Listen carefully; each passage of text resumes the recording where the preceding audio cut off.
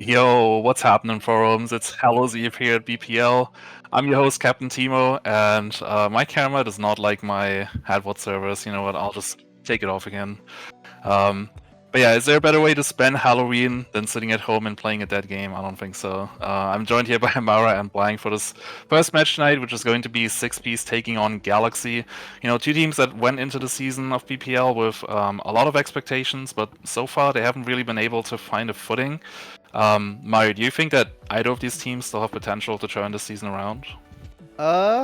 Maybe. I couldn't say. I think Six Piece has a good shot if they can start putting their pieces together. They have some pretty good individual pieces, but it looks like they've had some. It looks like some teamwork issues.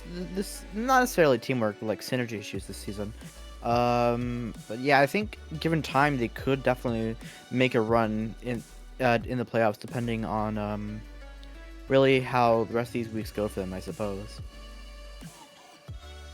Yeah, absolutely. Granted, like both these teams do have a win on the board, but both their wins were against admin aces. Probably the less to say about that right now, the better. So this will also technically be like, or rather, I think both of them are hunting for like a competitive win here, so to speak. Yeah, I think that's a good point you bring up there. Yeah. I was going to mention that like both these teams kind of had a similar schedule so far, although I would say Six Piece probably a little bit harder because they also played Ruin Nation, whereas Galaxy they went up against Monarch, although they lost that match, is fair to say. But both teams, as you said, both these teams have gotten their only win against admin aces, probably one of the weaker teams if I'm allowed to say that. But so they still, like you said, they're looking for their first like really competitive win here in BPL, and you know they might get the chance here tonight. Although we do have to mention or put a disclaimer on this match that we're kind of like both teams are kind of troubled by some roster issues today. Six Piece they're missing Cynex, you know, their second pick player from the auction, and I believe Galaxy they also have some roster issues, probably due to the time change for Europeans today. Because you know it's an hour earlier for us. I had to double check myself to make sure that I'm not too late. But yeah, like Blank, do you think that because Cynex is missing from Six Piece, do you think that this makes Galaxy the favorites in this match? I don't know about favorites, but I think it definitely kind of tilts the balance in their favor a little bit. Cynex obviously a really strong player, really important to their comps. And I mean, when you also lose someone who's like that important a DPS pick for you, who's like shown that sort of flexibility, it kind of really forces you to rethink your comps a little bit sometimes. So it'll be a bit of a test for Six Piece to adapt to like, you know, missing this integral player, for whether they're running Rhine Rush type comps, sort of like more divey ball comps, because they might have to, you know, juggle around, their DPS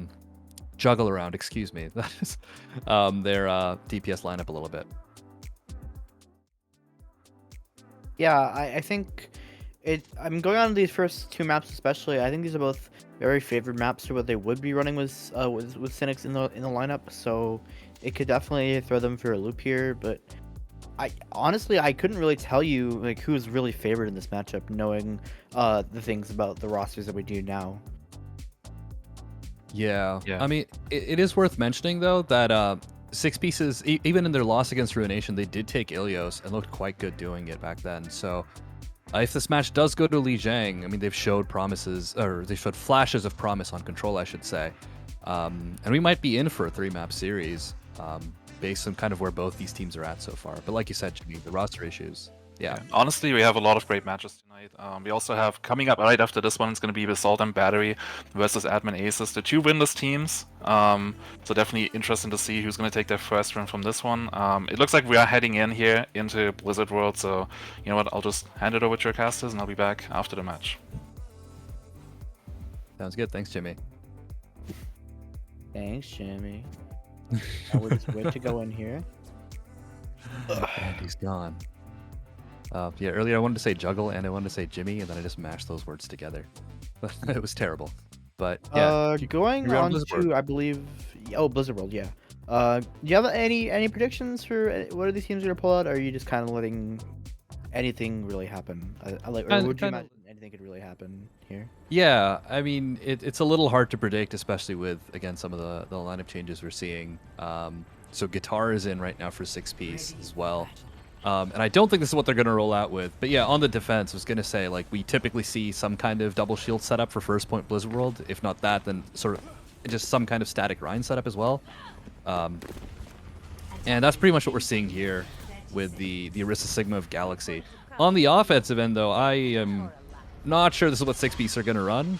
I would be surprised if they do commit to this ball at minimum, though, given they're running the Mercy Zen in the backline here. And as I say that, they change it.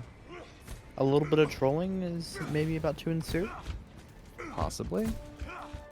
I'd imagine they're not playing this, but I mean, at this point, I really couldn't tell you. You and me both kind of at a loss. Lucio Zen is definitely a support backline of all the backline picks I've seen. It ranks among them. And yeah, the Mercy's back, and here we are. A little bit better now. So I don't know about the ball sync necessarily, but yeah. Starting out here on a Sig comp into a Pharah is definitely inspirational, but really just I don't know. I guess it depends on how hard Guitar and Ryu can put pressure onto Recurve on the Pharah, obviously here. Right, of course, Recurve, everyone's favorite Pharah player, up in the skies, and a nice Discord pile drive there from Guac. Forces out the lamp, but so far still jockeying for position. R6-piece. Guac's just trying to put them into a good enough position for them to get a pick there, or just Guac does it himself. Great start here. Recurve getting very close to the ground, playing so aggressively here. But unfortunately cannot deny that res on the Guitar there. Not the greatest start. But right now, honestly, I'd say that, Guac, that was like a minute minefield, but they have pretty good positioning right now, and with Recurve and Airtrack both falling, they really don't have a whole lot of a leg to stand on right now. Sleeping, getting very low, having the window in the backline though, if they can get that off, they may be able to re-secure some positioning in this fight, but it seems like they're just trying to disengage off it. And I'd say that's probably first point.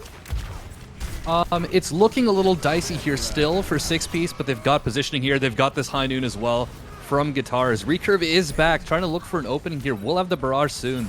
But Infinity's down as well, so Recurve, the only DPS player for Galaxy right now, discorded in trouble.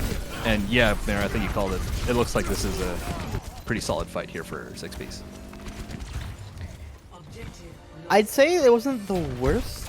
The worst process of events there, at least, because they didn't really invest a whole lot of ults. They have some pretty important ones up, the Valkyrie, the Flux, and the Bongo mainly. But 6-piece do have a... They don't have an ult economy that's nothing to... It's nothing to see that really. Like, you have some pretty solid ults here, the Flux and the Transcendence mainly. But having the advisor just to pressure out Recurve or possibly even kill him is probably just the best case scenario for how that ultimate's going to be used. Absolutely. And Recurve there invested the Solar Barrage to take out Guac, prevent that ball from setting up, and this Flux is out as well. And oh, that's clean from Galaxy. Transcendence invested from Paul, but can't save Canada, and now Galaxy can just push up so close. Like, they are almost at their spawn here. I wouldn't be surprised if they did a little bit of trolling with their positioning and just like push up to the stairs there, but it doesn't seem like they're that. And yeah, they're just kind of giving them some space here so they have more time to poke them. With Infinity back on the Ashe as well, it's going to be a lot of pressure being put onto Canada on this Sigma. The Flux command here only connecting under Infinity, I believe, and Guitar falls to Phoenix on the other side of the map. I'm not entirely sure how that happened, but I don't think they can really push in here being down one that early, and especially with Doc dying to Recurve, that should just be another one fight for the side of Galaxy. Pretty much. I mean, the idea behind that, and here's a late barrage here from Recurve, just appeared at the end of that sentence. Space for it with their life, but the res is there. But yeah, like the Flux setup from Canada looked quite good. Unfortunately, didn't catch as many targets as they'd like. And I like this from Galaxy in that they're yielding the card a little bit just to make sure that they have this high ground, they have this poke advantage. They're still holding on to the Bongo as well. And like, I mean, it's just hard for 6-piece. I was about to say for Guac to find an opening, but there's one on Infinity there. Can they capitalize though? Bongo being invested just to give them a little bit more free room here, but with Guitar killing both on the flank with a high noon, that's exactly how you want to start this fight. With Guac following the backline to Interflux, they might have a chance here, but I don't think even with the tanks yet. Like, the tanks are so far in here with the lamp from sleeping at least, but they're being pinched by Canada on the Sigma. The sleeping cannot heal them when that shield's up, and now the 6-piece has gained a lot of space here. Infinity's going to fall early again in this fight. Just barely gets out with his life. Now it's really going to be a lot of emphasis being put on to the Bob usage of Infinity here, I believe, especially with not many ults up for 6-piece.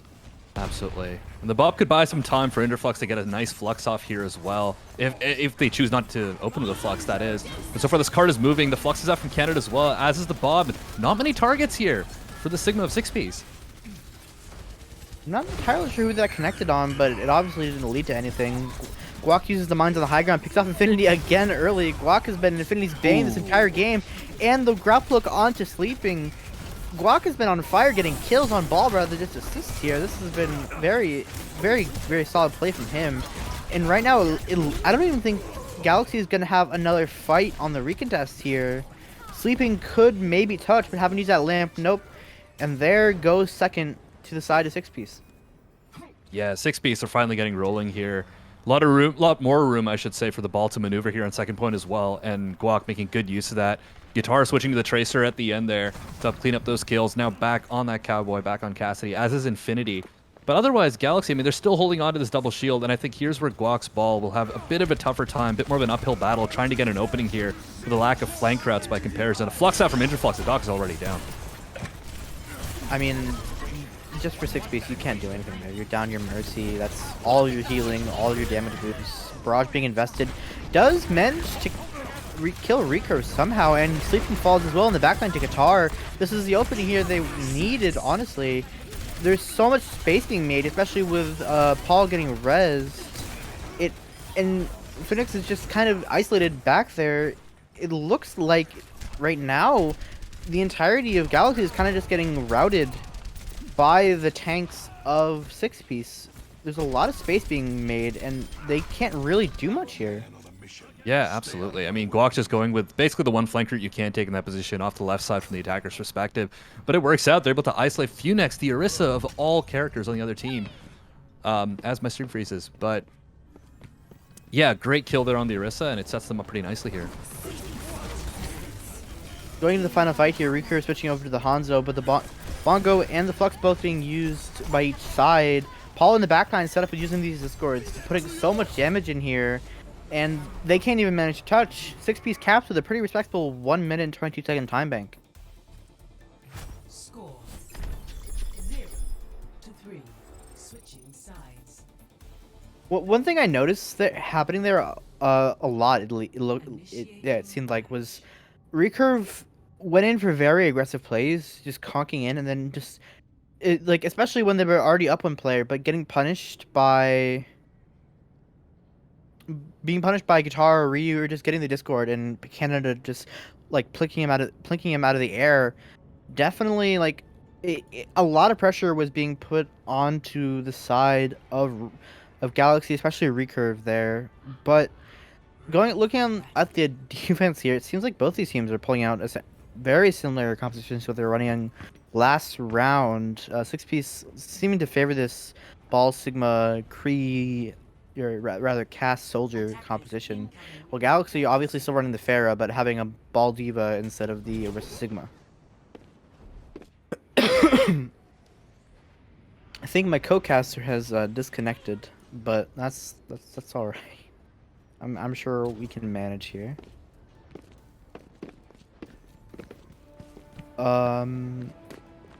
Yeah. There really isn't a whole lot to talk about that round. It kind of just went by in a flash, I'd say. There wasn't really a whole lot of resistance being put up by Galaxy. Sleeping switching over to the Ani here, I definitely think could provide more value on the Pharah here. Or with the Pharah, especially with the Nana barrages and such like that. But, I mean, it really just depends on, can Funex get an opening boop, or even just securing a kill, or get enough damage where Recurve from across the map can hit one direct damage boosted rocket and just manage to secure like exactly how you want to start that fight. Right now, at least, it's looking to be a very slow start for both these teams. With Guac falling that early to Recurve, I think they've actually managed to open this really how they would want to. Damage is being pressured onto the tanks of 6-piece here, especially with Guac falling that early, and they've kind of just backed up so far that they've almost given up at this point. With Infinity falling to Canada by the Hyper Spears, I think they actually should have enough of a shot here to walk back in with Guac being back up now. I think I'm back. You guys hear me? Yeah, you're back. Awesome. Yeah, sorry about that. Looks like my internet had a hiccup. And seems so too did 6-piece here as Reeker with 2. Yeah, I came back to some nice cleanup here from Galaxy by the looks of it as 6-piece. Now on the retreat. Yeah. Excuse me. It seems like most of that would just happen. Like, there was a very early pick from Guac onto Guac that just led to 6-piece having essentially no way to really continue to exist on the point with no point presence other than the Sigma, who if they die, that's just everything that they lose there. Ball 1v1 happening in the Mega Room right now. I love Should it. be a little bit of leaving here. Seems like. Yeah, now Galaxy firmly on the point here. There is a res on Paul, but I don't think it's going to amount to much as far as this fight is concerned. As yeah, it looks like Galaxy so far looking quite good. Got a ton of ults loaded up here on deck as well. Both support ults. They've got potential nano engage here. Normally, potentially they would nano recurves Pharah during the barrage, but that's not on deck right now. Guac going for a slam, trying to find an opening on this backline. Guac putting a lot of pressure onto the backline with Guitar in tow. Mine should be coming in here momentarily, and there they are. Zoning off really everybody on card there. There's a lot of space, and Canada being res on the high ground and Infinity falling to Paul should give 6-piece a pretty good chance in this fight as long as they can continue to confirm kills here. Yeah, solid minefield there as well, and this final kill on the Mercy will pretty much signal it. Phoenix, though, still committing here, and I think I heard a minefield too? Definitely seems like it, and they're still going for this. Paul invests the Trank, but the members of Galaxy are still so low right now. Sleeping has to use the nade on himself. Infinity loaded up with a Dragon Strike here could provide an isolation onto maybe Canada or on Phoenix. Like, excuse me, maybe onto Guac rather, but with Nano Pharah coming in and one-shotting Ryu and the barrage into Canada, this looks like another pretty good fight for the side of Galaxy here. But at least for the moment, it looks like 6-piece still has the chance for a recontest, especially with Canada getting res and Sleeping falling. Sleeping does get res in the end there, but it could still lead to something depending on how fast Guac can make it back to point with that minefield. Yeah, and like 6-piece invested heavily there, but I think at the tail end of this, it's looking like all Galaxy here. As man, that opening Nano Pharah play, like Ryu, I don't think even saw that coming for getting turned into pace. And now 4 minutes on the time bank for Galaxy to try to push this into third. If they keep up at this pace, they could definitely potentially outdo the time bank that 6-piece have accrued on their attack here. But on the other side, though, 6-piece do have the Flux coming in, which could be a really useful tool. Paul on the flank, getting so close to killing Sleeping, but on the other side, Infinity manages to fall to Ryu. But with how 6-piece has both tank holes right now, I think they might just be able to win this even being down Paul. Unless the early minefield comes out like that, and Doc falls to Phoenix, I think this should just be another relatively solidly won fight for the side of Galaxy here. Going on to the last point, creeping ever so close. It looks very dicey right now for the side of 6-piece. Yeah, and Ryu's down as well here. I was gonna say I respect what Paul tried to do there, but it does not pan out as Recurve with the late barrage here as well. Getting that pick on Doc, putting 6-piece in ever worse a position here. Now 3 minutes on the time banks is starting to cruise into third. Canada needs to hit a huge flux here. As that ultimate's used, it's got several in there. Can they capitalize though? Infinity does kind of just get mashed into the pavement there. Great start for them, but they need to be able to kill this Pharah or this Mercy right now. And with Sleeping nanoing Recurve, I believe, that's going to be a lot of pressure. It doesn't actually go out into Recurve. I'm not entirely sure who that nano was used on. But it seems like that Galaxy is just kind of left. Yeah, it seems like it.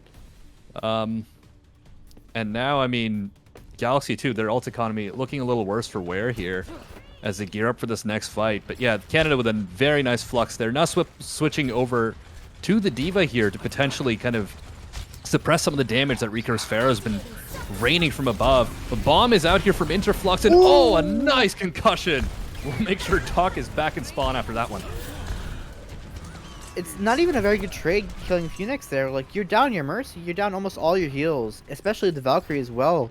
Now Paul's gonna have to use a Transcendence likely in the midterm while they're waiting for them to come back up. Guac's slamming in here, gets slept frame perfectly by sleeping. That's great.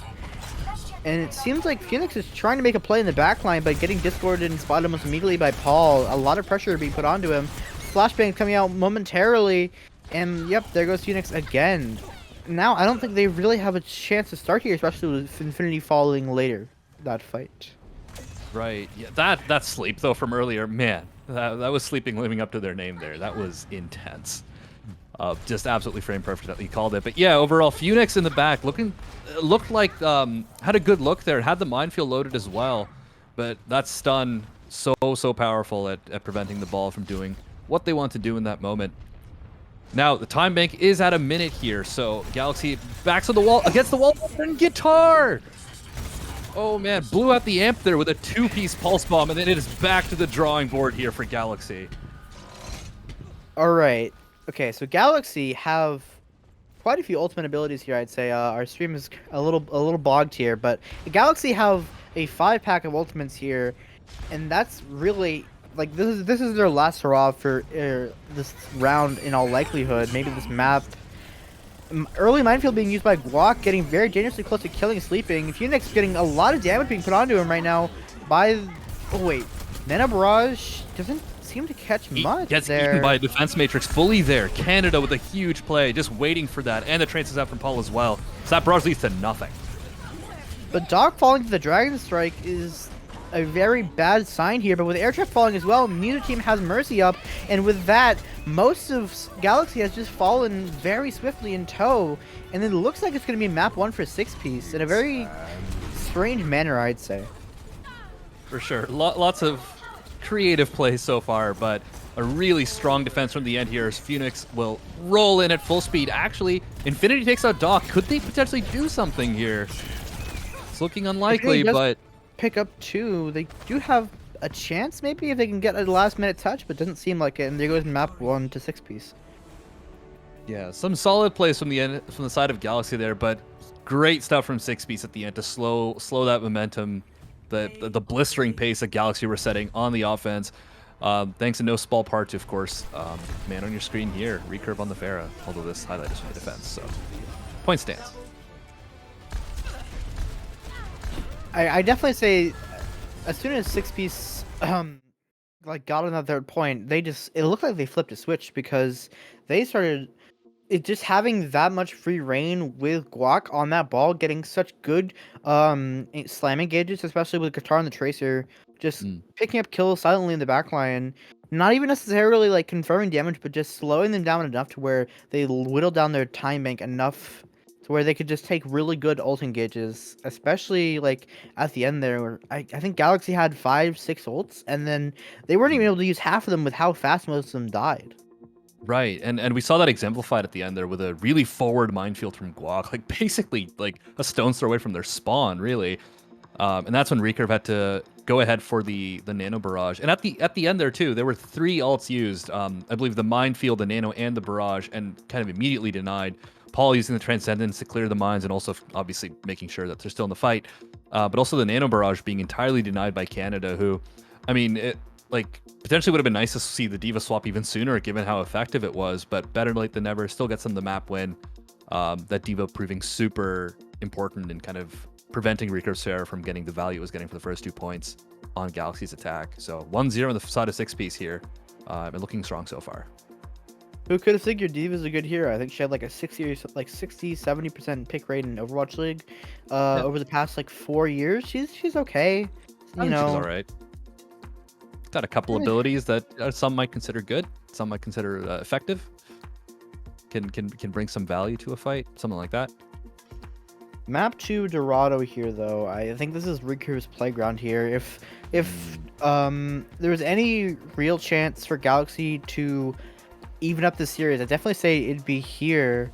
I don't believe there's going to be any roster switches because both these teams just have 6 players, I believe, or something similar to that.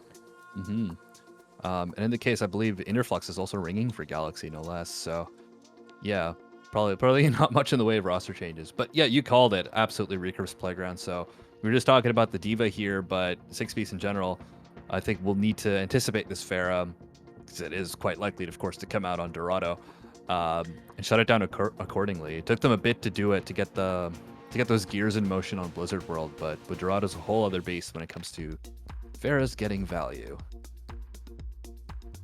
Yeah. Actually, I think we have a little bit of a silly tweet to show on stream here. Yeah. Oh. Great transition from me. Yeah. Oh look, Pluto popped off with this one. By the way, this was That's excellent. awesome. That's a very Good good job, pumpkin Pluto. carving if I've ever That seen is one. excellent. I mean, the lettering in that carving looks better than my actual handwriting, which I guess is also an indictment of my handwriting. But like, that looks Who needs incredible. handwriting? We're gamers. We type on keyboards. Yeah. Ugh. But that looks incredible. The Pachamari looks incredible. That's great stuff from Pluto here. But yeah, you should These be are watching definitely- BPL. I mean, you guys are Wait a watching second. BPL, but watching this now. But you should tell your buddies to watch it too. Wait a And- second. What's the use of that tweet then? Wait a What's second. that? What's the use of the tweet then if it's only being showed on stream? Well, it's reminding Period. people they're doing the right thing. It's also being shown on Ah. people's Twitter feeds, no less. And Oh, and that is- perhaps you in chat could potentially go and give her a quick retweet and support the effort that kind of went into that. That is not easy to do. I am so terrible at pumpkin carving. It's not even funny. pumpkin carving is an art that has definitely been lost in the past few years here. But going on to Dorado, that's definitely not an art that's been lost. You know, we go into this map pretty commonly, I'd say. Mm-hmm. Yeah, it's still a lovely looking map. One of my favorites. Very nice to look at, I'd say. It is of course at night, so there's a fancy Halloween change at on deck here. But yeah, solid escort map. Again, the playground of many a Pharah player until of course third point, where it gets a little more difficult to make that work out. But cross that bridge when we get to it.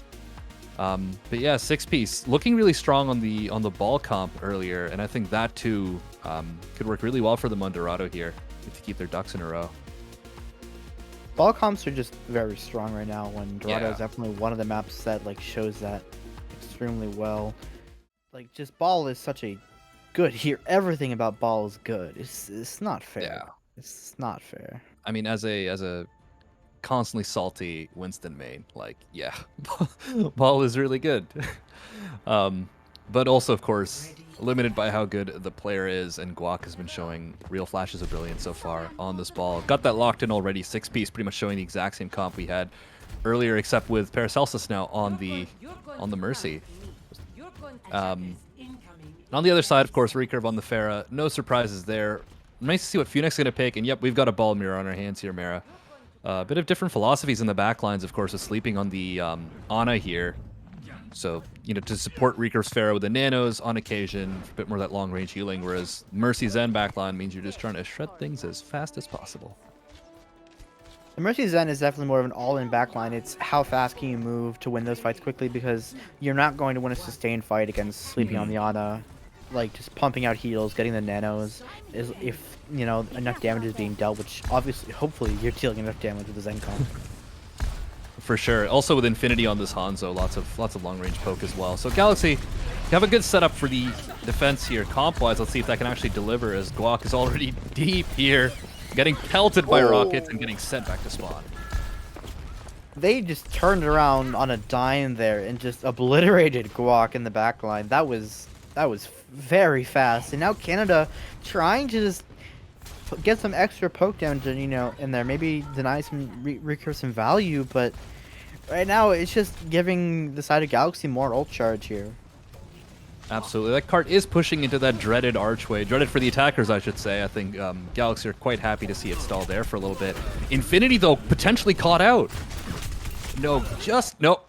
Canada with a nice opening pick here. And with Phoenix falling as well, Infinity and Phoenix being down means, you know, there's no ball, no Hanzo, and no Ana now, with Guitar in the backline continuing to dominate here. The recurve, I think recurve is resetting. Okay, yeah. I would hope. Yeah, no, that looked like a reset. Yeah. And that also looks like first point to me here. Yeah. Canada kind of just walked in, killed Infinity, and then Guitar took control of the back line, and then Canada just finished off the rest of the kills. Yeah, Wasn't nice really a whole little. lot. Yeah, a nice boop as well off to the side. Infinity obviously looking to jump out the backside of that little ledge. But getting, or rather, getting booped back by the Diva away from it meant that those, what is Diva's primary fire called? Cannons? I forget. But could do enough damage and ultimately finish off that Hanzo. And then Guitar, obviously, still turning it up to 11. Guac pops a minefield somewhere on the high ground. Words are really hard. But Recurve's got that barrage unlocked. Let's see if that can get anything here for the defense on this fight. Recurve going over the roof here, just try to get some poke. Paracelsus is falling dangerously low, but not able to confirm that kill. If anything here, I wouldn't be surprised if Recurve somehow didn't just push him with a barrage here. Long range barrage coming in Oh, from boy. Recurve. You know what? I respect it. That ult's Keep them honest. not the greatest. Not inspiring. It also means Sleeping can hold on to that nano with that barrage being a little bit low investment here. But Guitar invests the pulse bomb into Funex. Is quickly traded back out though, so still an even fight on our hands. Bomb being sent in here onto the top, getting just close to kill. Wait, so it hits Recurve, I think, and the pile drive Discord combo finishes him off and just smashes him into the sidewalk.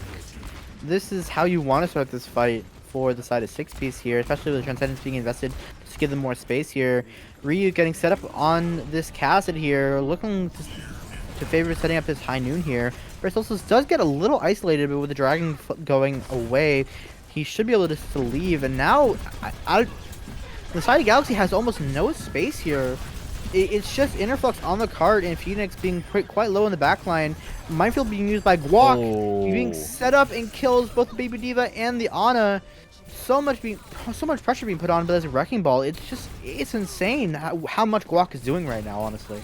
Absolutely, just They're chasing setting him up- into spawn. Oh no! Oh my. Well, that's also going to guarantee some card push and also send a message a little bit. Phoenix does try to say, "Hey, stay away from my team." There, the Guitar is a little undeterred. Yeah, that was like a bit of a slow fight because both teams traded twice at the beginning there, and so like a very slow 4v4. Both of them kind of jockeying, waiting or for position, waiting for their respawns, and then Guac opens it up with a 2-piece from the minefield there. And like, look at the positioning here from 6-piece, fully in control of this high ground. Galaxy on the outside looking in. Nice heat though from Interflux. Has to switch over to the Cassidy off the ferry here. Bomb and Minefield being used by the tanks of Galaxy just to give them some breathing room here. And Ryu is actually getting quite a bit of damage being put onto him by the Hanzo Infinity. Just trying. Oh, Recurve's not having a great time here, obviously. Yeah, by the look of it. There's a nano on Funex that could lead to something. It actually forces the Transcendence out, but in the meantime, Canada's already taken out 2. Ryu and the Cassidy pops that high noon, takes out Funex, and this is looking worse and worse for Galaxy as it goes on here. Definitely seems like it. I don't even think they're going to be able to touch here. Air track on Lucio is barely going to be able to get out of spawn. And that 3-minute time bank on Dorado. Yeah, 3 whole minutes as apparently a sub is being requested here. As Recurve can no longer do these asterisks anymore. So, yeah, that said though, 6-piece, what a clean attack. Like 3-minute time bank on Dorado is very tough to come by. That means, I mean, you've basically hardly been slowed for maybe 1 fight across all 3 points, if my math checks out, which it may not. You know, I'd say that's pretty accurate because there is like what? There's 2 fights on first, 1 fight on second, 1 fight on third. Yeah, you were close enough. Yeah, math sometimes works out, sometimes doesn't. But yeah, and looks like we're actually already back in. And yeah, 3 minutes and 6 seconds. This is And Recurve is gone. Recurve is gone. Cocoon's in.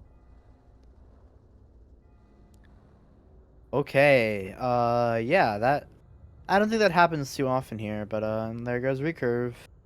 So now with Coconut coming in, Infinity in Coconut in as well, I think they're both more hit scan based players, I'd imagine. So maybe something like an Ash Tracer, Hanzo Tracer, something like that. I'd presume, and that seems like at least right now what they're favoring on the attack here. No, totally. You called it. And I think that's sleeping on the ball. Did the roll lock get reset there? Uh, Are my eyes just Incoming in wait? Nope. Okay, Infinity is on flex support. That means Inner Flex is either on tank or just not gonna pick a role, I guess. Or sorry, on DPS or not gonna pick a role. Either way, Let's we're see. seeing some yeah switch ups here. A good old pirate ship with a ball and hog to go with it, which is not really a pirate ship. It's just a lifeboat. But Yeah. 6P still holding on to the comp. They've been running to great success so far. 2, 1. Yep. Some mid-match or mid-map role switches. Nothing too out of the ordinary for the admins here, I must say. Yeah. Guac coming in with a slam here onto the entire backline of 6-piece, and with that, Oh. Infinity falls almost immediately. But Coconut somehow managing just to kill Paul there. That was That was a bit one clip. That was interesting. nasty. A bit nasty. This guy's okay. And with Canada getting demech there, this is how Galaxy needs to be playing here. They need to be playing fast. They need to be getting picks rapidly, and that's how they're playing, at least for the moment. With sleeping on the ball, though, a lot of damage is being put onto sleeping. I don't know if they can really engage, at least for the moment here, especially with Infinity falling again to Canada. And there goes sleeping as well in the backline. Yeah, a bit of a scrappy fight. Some Overwatch 2 preview over here as we have just a bunch of little skirmishes happening, but 6-piece coming out on top. Guac with the final kill on Funex there. And I want to highlight real quick here, Mara, that we were talking earlier about how 6-piece, like they're down Cinex right now. And although right now we're it's kind of vibing a little bit by the looks of it, so far in this series, Guitar and Ryu have been doing work. Mostly running double hit scan, they're just making it work. Yeah, hey, Tracer Cassidy, Tracer Ash, stuff like that. It's just really good. It's obviously you're not running an Echo, so you don't have the insane like kill confirm and poke of something like an Echo. Ooh, that was was a kind of a sick nasty hook. So Yeah. much. Wait, Phoenix on this hog. Actually, kind of doing work right now, doing a little bit of business here. Guitar making the switch over to the Tracer yet again. Guac using the minefield. Phoenix taking a lot of damage from him, but doesn't seem like it's going to be mattering too much as he just continues to walk forwards. And Coconut right now is kind of just destroying them. Airdrop does manage to fall to the mines of Guac, and the Transcendence being used by Paul to try and touch, but just a hair too late. Yeah, good, but yeah, the point is taken. 4 minutes now on the time bank because there's a Winston Hog on deck now for Galaxy, but it's really Funex on the Hog there with that opening pick that just kind of just really what's the word? Brings a win condition there for Galaxy to break through. And they take advantage of that space that pick created, get the job done here. But now on the other side, yeah, Roadhog. Roadhog is good win. sometimes. The Roadhog wing condition, not something you hear about very commonly, especially. Alright, the Hog hook kills Guac with the pieces from Coconut, but Phoenix does fall in return. Nano being put onto Coconut here. Just trying to do anything here, but with. Oh, that stick was kind of gross onto Paul. Valkyrie invested. Does get the res, but Ryu falls in return. So much pressure is being put onto the backline of 6-piece by Coconut, essentially solo right now. Coconut. Oh no! Not like this! Not like this!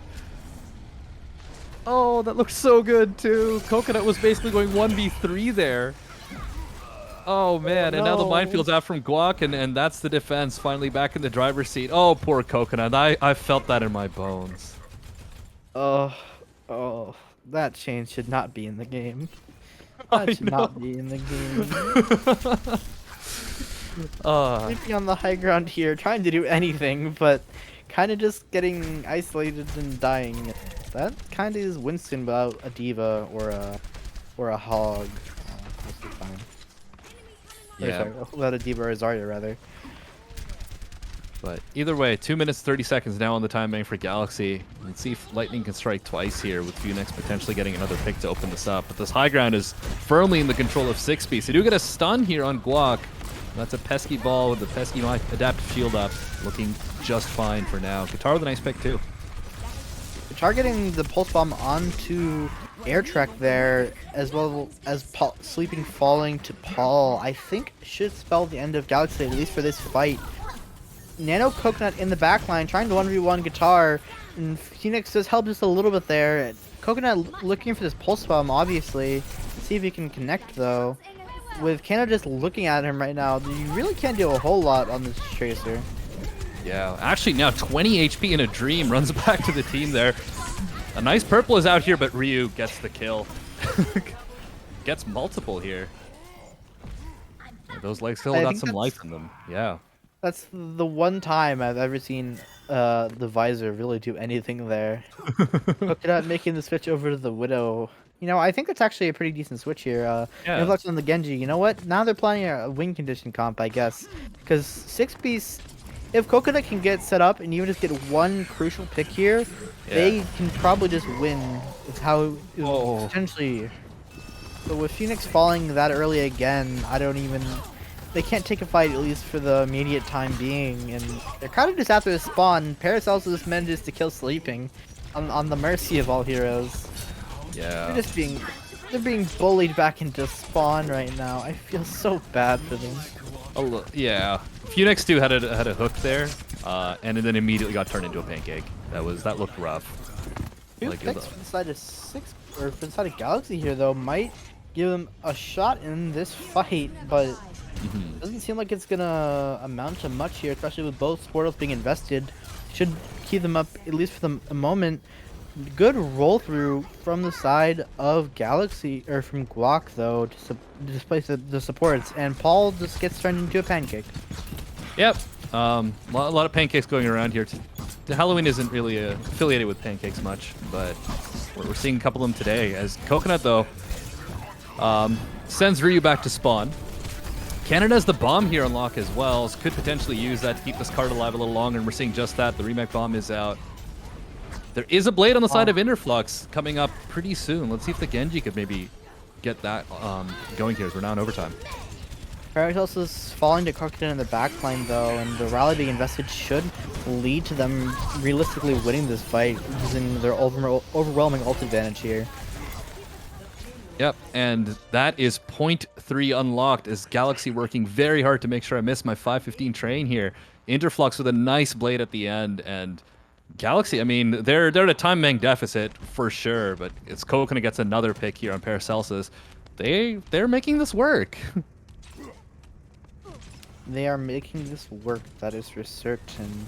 Paracelsus making the switch over to the Brigida and Guitar switching over to the Reaper though. Definitely going to put a lot more pressure onto the tanks of Galaxy if they get close enough. And with Phoenix falling to the side of Guac there, but in the backline though, a lot of pressure being put on by the Tracer and the Winston.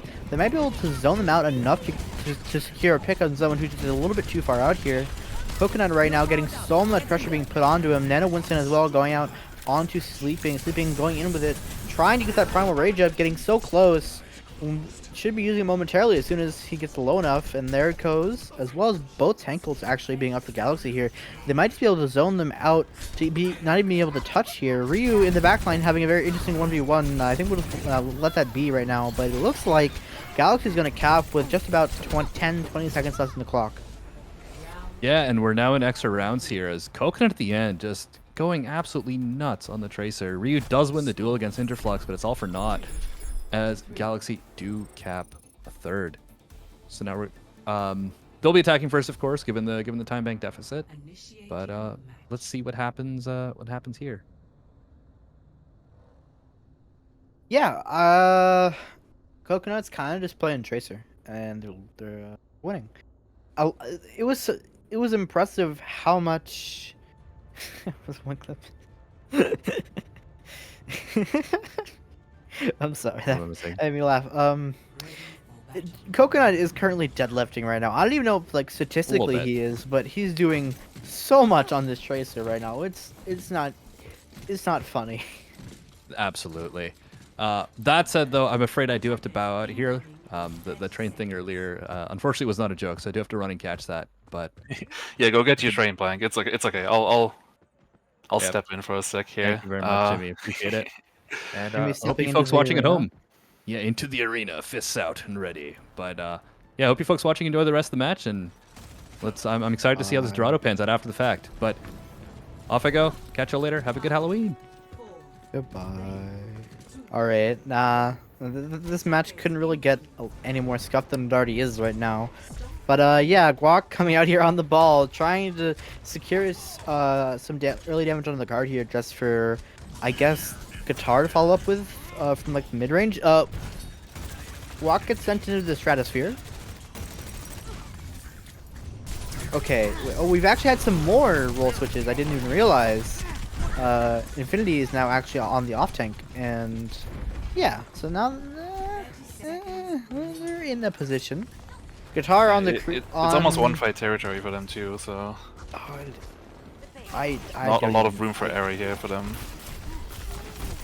Guitar is just going to have to. Ooh!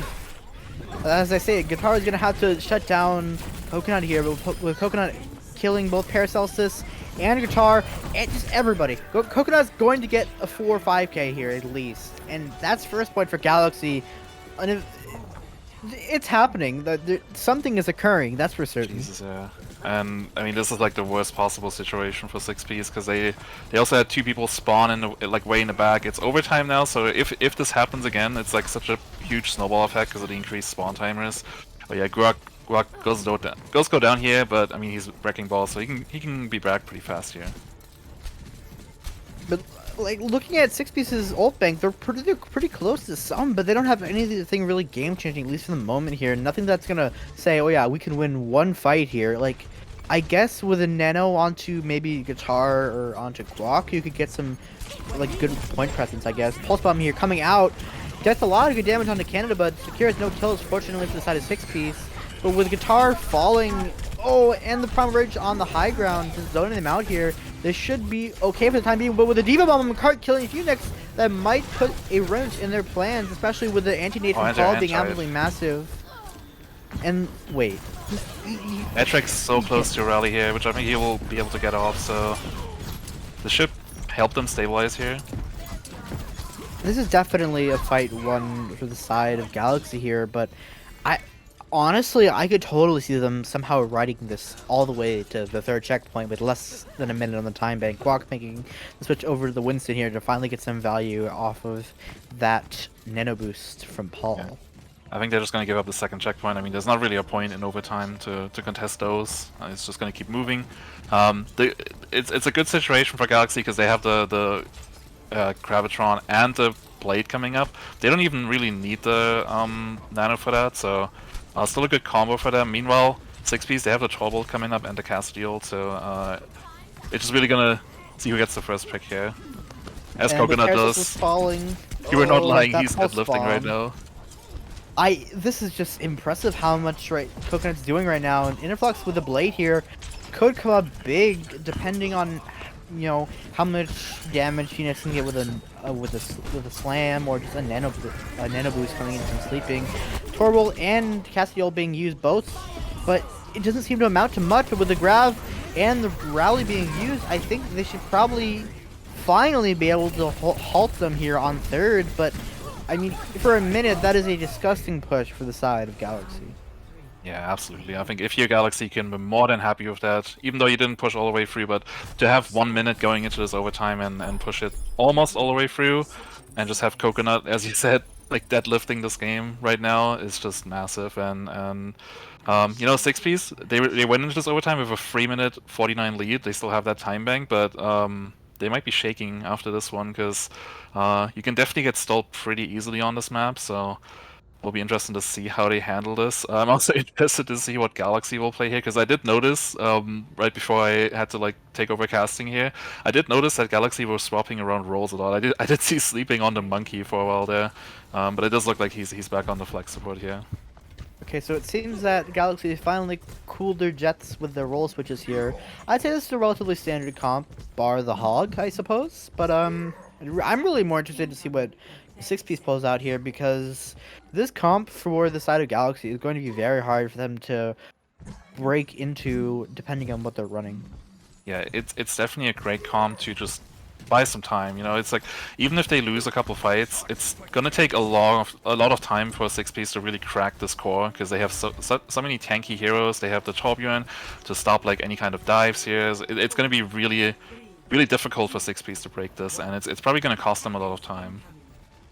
I mean, the Galaxy realistically only needs to win 1-2 good fights, but just how long it takes to push the cart here. They just need to secure enough of, like, just secure maybe 1-2 good ults, and then you can just hold for so long here, especially on first. And with, a pull into the Dorito from the Torbjorn there, starting off onto guitar, I mean, you can't really do a whole lot. Especially with Ryu on the Torb, just to try and fend off the Tracer that they thought Coconut was going to run, I suppose. Yeah, I don't know if like maybe they need to make some swaps here. You did see Guak, he's trying to jump in again, but he immediately has to drop again because there's just too much damage, too many heroes up there that just can kill him really fast. So although the good news is they have pushed the card almost all the way around now, so Galaxy, they do have to fall back and hold this choke here now. Paul is inching closer to that nano boost, and that's really going to be 6P's go button here. But with the halt hook onto Guak, a lot of word is being put out. Oh, the nano, Being nice. forced to use the nano boost there just to keep him alive. Guak's not gonna be able to do a whole lot with it, not even managing to Prime Rage off it. Now 6P's are down to 2 minutes and 30 seconds on the clock. Really only having the Galaxy really only had to use one ult there, and that was exactly how you want to like play this round out. Just use your ults, win 1-2 good fights, and then you're suddenly down to 30 seconds a minute, and then you just gotta win really off of overtime at that point. Yeah, they used the nano there. Guak is coming up on the primal. The good news for Galaxy is though they have the supercharger coming up, so they can just burn him really fast if he jumps in, which he does here. Yeah, supercharger comes out immediately from Phoenix. Oh, And he has to Guak just took come back 600 immediately. damage there. What? Yeah, there's almost Okay, but nothing Paul you can do. Paul has another nano boost here, so if they're gonna win this first fight here and get rolling on to second, it's going to be how they do it. Guak, it's put on to Guak here, but Guak is just kind of getting bullied right now. The nano boost is gone almost already, and now Canada and Guak both falling. Only a minute and 30 left here. They're just trying to win this here. And with Guitar killing Interflux, it might be a start, especially with the Dragon Strike coming in for the side of Coconut here. Might actually lead to something, but it seems like... Oh my god, Coconut. Alright, Coconut is having quite possibly the game of his life in the strangest series possible here. Wait, Paul. Yeah, I mean, Coconut, he is playing after this, so I guess this is his warm-up, and if this is how he warms up, then yeesh, I'm feeling bad for Basalt and Battery after this one. I like the observers cutting to Guak, just getting bullied by everybody on Galaxy there. That was really funny. Going into this fight though, both tank ults and the High Noon here, I think this is really their last good fight here, but Galaxy, they have a lot, and with Guak dying that early here, again, I don't know if the Winston is really the play here or not. Like, you can't live. Yeah, they should have, if they were going to make any adjustments, they should have happened like 2 minutes ago. Like, now it's kind of too late, they have the ults coming up, it's last fight now for this first point. Good news is they didn't really drag it out after Guak died here again, and they are coming up on the nano, so they're coming up on a lot of ults here, and this is really make or break for 6Ps. Bomb coming in here from Canada. Does manage to put some pressure onto the backline at least, but that's really about it. Huge anti-nade coming from Paul here could lead to something, especially with Guak having the Primal Rage, but with Coconut somehow managing to kill everyone, I don't think they have a shot here. Coconut might actually just kill 6 here. God. Coconut did just kill 6. Coconut actually just killed 6. Yeah, that's interesting. Coming in mid-map because of a rage crit, and then just like deadlifting a team. Definitely gonna bring some discussions, especially if they manage to like turn this around and maybe win this match. But yeah, what a performance from Coconut. That was actually insane. Not only on the Hanzo, but on the Tracer earlier, just getting like 4 picks plus every fight. I have no words. This is quite possibly the best I think I've ever seen Coconut play, and it's in a match where his team isn't even playing. Yeah. I don't know what's occurring here. I've taken off my frog hat It's a little uncomfortable I having guess the that real winner flopping here about is in my admin head. aces because they're seeing their star DPS player warm up in probably the best way possible by just getting, yeah, just doing a flutter deadlift here. I mean, if we had some stats here, it's probably like upwards of 80% final blows per fight here. Going on to map 3 of Lijiang here. I mean, with how the comps have been going this series, I honestly could not tell you what is going to occur on what ungodly activities are going to occur on Lijiang. I think Paracelsus might be subbed out for Doc. Maybe I don't know. It's a main support sub. You know, they don't always. They're really not the most necessary things in the world unless it's like a huge hero pool difference or whatever. But if Coconut can just do that, I don't think Six Piece has a chance in hell of capping, of doing anything on Lijiang here. But I don't know. Is Coconut going to continue playing or? I guess we're gonna find that out because it's an unusual situation. I think everyone here is aware of that. Not something we have in a lot of games that like we have to do some mid-match subs. We're currently trying to figure out how we're gonna approach Lijiang on third map here. So we're gonna take a quick break here, just to figure things out. So don't go anywhere. We'll be right back to see how it's gonna go. Uh,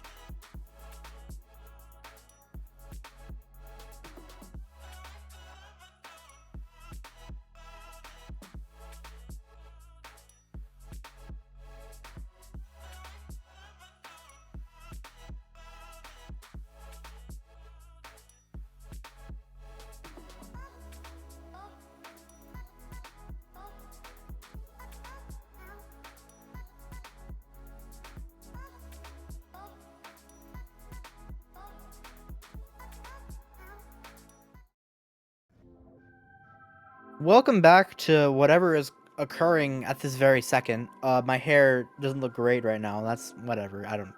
Okay, so we have to discuss some things here. Coconut is too good and was taken out because that was not fair. I'm He was just too gonna powerful.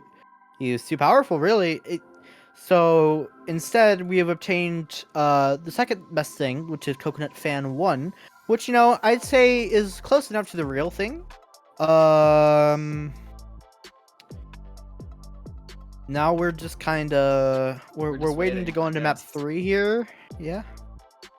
Yeah, it's been a match for sure.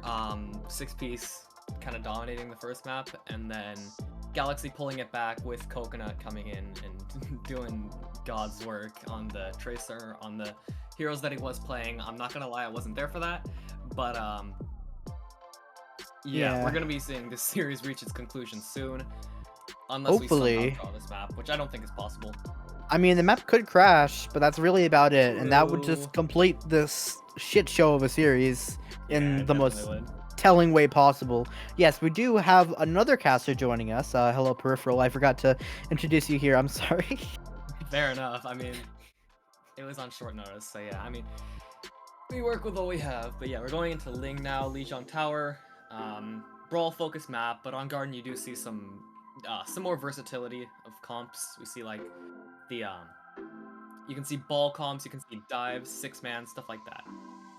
Yeah, I'd say Lijiang as a map is like one of the few maps in Overwatch that's been like, I'll say quote unquote solved, in the sense that like you know what you play on all 3 maps. You play Simrush on Control Center and on Night Market, and you play either Simrush or you play a Pharah comp on Garden. That's Yeah, the I mean, meta on this map. I've also seen 6-man coming out on Oh yeah, on Garden Garden as recently, well, or Zombie actually. comp, the Reaper Sombra, Sombra Tracer, stuff like that. Yeah. Yeah, it'll be interesting But to I see how these teams mean, roll out. with how these teams have been playing, I have no idea what they're going to be rolling out on, especially since we have at least 2 players off rolling in Interflux and Ryu. So I mean- something is going to occur. I believe, I mean, for all we know, we could just see both of these teams playing double shield the entire time. It doesn't look to be happening, though, obviously. Okay, wait, so never mind. Okay, so there's a little bit of role switching that has not occurred in the lobby yet, as I've noticed now. But yeah, these are actually quite standard comps for these maps. Okay, yeah, no, this does make sense. Infinity on the Doom and then Guitar on the Junk. So one team's playing more into the Brawl to enable the Rhine, the other's playing Pokier, especially with the Sig on the side of 6-piece. Yeah, start rolling out here, both teams, starting with Classic. Infinity's just gonna punch out here, either get a kill or die, and Oh. it's dying. Oh no. Alright. Yeah. Guac gets a great counter charge there, good reaction from Guac. Now they can just walk into them essentially for free here. And that's how you want to start this map out for 6-piece after whatever occurred last map, a good old classic, Doom, Junk, whatever, rush mirror, and just Yeah, absolutely dominating. You just want to find your feet here and try not to get overwhelmed by Galaxy's comp, especially with Infinity's Doom, which rewards a very aggressive playstyle, just going on off of the Doom that the Chaos creates. They're doing a great job of just baiting in the Doom and then playing off of the kicks that they get from that. Right now, at least at the moment, they actually are pushing on the point really aggressively here. Guac taking a pin, could very well die here, getting quite low here. Phoenix is going to be able to finish him off, and with a Shatter coming up shortly on this... Wait, no. This can be turned. Wait. This is turnable, yeah. The Shatter Phoenix is a up huge into the shot. window, No, though. we can't do anything. Oh. Yeah, 6-piece are somehow gonna rally after that fight, and they do seem to be establishing control of the point as Galaxy don't really have the numbers to take the fight here anymore. Interflux's mech somehow dies, I guess? And the Flux being investment by Canada just to Okay, put a they're period just on that sense of that fight here. They're trying to push him really far back in his spawn with Bach dying to Infinity. That could provide the go button here unless the Scimitar is just microwave Phoenix enough here. Doesn't seem like it. With the Blizzard coming in here, though, I think they might actually have a very good shot, especially with Doc not being up to speed them out of it. Unless the window just... Dead, though. Oh, yep. That's... The Blizzard comes out. I don't know how much it's gonna do. I mean, Galaxy are kind of split here. Interflux takes out Canada, but that's just gonna matter much. Block's taking out Obi as well. So 6P still have the man advantage. The bomb from Interflux comes out, does get pulled, but Interflux will go down in the process. Infinity is just gonna look to get a pick onto the Junkrat here. Oh, he gets so close and he finally does finish it off. So this could be turned by Galaxy. Mew's very far away from his team. He still takes out Infinity though with the power of the microwave reigning supreme. And yeah, 6Ps against all the odds. They just cannot lose this fight. They just cannot lose these fights. It's crazy to me. Guitar just investing the tire here just to, Oh, yeah, secure there the it is. kills at the end. And that really should be the first round going into 6-piece in a very dominant fashion here. The Guitar and the Junkrat just managing to pick up 2, nearly 3 here. The Shatter comes out from Phoenix, could lead to something, but with everybody on 6-piece still just living right now, I don't think much is going to occur with that. And that looks like round 1 for 6-piece in a very dominant fashion. Yeah, I mean, 6-Piece did a great job of playing into the Doomfist, especially with that pokier variant of the Brawl comp that they were running with the Junk and the Sigma. Because what that enables you to do is that enables you to play slow and have your Sig and Junk take off angles and just poke the other team down as their Brawl core is running at your Ryan, at your Lucio Bap, at that core of your team. And then on the other side you have the Symmetra to enable your Ryan to resist that Brawl, and also once the poke comes through, to kind of just run at the other team, as they've already been somewhat split up and staggered. So yeah, overall, great job from them. We're now going to see Galaxy. They're changing things up, actually. They're going on to a ball comp, which I actually really like here, because it enables them to play around the point and just kind of stall it out once they've taken control, but it also lets them poke a lot. It also gives them a lot of poke potential against this brawl comp of 6-piece, but I mean, 6-piece TPing onto the point here, so we'll see what comes of that. 6-piece already have point control now, so half that statement of what you just said is completely null and void. They don't have point control. Phoenix is kind of just getting microwaved here, but with enough span coming in from Infinity and Obi, they might actually be able to win this in a more long, drawn-out fight.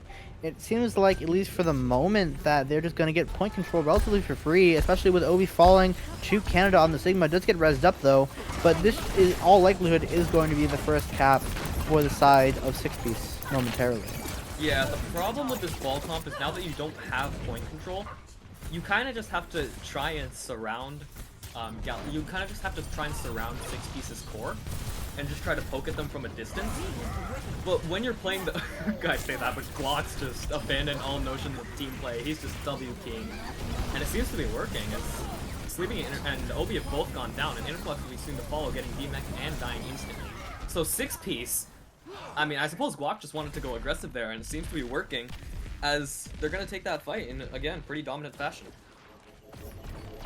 The comp that Galaxy's playing is very hard to retake. You have the Echo, you have the Pharaoh. They can't set up and get sightlines, especially on this point, which is so condensed and crowded around here. Infinity's gonna have to get 1-2 pick with this barrage if they have any chance of even winning this round. Canada getting very low, but with the beat coming in, they should be okay here. Guitar and the Reaper as well. Just trying to pressure them out so they can't even begin to take space with this fight. With the barrage coming in and picking up 2 with the wall! Honestly, I think Galaxy takes that.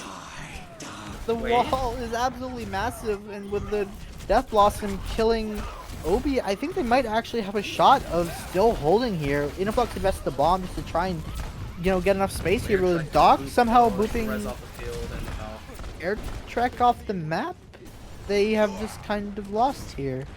And now 6-piece, this is their fight to lose. They have... Yeah, this is dire for Galaxy now, as it's last fight. You're rapidly approaching last fight territory. For Galaxy, you've switched off of the Mercy onto the Lucio, which I really don't understand. Oh, the Shatter! Big shatter from Guac as well. He's pretty much he's establishing dominance already in this fight, blocking Obi's copied shatter. Obi will charge Canada off the map, but Canada lives in Obi! Oh no! A gamble gone horribly wrong! As Obi, I guess the duplicate expired. And now 6-piece are just holding strong here. It's just 6-piece, yeah. Galaxy kind of just got obliterated that map, I must say. That wasn't too close. Yeah, Guac established aggro really well there, like just playing the faster tempo with the Shatter, and then from there, it just favored 6-piece comp so much more, as they were able to just run at the core of Galaxy's team comp, and effectively just end the fight then and there. And 6-piece, after what has definitely been a series, I think that's the most thing to be said for it, they will finish it out and get the W on the board. And for Galaxy, you kind of have to wonder what went wrong here, because, I mean, map 1, it wasn't that close. Dorado was like, Dorado, in my opinion, should just be taken in isolation, because you have a player just leaving the lobby mid-map, and then you have Coconut coming in and just dominating, like, as a ringer, no less, which is it's hard to do in and of itself, even if you're, like, already playing with a team. But as the ringer, when you have far less synergy with your teammates, it just makes it so much harder. So, like, props to them, props to Coconut, but ultimately 6-piece are gonna go back to their dominating ways and take the final map.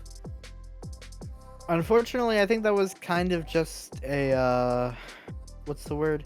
I'd say at almost every point except like the second half of Dorado, 6-piece just looked like the better team. And that kind of sucks, because we don't like teams being bad. Yeah, Nobody should be horribly bad. Chat, I have some good news. During this match, we got a message from Blank. He did manage to catch his train, so good news on that front.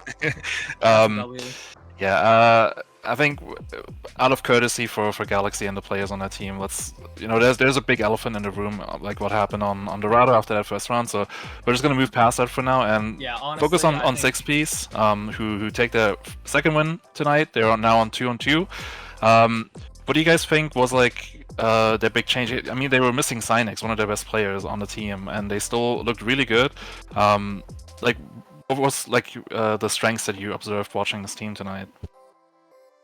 I really liked how 6-piece was playing the brawl comps in general, especially on Lijiang. They were doing a really good job of coordinating and timing their aggression.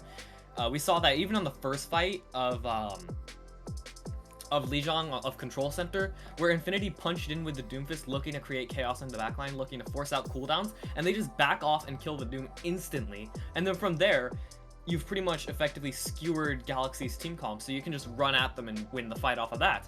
And I mean, we saw that happen a lot more in the midst of team fights and also on Gardens. So yeah, overall, I think it was just 6-piece were playing to their comp's strengths more effectively, and also setting the tempo, which I think is a big part of taking the initiative and winning, and ultimately winning matches. So yeah, overall, I think it was just 6-piece played to their strengths better, and that gave them that ultimately resulted in them getting the win. One thing that I did notice though is like, even being down, their crucial player, they still just said, you know what, we're just gonna play to our strengths. Who cares that we only have 1 DPS? We're just gonna run it down mid with a soldier for like half the time and then switch to rush, which I'd say if there's any works. If there was any comp that I'd say that like 2 tank players or like 1 tank player, 1 DPS player could play, it'd probably be Rush, like in that style. But I think we should actually have some interviews coming from 6-piece right about now. Yeah, actually. we got Paul and Paracelsus Paracelsus coming in here. Paracelsus hotline. Congrats on your win, guys. How you feeling after this long match we just saw? We played Overwatch. That was truly a game. Things We happen. definitely did play Overwatch. Maybe some of them should not be spoken about. I agree. Well, I was leave that on the back Bing burner for Chaling, now. I was Bing Chaling. True, we were all Bing Jiling. Well, your journey through the season has been, quite rocky so far. I guess that's fair to say. What do you think has been the reason you were able to turn it around and get your second win tonight? Like, were there any changes in how you approach strategy, scrims this week, or? Yo, can I say think- something? Yeah. I was gonna say shout out to Natter OW YouTube videos. They Oh have my been they gosh. have been the godsend for the me. YouTube I'm like coach a is differential. B League player. I'm kinda poo poo dog cheeks at the game. But that man Natter OW, you pull up his YouTube, you put it at 1.5 speed, and I'm Mick chillin'.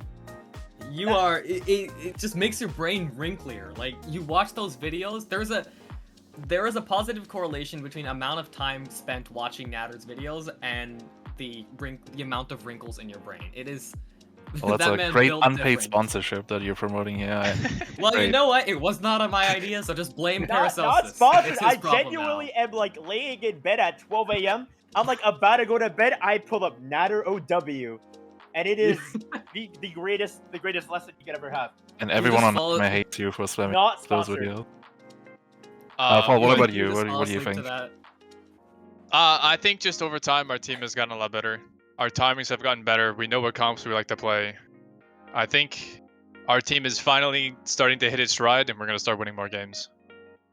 That's good. Yeah, like I that think for you. that's happening with a lot of teams where they're sort of finding their footing now as they're figuring out how they want to play and what they want to play, and I think we're gonna see it. We're gonna see A-League in particular get a lot more competitive over these next few weeks. So yeah, I'm excited to see where you guys and the rest of the league as a whole go. Hopefully on an upward trajectory. I think that's definitely possible for a lot of teams. So it'll be exciting to see how that progresses. Yeah, so maybe a Yes, final sir. question. Maybe if we can take a look at the standings here. So now you're now 2-2, heading into, we have one more week of matches here in our regular season for A-League. So I guess my question would be, you have one more opponent left. It is Swiss system, so we have, so you're gonna go against a team potentially being 2-2 as well that you haven't played yet.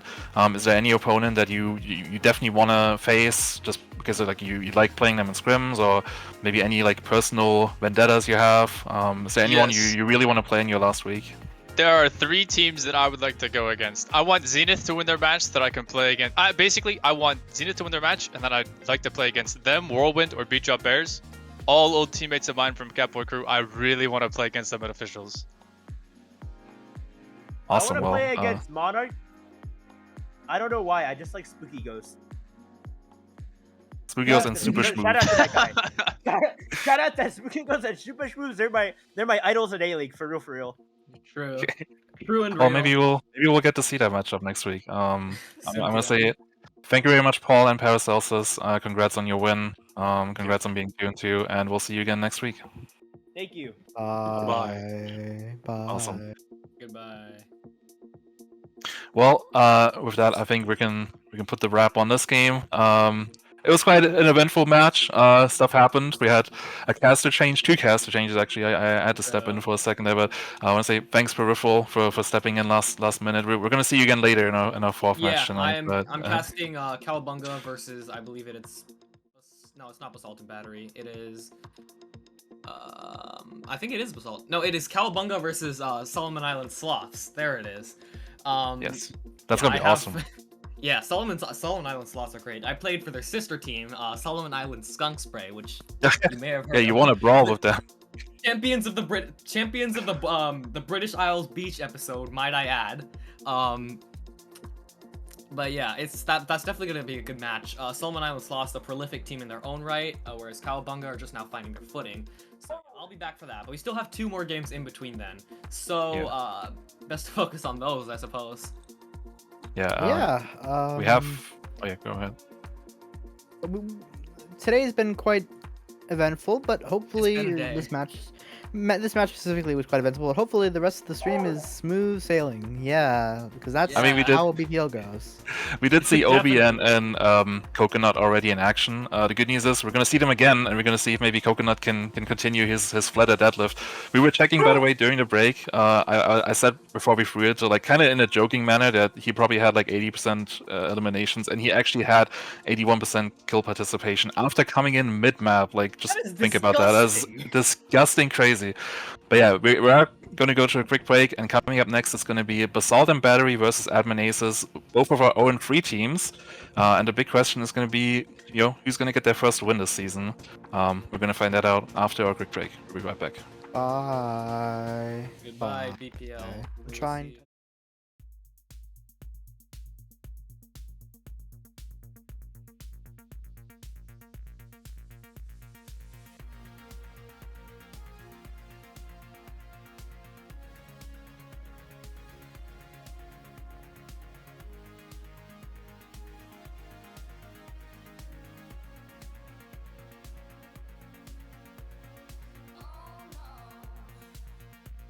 I heard you were leaving.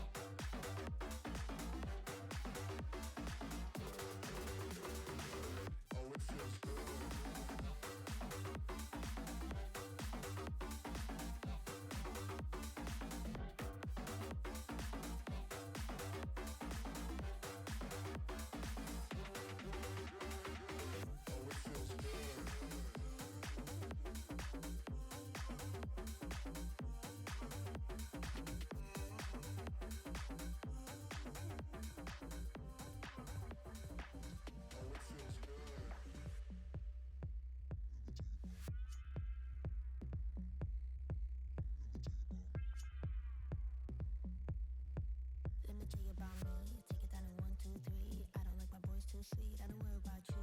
I just worry about me. So you better run. You don't know what I mean. Take it down in 1, 2, 3. Phone is buzzing up, beep beep. I don't care about you. I just care about me. So you better run. Take your pretty outfit and go. Show yourself right out of my zone. Now before I lose my control. Grass is always greener, you know. So I used to stand in it fall. Run back home to mama, let's go.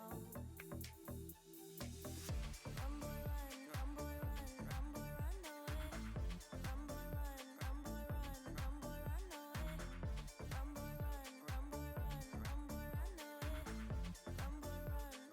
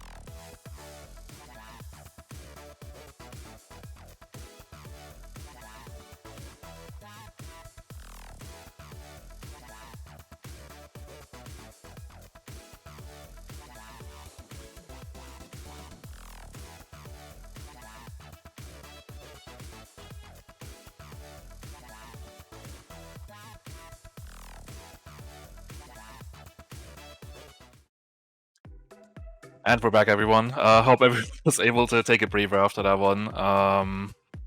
Whew, that was a match. Let's move on to the next one. We have Basalt and Battery versus Admin Aces coming up.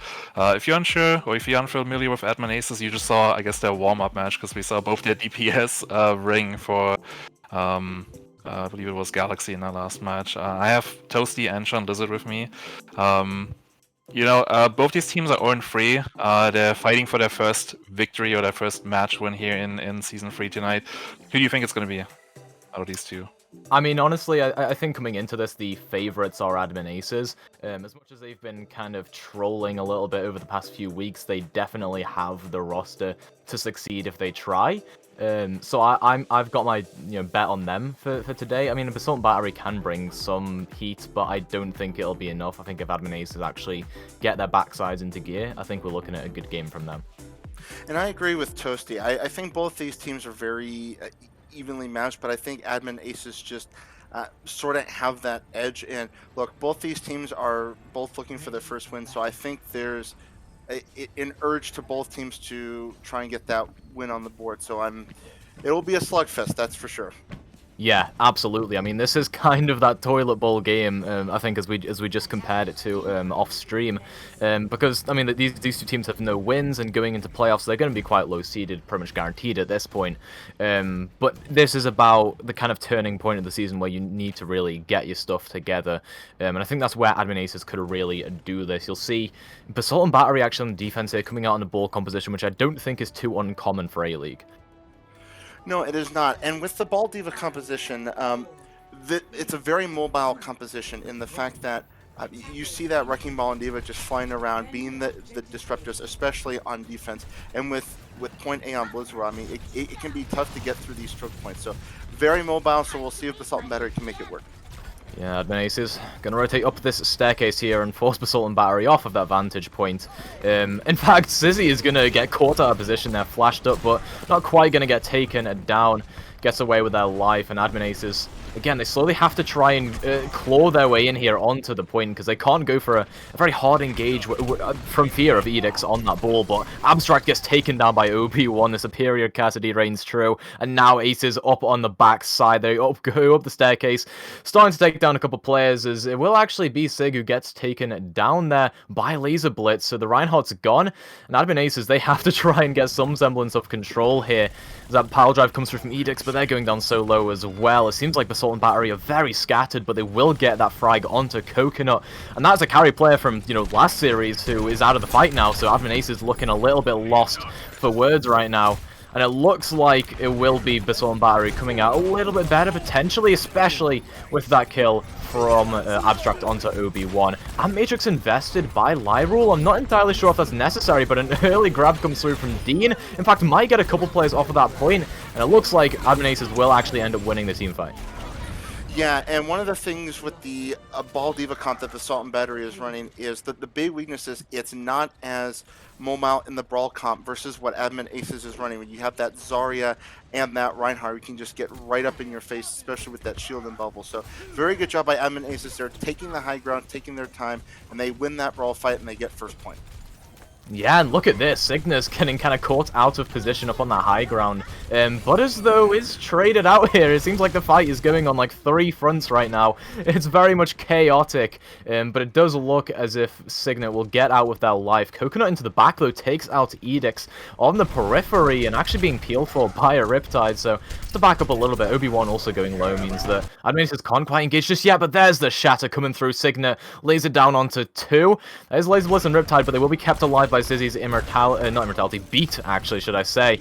And there's no Baptiste on the field for Basalt and Battery. That's a Hail Mary pin coming through from Signet, though, right into the midst of things, as Lyrule has to use that Matrix and Pirate Spy uses the beat, so lots of ultimates being invested by Admin Aces to try and win this out, and it does look like it'll succeed. Sizzy and Laser Blitz will fall. Abstract can't do enough here to try and turn things at High Noon. Goes a little bit askew. Looks like Admin Aces will be getting second point here, if they can keep them off the point. It looks like they will, and that was a great rotation there by Admin Aces. They take that high ground, they rotate through the arcade, and you can see now it's just the cleanup here. So Admin Aces doing a really good job with this Ryan Zarya Brawl comp, as the grab comes out there. Dean is going to go down, but it's not going to matter at this point. They do get points from here. Admin just doing a really good job so far, just using this comp to get up in the faces of the Basalt and Battery, and you can see they're having a hard time with it. Yeah, absolutely, and I think part of that is just Signet's aggression. I mean, look at them now. They're in kind of a very precarious position here, and they do manage to somehow take down Butters, so this is what I'm saying. As long as Admin Aces are there for the follow-up, it's good, but Signet does end up falling as well as Lyrule, and this is where it kind of goes askew for them. Coconut might be hiding for a Pulse Bomb here, though. Takes out Abstract with the one-clip melee. Could be looking to use that Pulse Bomb, but they're going to get out alive, it looks like here, somehow, and this is what we're talking about. Coconut, a really good player, to say the least, as Edix gets taken out, Bomb finds nothing for Riptide, and again, Basalt and Battery just on the back foot. Signet, though, antied up, has to back up. That Pulse Bomb comes through, though. Abstract doesn't know where they're going, taken down by that, and Admin Aces continue just rolling forward. Yeah, and you mentioned it. This is just the sheer aggression that's coming out from Admin Aces, right? With that Rhine Jury, you have the bubbles that can protect that Rhine, and you have that CC with the Cassidy, and you can see the high noon coming out, gets Abstract there, and this is just a wonderfully done by Admin Aces. Yeah, and this is what happens when they actually try, you know, they're looking good. As Obi actually takes out Riptide on the sidelines there as well, single-handedly removing that Diva from the fight. And Laser Blitz trying to take that duel off them, but look at Edix in the front, trying to bat around everyone, and that big anti actually comes through. Laser Blitz 2 with the Helix, but it doesn't matter. They do not touch the point in time. And yeah, Admin Aces, they will complete that map with a considerable time bank under their belt. They're looking good. They are looking very good. 326 on... I almost called it Junkertown. I don't know why I did that.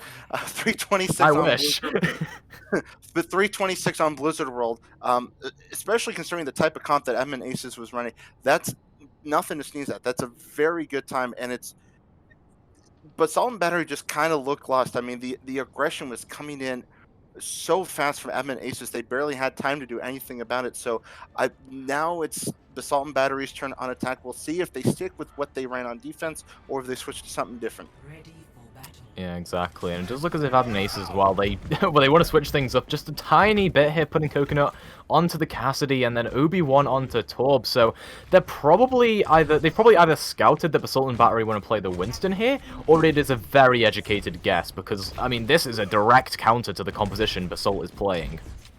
Yeah, with what Basalt's running here, you're trying to go for a flank here, especially with the Tracer and Genji. You also have that dive aspect with the Winston, but you have that turret on the side of Admin Aces with Obi-Wan. That's, like you said, just a direct counter to anything that Basalt's going to try and run here. So it's going to be not impossible, but very difficult to get value out of this attack comp. Yeah. Exactly, and in all reality, I mean, as long as Admin Aces can keep this high ground and use that vantage point to their advantage, I mean, it should be pretty good here. Basalt and Battery will find it very hard to get in. As well as the fact they're playing Lucio with this composition, which isn't great, but Signet just with a pin, I mean, it helps take out Edix, I suppose. His Pirate Spy will get traded out. Abstract on the periphery manages to take them down.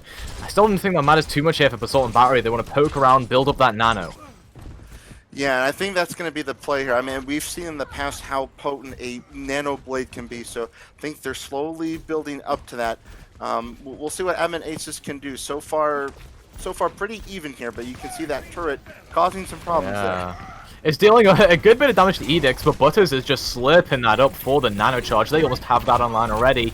And now in the backline here, Abstract trying to again dig out Pirate Spy, but unfortunately will not be successful this time. Now the Nano Boost comes through onto Edix, but well, not even a solo shatter, a 3-man shatter comes through. Edix Riptide caught by that one, and Butters will fall. Coconut hitting some good shots there.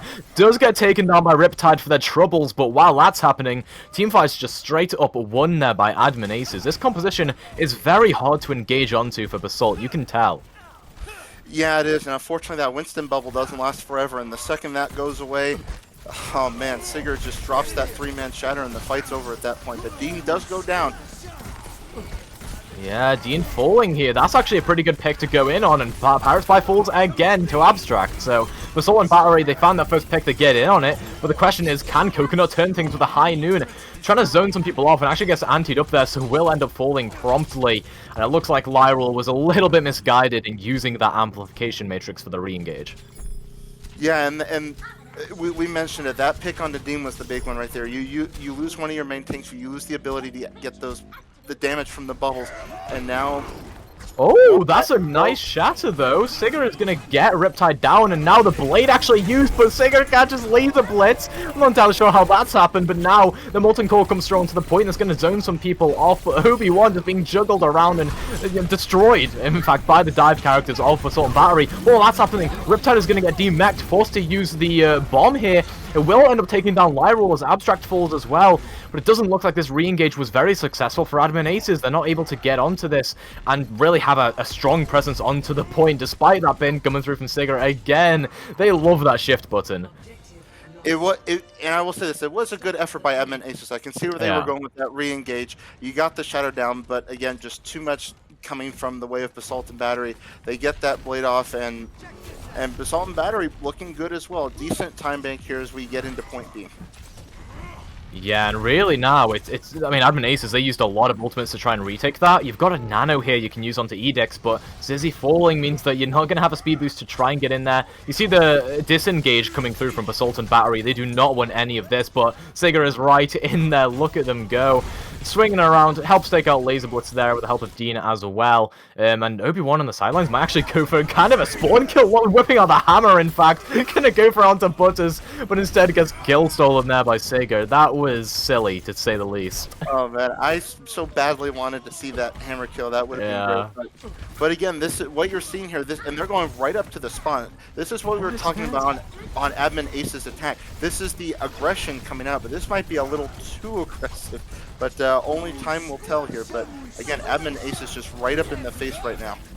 Yeah, that bomb actually going to zone a couple people off there for Basalt and Battery, and actually helps them get onto Admin Aces. It will be Sigurd that falls here. And Butters is hiding, looking for a sleep dart, but Edix is doing all the work with that Primal Rage. A grab invested by Dean as Coconut takes a dual whiff. Abstract in the back, hits their shot, manages to take him down and might be turning things here potentially, but they're missing the shots onto that flash, and unfortunately for them, it looks like Basalt and Battery are getting into things after being briefly spawn camped.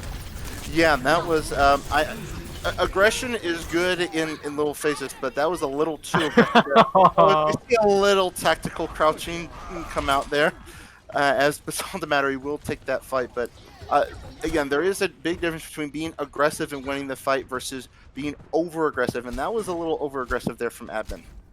Yeah, I could see the idea behind it, but the execution just wasn't there. They didn't know when to disengage, all that jazz. So they really just need to be a lot more, I guess, consistent with the way they do that. But now the blade will come through. Nanoblade into the back. Laser Blitz looking for a target. Helps to take down Sigurd there. I'm going to catch Obi-Wan as well. That's a concise teamfight win for them there, and that's all you really need.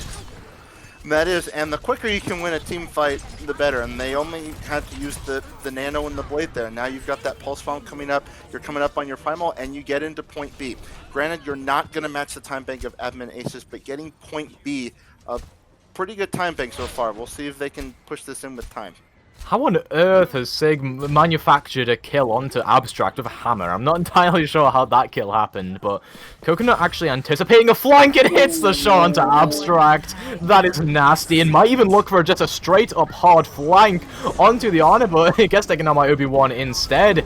I mean, Admin Aces, they came back into that with a vengeance. It was a nice starting kill there from Coconut as well. That was another one onto Abstract. And unfortunately, there's nothing you can do about that. That's just a flick of the wrist and a headshot right there onto a flanking tracer. I mean, well done by Coconut there. Okay, Dean just walks straight into the self-destruct. Not entirely sure about that one, champ, but now it will actually go into the favor of Basalt and Battery. This is one of the situations where, again, Admin Aces, they have a little bit too much hubris off of a teamfight win, and they get punished for it. Yeah, and in Basalt and Battery, they're actually doing a really good job of working around this composition that Admin Aces is running. It's this brawly comp, and we mentioned at the beginning of point A, it's usually a counter to what Basalt and Battery is running, but give credit to Basalt and Battery, they're doing a good job with this comp so far. But Coconut's taken down Butters, gonna get pressured out in the backline here by Laser Blitz. Manages to, well, with the assistance of Sizzy, get taken down. And this is where the Pillar's gonna roll into the checkbox here. Unless there's a recontest, Dean will end up trying, and there's actually a beat there from Pirate Spy to try and turn things around. Edix and Laser Blitz going down very low. The Pulse Bomb goes askew there for Abstract, and somehow Admin Aces are coming back into this one. They're getting many kills on the board right now, filling that kill feed with red. And Admin Aces, yeah, that was pretty unexpected given their ultimate disadvantage there. Yeah, the key there, though, was the the sound barrier there, right? The sound barrier, it gives you that sustain, especially on that last fight there. So even at an ult disadvantage, if you time it right, you can get the big advantage from that sound barrier, and they did. So now they're able to reset.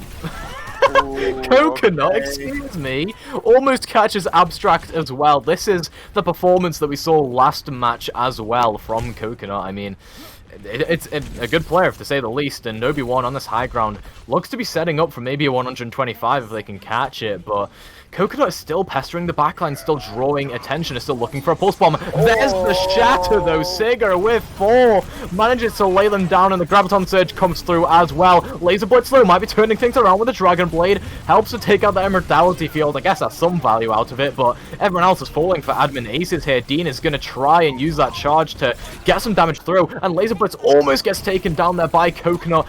Everyone is so low here for Basalt and Battery. The health ball is draining away bit by bit, and Edicts will end up falling. Obi-Wan on the return could be turning things here, and it does look as if that'll be happening. Admin Aces pulling it through in the last moments there to get the hold on Blizzard World and take the first map. Admin Aces looking so good. A massive shadow there from Sigurd, followed up by the grab. I mean, that's just the map right there. And all map long, and we've been talking about it, it's the aggression from Admin Aces. The comp that they're running is such a huge deterrent to what Basalt and Battery was running. And you saw it. I mean, all map long, the aggression did not stop, and Admin Aces looking good after map 1. Yeah, and really that aggression is something critical to mention as well, because sometimes it was misplaced aggression, sometimes they had to just kind of dial it back, and Admin Aces had to back up a little bit and really take time to stabilize when they had an advantage. But even then, like, there was some kills coming through for them at least. It seems like this is more just a slugfest than anything, right? Which team can get more frags? It looks a little bit like a comp game, but that's what you expect from these 0-3 teams. Admin Aces, though, coming out a little bit better in that competitive matchup, I suppose. And they're going into the next map here of Rialto, which is another payload map, and they were looking good whenever they had that kind of dynamic, dynamic surroundings to work with. Like you said, the rotations were sometimes good from them. Yeah, and not only the rotations, but the coordination too. I mean, they were so well coordinated in their aggression to counter what Basalt and Battery was running. I mean, it just... I won't say it was flawless, but it looked really, really good. And if they can keep that up here on Rialto, I see no reason why this can't be a quick 2-0. Yeah, absolutely. I mean, everyone, it kind of came into this thinking Admin Aces would be the favorites, and it's really been proven here. Like I'm saying, the fact that Signa is just charging in every single fight with that shift key, and somehow getting away with it like 70-80% of the time, is something that Basalt and Battery need to work on. And, there's a lot of trolling in the match chat that we saw during the course of that map, a lot of it from Basalt and Battery's side, and it just feels like perhaps, this is the series they were supposed to be, trying in, and perhaps, I don't want to throw any shade here, but perhaps they are not putting their 100% in, because I feel like they can do a lot better with this with the roster they have. Absolutely, and one of the things I was going to mention during the pregame is when you are 0-3, sometimes you or just on a losing streak in general, you kind of can get into that mindset like nothing's going right. Yeah. But like you said, both these teams are very evenly matched, but what we saw in map 1, just again, those just almost perfect from Admin Aces. Nothing necessarily wrong on the Basalt and Battery side. It's just when you're facing that kind of aggression from a team like the comp, like Admin Aces was running, it's really difficult to try and figure out what to counter it, because it's like a fight every 10 seconds that there's that much aggression. Yeah, absolutely. I mean, that is, I think, the best way to sum it up is that the fighting never really stopped, right? It wasn't really like there were team fights happening. It was more just a continuous feud over the point, where both attacking teams would just keep on progressing. And that really only ended on the final point where Admin Aces started pulling things together and really using that kind of defensive advantage to their advantage. I mean, even when they'd be a pick or two down, they've got the spawn advantage. They can just come back, recontest. We saw that with a little bit, in a couple of those last team fights. You mentioned like the ult economy, the beat that came through to re-engage with. That was a really good team fight for them, and then that just kind of got the ball rolling. Basalt and Battery, they were just kind of scattered throughout, and I'll admit, attacking that third point on Blizzard World is never easy. No, it is no, it's not. In any type of hybrid or escort map, that last point is always going to be very difficult, no matter what side you're on. But again, give credit to admin aces. Even when they were at that ult disadvantage, like we were saying, they had that beat. They could go in and engage and try and win that fight, and they did, and it ended up winning the map for them. Yeah, it really did, and honestly, admin aces, if they continue this kind of aggressive streak, even though it's sometimes biting them in the backside, I do kind of like the aggression they're playing with, because I've always had the mindset of, if you're a team, the style you should start off with, trying to get your synergy together with, is an aggressive style. If the aggressive style doesn't work, then you have the excuse to go for a more defensive, passive style.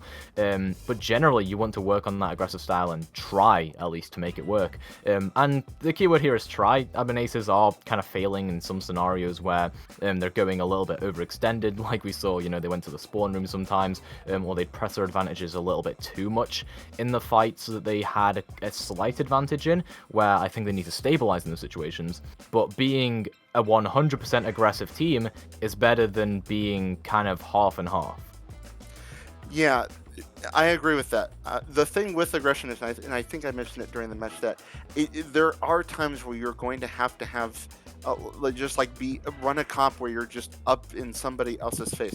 But then there are times you will have to dial it back, because as we've seen in matches before, all it takes is one pick, one overextension, and it will cost you not only a fight but maybe a map. So aggression is good, but you just have to be careful when you use it.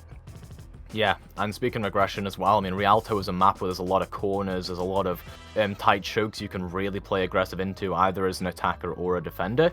It's all about the pace on Rialto, I think, right? A lot of players, a lot of teams, I think at lower levels like to play the Orisa Sigma and like to play the kind of slow double bubble styles, but I wouldn't be surprised to see either Brawl or just ball-based compositions here. I think Hyperdive is a solid composition, at least for a couple points of this map. Doesn't seem as if either of these teams want to opt towards it, though. They will just go for this Brawl mirror out of the gate. I think it's a safe style for Basalt and Battery to try, knowing that admin aces have just been throwing their main tank onto the Rhine and hoping for the best, as we have had, actually, Signet being subbed out now for Hydro. Yeah, and something that I wanted to mention, I think it was mentioned last match, is that I think at this point in the season, teams kind of have, or should have, a good grasp of what they're comfortable running and what works for them. And I think, but even though they're both 0-3, both these teams, I think, have a good sense of what they run or want to run. And Admin Ace is showing that right now. The Brawl really working for them, and they're going to come out with it here on Rialto. Yeah, and look at this. I mean, the spawn camp is really what you need here if you're Basalt and Battery. Take time off the clock, make sure admin aces can't... Okay, I was going to say can't break up in your composition in an instant, but Coconut seems to be doing that right away. Gets that kill onto Abstract, looking for one onto Butters as well. Takes their head off clean. And yeah, I mean, admin aces, they broke that open pretty quickly, going against what I thought they would. But yeah, I mean, that is a way to start the map off, I guess. Yeah, I mean, the thing with Rialto is you always want to try and get as much time off the clock as possible. So the stall there at spawn makes sense, but it fell apart really quick, and now you're seeing some swaps coming in. Oh! That is so unfortunate. Sig just gets in there over the rooftops and gets that sneaky 2k. Oh my lord. Well, I mean, that's just an unlucky play there. But also a heads up by Sigga there, getting and what that does now is it forces another reset from Basalt and Battery when you weren't expecting one. So this is even more payload pushing. This is almost point A as the barrage comes out now from Sigurd. Not gonna find anybody, but does create that space. Oh, no, Hydra, where are you at right now? You're in the midst of the enemy team. Edix just swings at them, takes them down. I mean, Sig is still here with a lot of damage, takes down Butters, but I don't think they can single-handedly turn this fight around, if I had to guess. Coconut is going to use the site, so there's a lot of opportunity for elimination potential, and there we go. Abstract gets taken down, Coconut on the sidelines as well, looking for the Hanzo, takes their head off, well, not their head off, the body off, should I say, but it's still the same thing, basically. Still a human body part, and there we go, takes Butters' head off. Coconut cannot be stopped right now. A Graviton Surge invested just for safe insurance, and Sigga with another barrage, just uses it for the flare. Yeah, and and Coconut there again, just doing all the work, getting big picks there on the Widow, and that is point A, and that is now 4.5 minutes for Admin. Again, that really aggressive style just coming out. But this time you mix in the Pharah and the Widow, just hitting you from pretty much every angle. That's a tough thing to fight against. It really is, and I mean, now Basalt and Battery at least have some re-engage potential. They can get the kind of shatter, well, corner shatter, up on this high ground, as long as Hydro doesn't play too aggressive onto that staircase. But look at Hydro, I mean, right up in their faces. Signet is going to get taken down by Abstract, though, so Res has to be invested, and that gives a little bit of space over to Basalt and Battery. And they're going to drop, actually, and take this aggression onto Hydro. Going to start pushing their presence onto the payload, but Edix is alone. Where's the rest of their team? Gets them mortalityed up, but is that enough to keep them alive? A shatter comes through here, catches a couple, and Hydro just swings at them, drops the teabag. You'll love to see it. Now Admin Aces should be safely getting point B. My goodness, and you saw the bubble come out there from Dean too, allows that shatter to get off. I mean, this is just really well done coordination here from Admin Aces, and I was about to say there is going to be a recontest here, but the momentum right now firmly on the side of Admin Aces. Yeah, I mean, that's Visor could get a lot done. Abstract manages to take out Coconut, and yeah, getting a couple more of that as well. Lyral falls, so Admin Ace is just gonna take a bit of a tactical reset there. A nice cinematic shot of Hydro pinning into the ocean, having a little bit of a swim. But the good thing now with this is you had a lot of ults on the side of Basalt and Battery as Blitz goes down. You can't be letting that happen. I can't even get 2 words off, and Coconut is pulling off plays like that. Well, that was a very ambitious barrage attempt there from Signet. But again, it's that aggression from Admin Aces. But Basalt and Battery, they did use a lot of their ults on that last fight, and now you have the Grav that's coming online and the Window. So a Grav-Window combination here could be really nasty. It could be massive as Lyral uses that window. We're going to force some players back here for Basalt and Battery, and Signet on the sidelines takes out Abstract. A Dragon through the middle will cut through Admin Aces, but Coconut is there with the headshot onto Edix, and a very creative Graviton Surge, actually making sure it doesn't get eaten up, but Laser Blitz takes down Signet. This is going to be a close fight here. Right, I mean, I say that, but Hydro is right in there with the swings, takes out Butters, no healing to be had. And this one should just be pushed straight through. Coconut with a kill onto Laser Blitz, and really, Admin Aces are just playing so aggressive into the front line that nothing can be done about the DPS line. Yeah, and again, this goes back to last map. I mean, this is they're so aggressive, but yet they're taking these fights so fast that Basalt and Battery, they really don't have time to get anything set up. They had about a second there before Coconut got those 2 picks, and now Basalt and Battery kind of playing off the back foot here. Admin Aces, just the aggression is non-stop. Absolutely, but Hydra may be overextending just a little bit. Has to be careful, but the Immortality Field just isn't getting destroyed. A Shatter onto the side, but it catches nothing, and Hydro could use one of their own coming on the side, but blocked up there by Edix. That was some nice attempts from the Reinhardts, but neither of them will land, and Coconut and Butters traded it out. Now Edix takes down Hydro, and that should be a stabilization for Basalt and Battery here. Whether the Visor is necessary, though, you can debate that. Yeah, but you said it. This is hopefully a well-needed stabilization here for Basalt and Battery. Just kind of get their bearings here, just kind of stabilize, get ready for the next fight. Yeah, and Signet as well, coming up towards this duplication. That could be massive if you want to get that double Ryan push. But as I say that, they can't even build up towards it, because guess what Abstract's done? Just completely domed him out of the sky. And Kernan will go for that res, but booped away by Zizzy, actually. Almost gets taken down, and it looks like that's a very inspirational pin. Hydro right into the enemy team, and might get, yeah, will actually get punished this time around for that. Edix slamming him to the ground with a Fire Strike. And again, I mean, that is just a skewed engage for Admin Aces that you really didn't need. Yeah, and we talked about it. You have to be careful with how aggressive you are, because if you're just going in there all by yourself, it's sometimes not going to work out that well. Almost got a second shatter off those there. Yeah, speaking of by yourself, Signet just solo carrying their team in, and Coconut swapped onto the Genji, excuse me? Gets taken down, and yeah, Sigga's gonna fall as well. Abstract gets the damage through the Amp Matrix. And yeah, you can see the mini Baptistes in the kill feed as well. I mean, there's a lot of value coming from that Amp Matrix. And that should be all you need for Basalt and Battery. You're coming up to a minute remaining, and they've still got ultimates to rotate.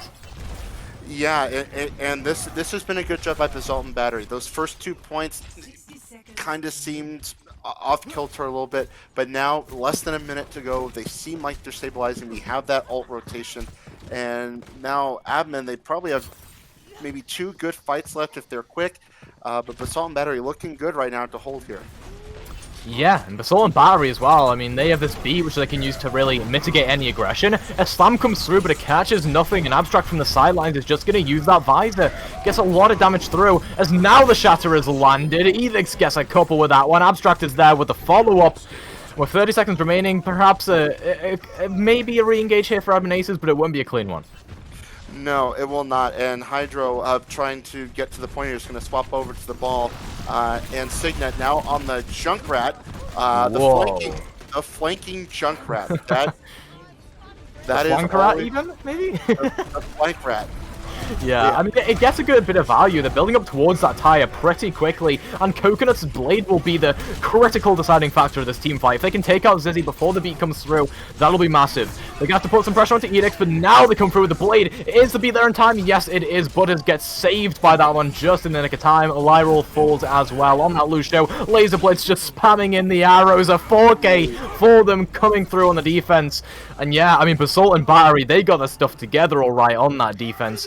They prevent Admin Aces from getting that 3rd point, and now they've set themselves a pretty good win condition to take the series to 1-1. Yeah, they have, and that was a good rebound there from Basalt and Battery. Like, it wasn't looking good after Blizzard World.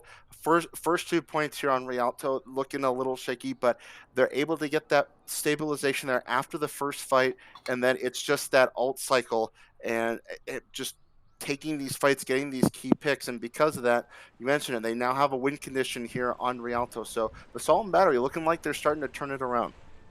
Yeah, I mean, Basalt and Battery, they, we were talking about turning points of the season earlier on, right, and how they need to win this game to really turn everything around for them. Talk about a turning point of the game. I mean, they looked like they were kind of getting dominated throughout a good majority of that, up until that 3rd point, and like we say, I mean, the 3rd point of any kind of payload map is hard to push, especially on that point of Rialto where you've got high ground advantage already for the defenders, but Admin Aces, they still had plenty of opportunity to rotate ultimates and get in there with good win conditions, but they just didn't do it effectively enough. No, they didn't, and now where that card stopped, that's absolutely winnable for Basalt and Battery. As we see what they're going to come out here, kind of similar to what they were just running at the end of that on the side of Admin Aces. You see the break coming out, so we'll see how it fares against this Basalt and Battery comp. Yeah, and look at this. Coconut on the off angle on the Widowmaker here might be looking for a stray kill through the the sideline there, and I mean, not going to be able to get a kill off just yet. In fact, scouted out by Abstract, so Coconut forced back. And whenever Coconut gets forced back like that, you need to engage if you're Basalt and Battery, because you're lacking, you're basically in a 65, and Laser Blitz, I mean, they can get 1v6 right now. I mean, look at that, 2 kills already single-handedly, a 3rd one, why not? Just going mad right now on the Hanzo, 50% towards that Dragon Strike. And yeah, Basalt and Battery, I mean, off of the back of this DPS play, they're making it look good. Well, Coconut had a good couple rounds, but now Laser Blitz is saying, well, it's my turn now, and doing a very good job on the Hanzo, already 75% to the Dragon. All of a sudden, Basalt matching that aggressiveness, and they're about to pull this into point A. And Signet, look at this. We got the Bastion, we got it. It had to happen at some point for us, Shun, I'll tell you that much. We're cursed, I'll tell you that, but yeah, this is a cursed Bastion strat, and they're going to go for the flank onto the high ground as well. Wait, what?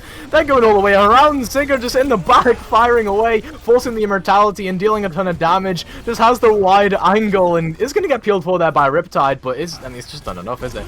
As now the Nano Beast will come through, Kun using it onto the Reinhardt. Hydro right in there. In fact, has to go back though, and now the Shatter comes through. Edix landing onto a couple, but the Graviton Surge will force him back.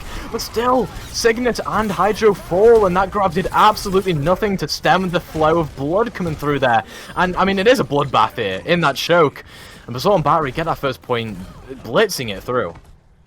Yeah, that you want to talk about a fast time, nearly 5 minutes to get this to point B, and now they're coming up on a good amount of ultimates. They have that visor ready to go. They're going to have the bomb to possibly engage, and they're going to have that barrier. But Admin Aces, they do have that rally here for the sustain if they need to have it. Yeah, and this bashing around the corner is very difficult for Basalt and Battery to deal with now because they don't know its position, really. But they're just getting forced back anyway. That rally from Lyra was big, but that bomb could be even bigger. Deals a good bit of damage to the shield of Hydra, but they're going to get pinned off and just taken down by Abstract there. A turn shatter attempt from Edix. They thought they were looking cool. You really weren't, but it still works out here. In fact, it works out for Admin Aces. They get a kill off a direct onto Butters, and now on the staircase, Sig just looking a little bit uncontested. Going to get a good bit of damage put onto them, but Coconut is just popping off right now. 3 kills, and Hydro's right there into the front to follow up on it. Butters doing the walk of shame from spawn. Yeah, Admin Aces, they stabilized pretty well there. They did, yeah, and then that's what you need if you're Admin Aces, right? You see Basalt and Battery nearly setting a near record pace there, but you're able to get some of those key picks, and now you can just reset if you're Admin Aces. And this point B around Rialto, that corner going into last point with that high ground is really tough to engage in and get that high ground advantage. It really is, and I mean, there's still going to be an opportunity for a Dragon Strike here from both sides. In fact, Coconut's building up towards their own, but that one comes through first from Laser Blitz, forces the high ground and actually takes out Kun. So Hydra might have to try and clutch up with the Shatter if they can, you know, land it at any point. Edix is going down quite low, and there's the slam. It comes through, it catches onto Riptide, and that allows the grab to come through. That's a nice combination of ultimates, but the Dragon Strike a little bit overkill. Admin Aces still win the team fight, but that was a large investment. We'll call it that. Yeah, did a good job with the Shatter, knock people down. That leads into the graph, but the Dragon there, again, probably not necessary, but you'll take the team fight win any way you can get it. Yeah, and Sig are actually looking for, well, some inspirational Reaper play, it looks like, looking to come from the side and get scattered out. So going to basically be a 6v5 now for Basalt and Battery if they push aggressively onto the front line of Admin Aces. Depends how fast they do that, though, because there is still an Ant Matrix here for Kun that can stem the flow pretty well, and Laser Blitz already falls. Coconut taking down the enemy Hanzo in a little bit of a diff, and now Butters actually getting forced out, has to use that mortality just to keep themselves alive, but now Edix is going to be the one to fall instead. And Admin Aces, their positioning is just unstoppable right now. I mean, they're playing on that high ground and they're doing it really well. They are, and having that high ground positioning, it's one of the biggest keys of Overwatch, right? You have high ground advantage, you're most likely to win team fights. But again, just the positioning coming out from Admin Aces has been unbelievable. Combine that with the Coconut. Speaking of that, out comes the Shatter. And a solo ult from Signet. Okay, I'll take it. I like the idea. Manages to Wraith form back to their team. In fact, might get taken down here. Dealing a lot of damage into the Grav, though. Look at that. That's nicely placed in the choke. Allows everyone in Admin Aces to just access it and deal the damage they need. And that was a team fight that Admin Aces, I think, probably shouldn't have won, to be fair, with Signet being all the way in the back. And we've got some dance moves coming out here, unfortunately.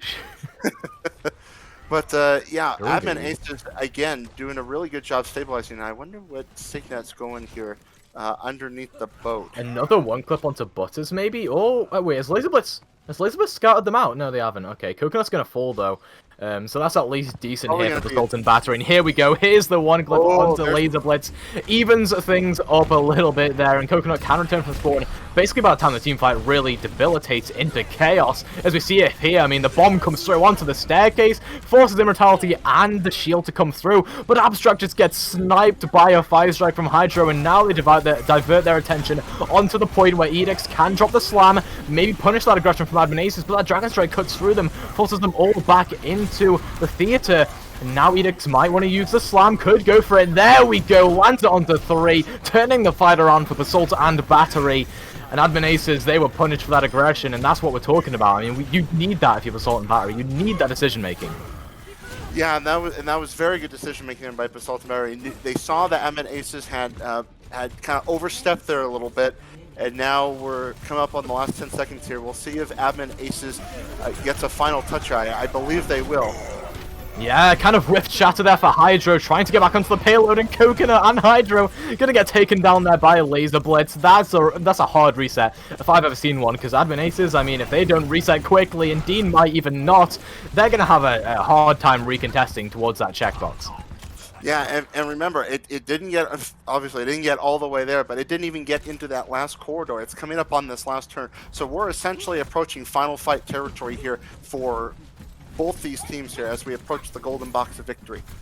Yeah, Basalt and Battery could turn their series around, turn their fortunes around right here and now. Kun is going to get taken down. Laser Blitz, the hero play, but Signet into the back, takes out Butters and Laser Blitz. It still looks alright here though for Basalt and Battery. They've got the damage, they've got the kills. Riptide with the bomb as well, just does the cleanup that you need. And they're evening things up to 1-all here. Basalt and Battery are not going down without a fight. That they are not, and that was a very good turnaround there from Basalt and Battery. They are sort of matching the aggression that Admin Aces was taking, but they were a little more patient this time. They knew what fights to take, and the key thing here was punishing that over aggression from Admin Aces. Again, we talk about it. I mean, I mean, that's just the most unfortunate play there, but in the end, Basalt and Battery does win that map, and again, the key there was punishing that over-aggression from Admin Aces. Again, we talk about it. There's times where you can do it and get away with it, but you have to be careful not to overextend, because we talk about it. If you overextend, then you see what just happened. You get punished, and Basalt and Battery are able to take those team fights more easily, and henceforth win the map. Yeah, I mean, Basalt and Battery, they knew their win condition. Just bait Admin Aces in, make them go aggressive, and then make them really just whiff their ultimates, right? Put the pressure on Admin Aces to be the ones to perform.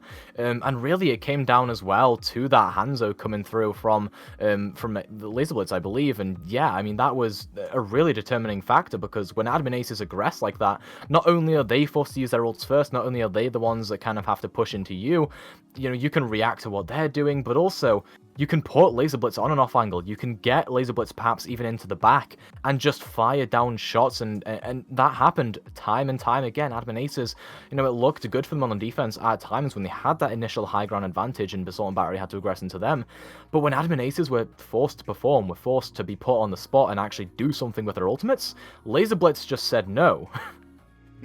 Exactly, and you saw it. You have those moments where Laser Blitz was getting 2 kills, 3 kills, even 4 kills to close out a fight, and that's kind of what we're talking about there. Is if you're not careful, you're going to get these off angles from Basalt and Battery, and you're going to allow these DPS hit scan to just go crazy, and that's what happened there on Rialto.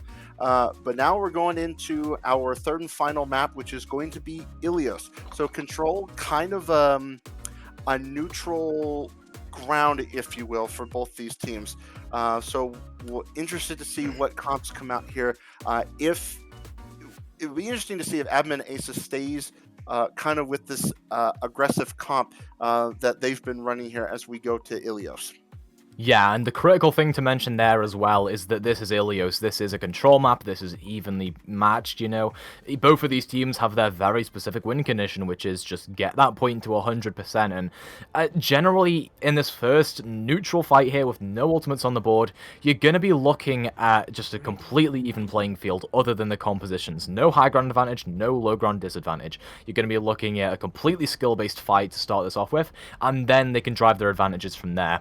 Whoever wins the first fight here is so much more likely to take the entire round that it's going to be so important to pick the right composition into what the other team will be running here. And it looks like Basalt and Battery are going back to their roots of what they played on Blizzard World, which is this kind of Monkey Diva. Exactly, and you kind of touched on it, right? We're starting off on Lighthouse, very enclosed point, very tough to get into, so this first fight's going to be key. You have this aggressive comp versus what Basalt and Battery was running on the first map, so we'll see what happens. Yeah, both sides also running the Cassidy to try and negate the other's aggression, which I think is the good idea here, but Admin Aces, they're playing without a Lucio, so it's going to be hard for them to get Hydro into position and have that aggression we were just talking about. A nice anti-forces Basalt and Battery back though, and now it looks like Admin Aces are going to start pressing their advantage forward. Obi-Wan takes out Laser Blitz into the back, Abstract trades out though, and it is just a scrap all over the place right now. Both of these teams want this, and it's turned into, I believe, a 2 versus 2 where Edict is actually going to fall. Gets deserted by their health pack. The face of betrayal there. I mean, we can't see their face, but I would imagine it'd be a face of betrayal. It looks like Admin Aces will actually get that first cap. Yeah, and you saw that. That was a very even fight, right? You had a pick on one side, pick on the other. That's the scrappiness that you're going to get on these control maps, especially Ilios Lighthouse. And now with Admin Aces being in control, they're starting to come up on some of those key ultimates here. You have that grab, you have that shatter, 2 very nasty again? And Laser Blitz going down, that doesn't help matters. Now you're down to DPS that's kind of a reset here. But as I said that though, Lyrule does go down. You do lose the healer, but the grab comes in. I think that's just going to be the cleanup here. Yeah, it should be the cleanup here for Admin Aces. They're 2 players up right now if you include the rezzed up player there. And they do manage to get the Solar Slam onto Edicts as well.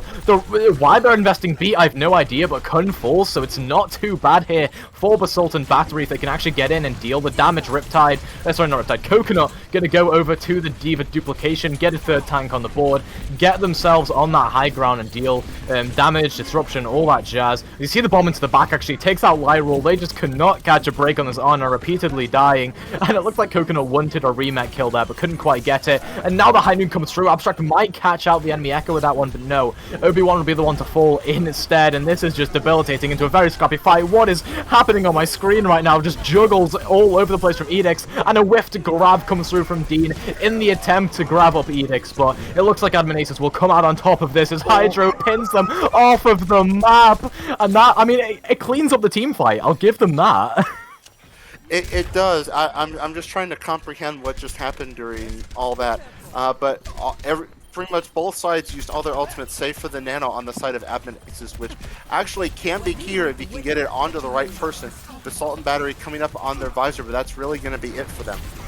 Yeah, Coconut gonna get that nano boost onto them so they can just get in here and deal the damage. Butter's on 1 HP, taken down by the Genji, and it looks like Basalt and Battery are disadvantaged in the final fight that they need to win here. A nice boot from Zizzy that will take down Lyrule, so it's not too bad for them. But now the res comes through, Dean's back in the fight, and Laser Blitz has fallen. Zizzy needs this beat online, but it's just not gonna happen in time. Coconut gets a dash through, takes them down, and Admin Aces are gonna go 1 round up on Ilios. They're turning this into match point, even, and they want this, you can tell. And that was definitive right there. That's 100-0. Basalt Battery did not even get a single percentage point there. But again, you see signs of the aggression coming out from Admin Aces, in which they're winning a lot of these scrappy fights because they're able to be so aggressive with the comp that they're running. So now we move over to Ilios well, and this is where that Lucio can get a lot of value because you have that big well right in the middle. Would love to see some environmental kills come out, but Admin Aces staying on that brawl comp, Basalt staying on what they were running on the last round. Yeah, it looks like Basalt and Battery, they really want to play something that has Abstract on the Tracer here. I'm not entirely sure what their idea there is, but Obi-Wan, in fact, what are these compositions both sides? Let's just not talk about the compositions, because these are weird. You're playing Ryan Zarya, Tracer Genji, like, what is this, Season 7? Oh my lord, but now Edicts is going to get right in there, putting some aggression onto Hydro, and forcing them back into this tight corridor where they can really be spammed at by Abstract, Edicts, Butters, a lot of players there that can build ult charge off of this. It does look as if Admin Aces are slowly clawing their way in here. Riptide going to get slapped up and forced away, and that's an inspirational pin from Edicts. It doesn't quite go right for them. Hydro's going to get the Fire Strike through, and Admin Aces looking to take an early advantage in their match point, like I say. Yeah, and got the Shadow right in that fight, dropping it down. Only gets one, but it gets the job done. It's what you need, yeah. And it's just going to be the cleanup here. So again, I know I sound like a broken record, but you've seen it all match long, and now you're seeing it here. Already 3 ultimates on the board for Admin Aces in that fight, but Basalt and Battery coming up on 2 more of theirs as well. Genuinely, like, if you're asking me, I think just put Laser Blitz back on the Hanzo and ask them to carry. That is like your saving grace here, I'd say. But now the grab comes through, they do the flying grab, and there was a shatter from Edicts, but it doesn't do enough to mitigate the impact. Hydro's just right in there with the nano boost, dealing all the damage. Obi-Wan's there with the cleanup as well, and drops a tiny tactical crouch there, just a little one, just a smidge. Yeah. But here's the bad thing now for Basalt and Battery. You only got 1 ultimate out of Admin Aces, and that was the grab. You have the Pulse Bomb, and Abstract goes down, so that's going to be another quick reset there. So you're going to have Pulse Bomb, Blade, Shatter, and Valkyrie. But on Basalt and Battery, you're coming up on 5 ultimates too, so as I say, the Shatter though, and the Blade coming through, Coconut into the back, dealing the damage, and there we go. I mean, Admin Aces, another quick team fight for them, 2 ults, and that's all you need, and they might even get the team back on Riptide. No, they didn't quite manage to, but alas, I mean, they're still in control, 60% and counting, and by the time Basalt and Battery back, it's last fight territory. It is. We're probably talking another 100-0 here with the way Admin Aces is playing. I mean, if you're Basalt and Battery, this is the fight you've got to win. You have Pulse, Deadeye, Bomb, and Window. You bomb, Window, engage, and that's a good pick right there. OB does go down, so that's the pick you need. Here we go, comeback story of the century. Basalt and Battery need to get in here and do their magic right here, right and now. As it looks like that pulse bomb will come through from Abstract. Doesn't catch anything, but Hydro and Coconut are going to fall regardless. Basalt and Battery are getting in here onto the point, and they're at least going to make this one close. They really want this, and they have to go basically from here to 99. And even then, Aces are still present in the team fight. They're still on the point, and they could even drop a Graviton Surge if they want to. Dean's going to use that, gets in there, might be able to break the Immortality Field, but Laser Blitz turns things around. Kunin Obi-Wan gonna fall. Hydro trying to get in there, maybe baiting Edicts in to try and get a shatter off, but I mean, it's just not enough. There's gonna be no follow-up there for Admin Aces. They're just gonna back up and rejuvenate.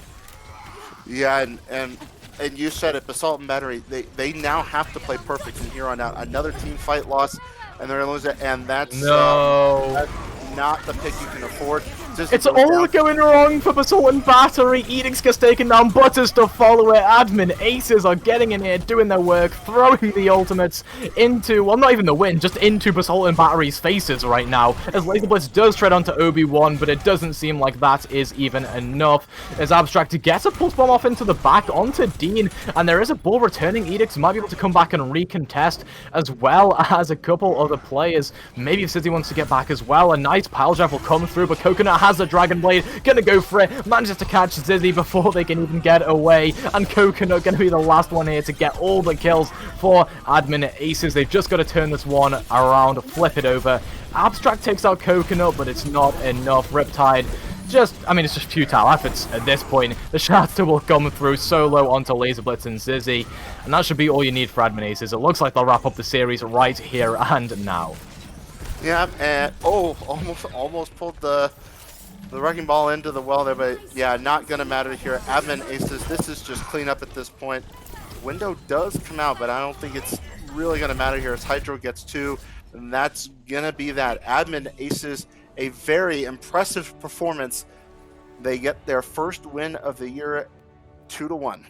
Yeah, I mean, it was a close series for the first half, but then that Ilios just seemed like it was so dominant for Admin Aces. They returned to form, they stopped their, tomfoolery, and they really got their things together, got their backsides into gear, and they've got their first win. I bet they're feeling ecstatic right now, wouldn't you say, Jimmy? Yeah, absolutely. I mean, for for our 0-3 mirror matchup this week, it was only fitting that it went the distance, that we went to map 3 here. So, congrats Admin Aces, you finally got your first win. That must be a huge load off your shoulders. And Basalt and Battery, that one must sting the most, because they're still winless. They only have one more shot next week to get at least one win in this regular season. And as someone who has been on a very unsuccessful team in season 2, I just know how much pressure builds up if you just like the season end gets close and you just want to win that one match. And I wish them all the best. Cast the neutrality aside. I hope they do win next week, whoever it is against, just so we don't have a winless team this season. But yeah, Admin Aces, they did a really good job, really great job from them. As you said, they finally seemed like they were trying. I guess that was like the storyline coming into this one, that they've been kind of just trolling the last couple of matches, but this one, even though we saw Signet playing the Pharah, even though, I mean, he was popping off, but still, that was a good showing from them. What do you guys think was like the big change coming into this match for them? What made them like suddenly start to win a match? Honestly, just the stakes, right? I mean, no one wants to be the one to lose in a toilet bowl match, right? Basalt and Battery, Admin Aces, one of them had to win today, one of them had to lose. And Admin Aces, I guess they just had the willpower. They did not want to be the ones going home winless, and potentially winless for the rest of the season. Basalt and Battery, as you said before, easy schedule so far in the season, but now they're going to have to start facing the tougher opponents. And next week is, I think you said, their last chance to win out, in a game, basically. Yeah, and you kind of saw signs of that during the match, right? Again, you guys mentioned it. You don't want to be the team that doesn't get a win all season. So it wasn't obvious, but you could desperation factor sometimes. But good job to Admin Aces, and I see we have some guests coming in. We're joined here by Obi Butters and their manager himself. Bad Pachimari. Hey guys, how's it feel to finally get your first win? I mean, good. That's I didn't get my first win. Yeah. Unlucky. Why are you Oh, so sorry. good Yeah, at- I'm sorry. I'm really tired. It's been a long day. Sorry about this. You're here as well. Yeah, I'm just chilling Well, I out. guess I'm asking Obi then first. How's it feel to get your first win? Listen, it's pretty good. It feels pretty good. Yeah.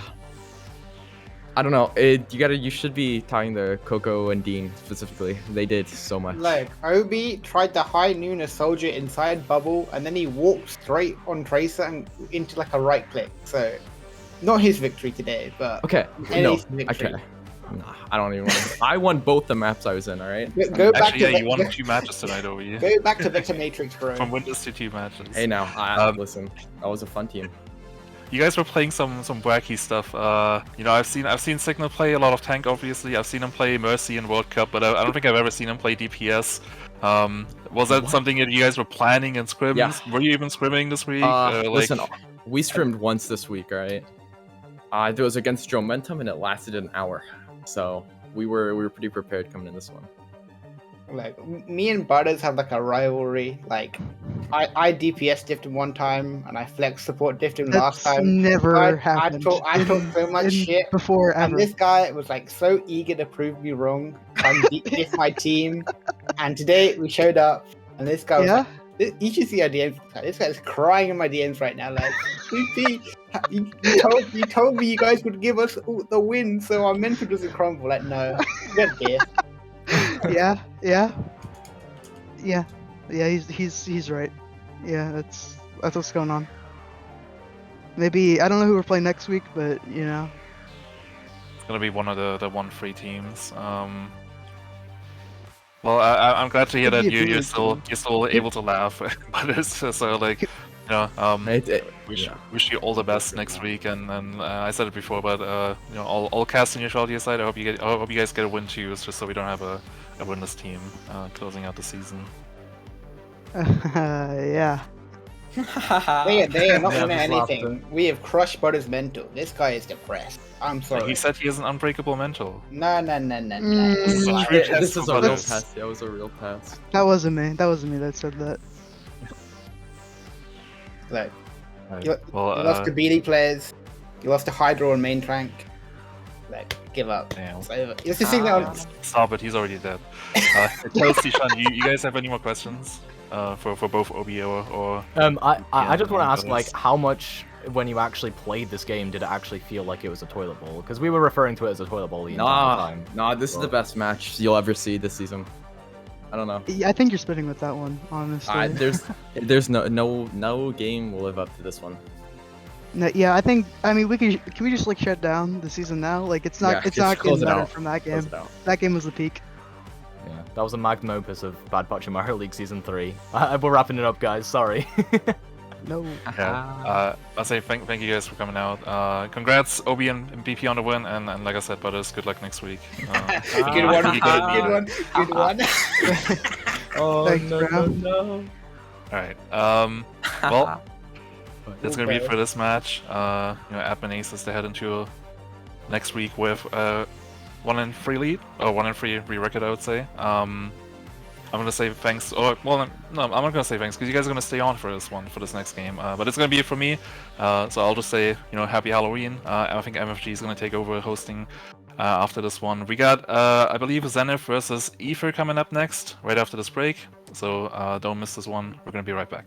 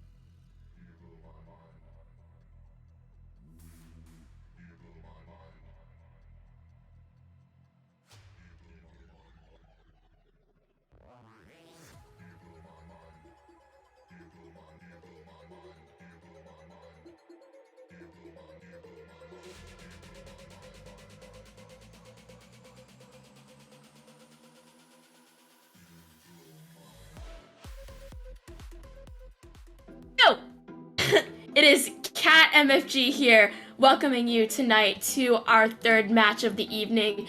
Joined with me, we've got Shunned Lizard and Toasty for a very spooktacular broadcast. We've got Zenith going against Aether.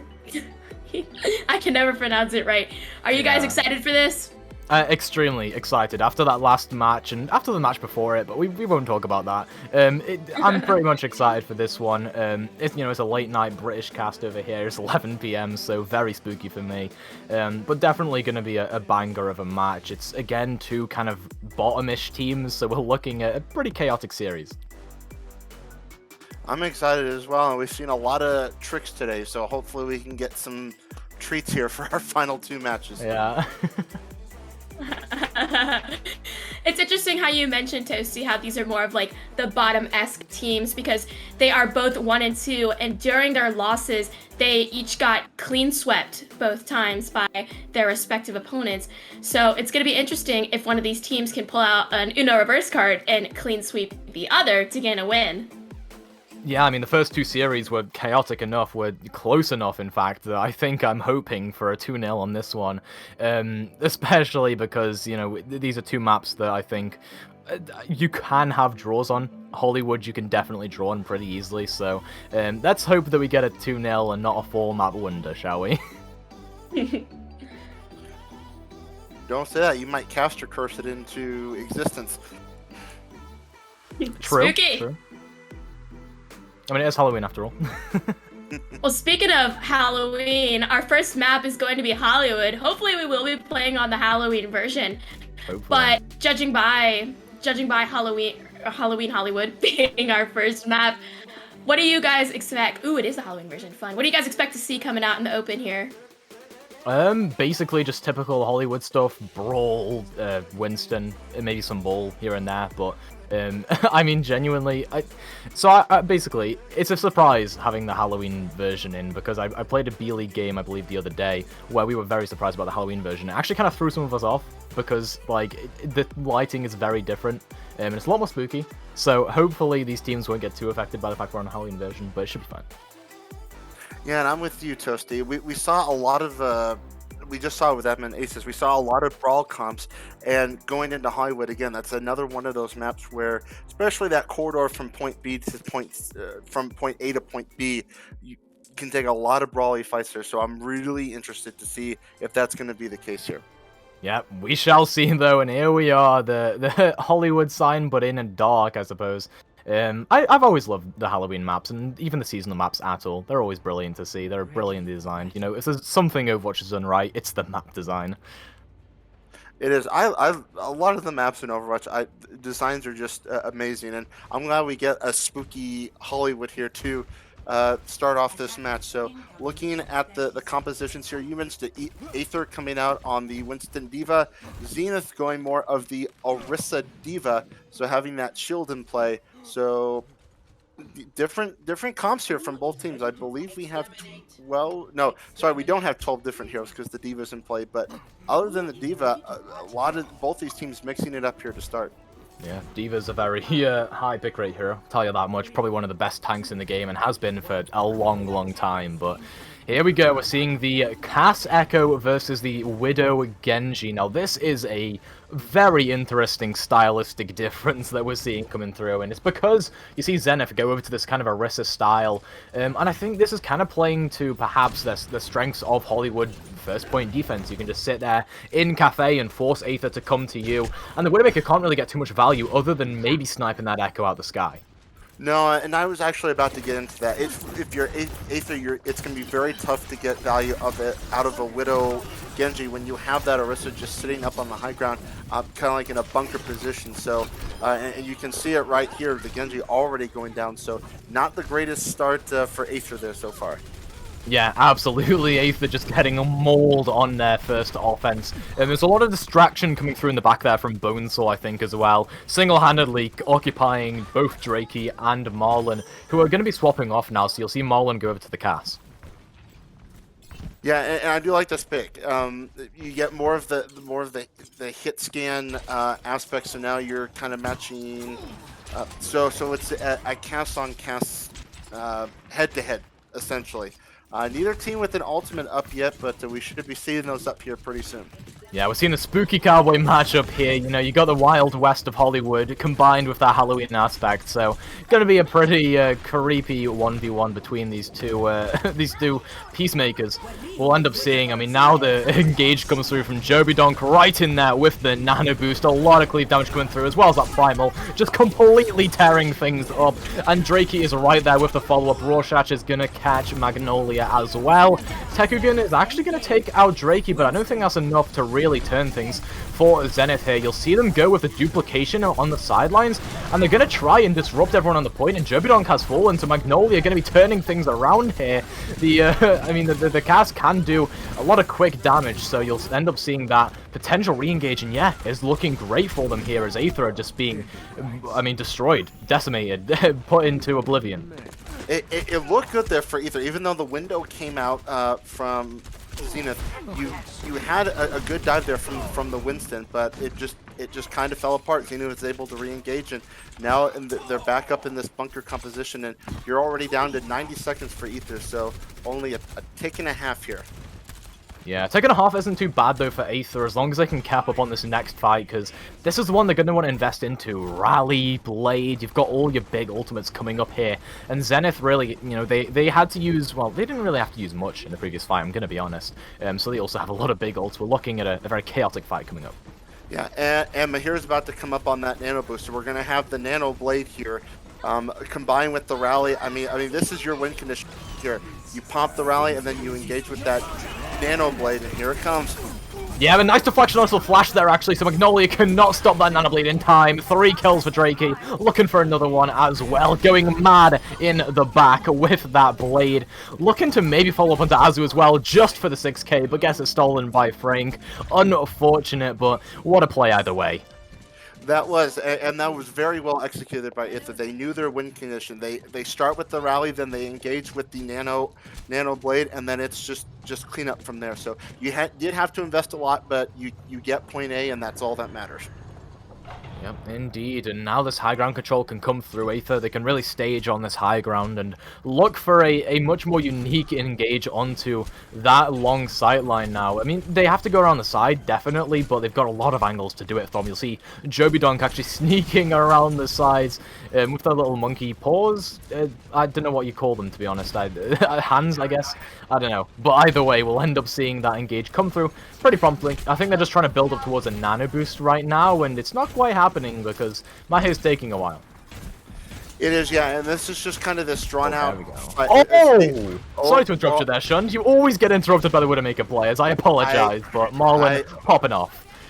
I always do, but those are your 2 key picks right there. You take down both your DPS. Granted, they'll be back in the fight soon, but now you have your Orisa go down. I mean, this is just going to be extra cart push right here. So the Widow been doing work today.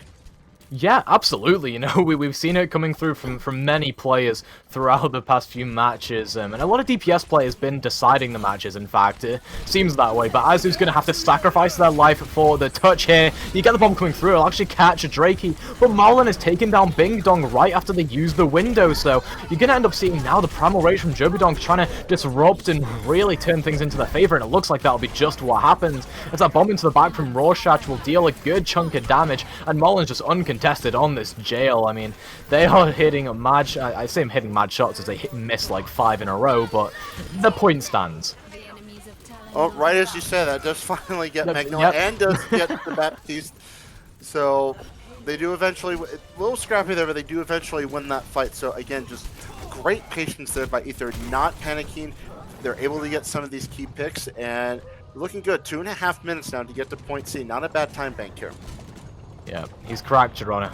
Honestly, like, Marlon has been popping off on this Widowmaker so far, and really there's nothing that Zenith can do to contest him, because you've got no Tracer, you've got no Sombra, you've got no Genji. It's going to be really difficult because you swapped off that kind of, that Cast Genji from before.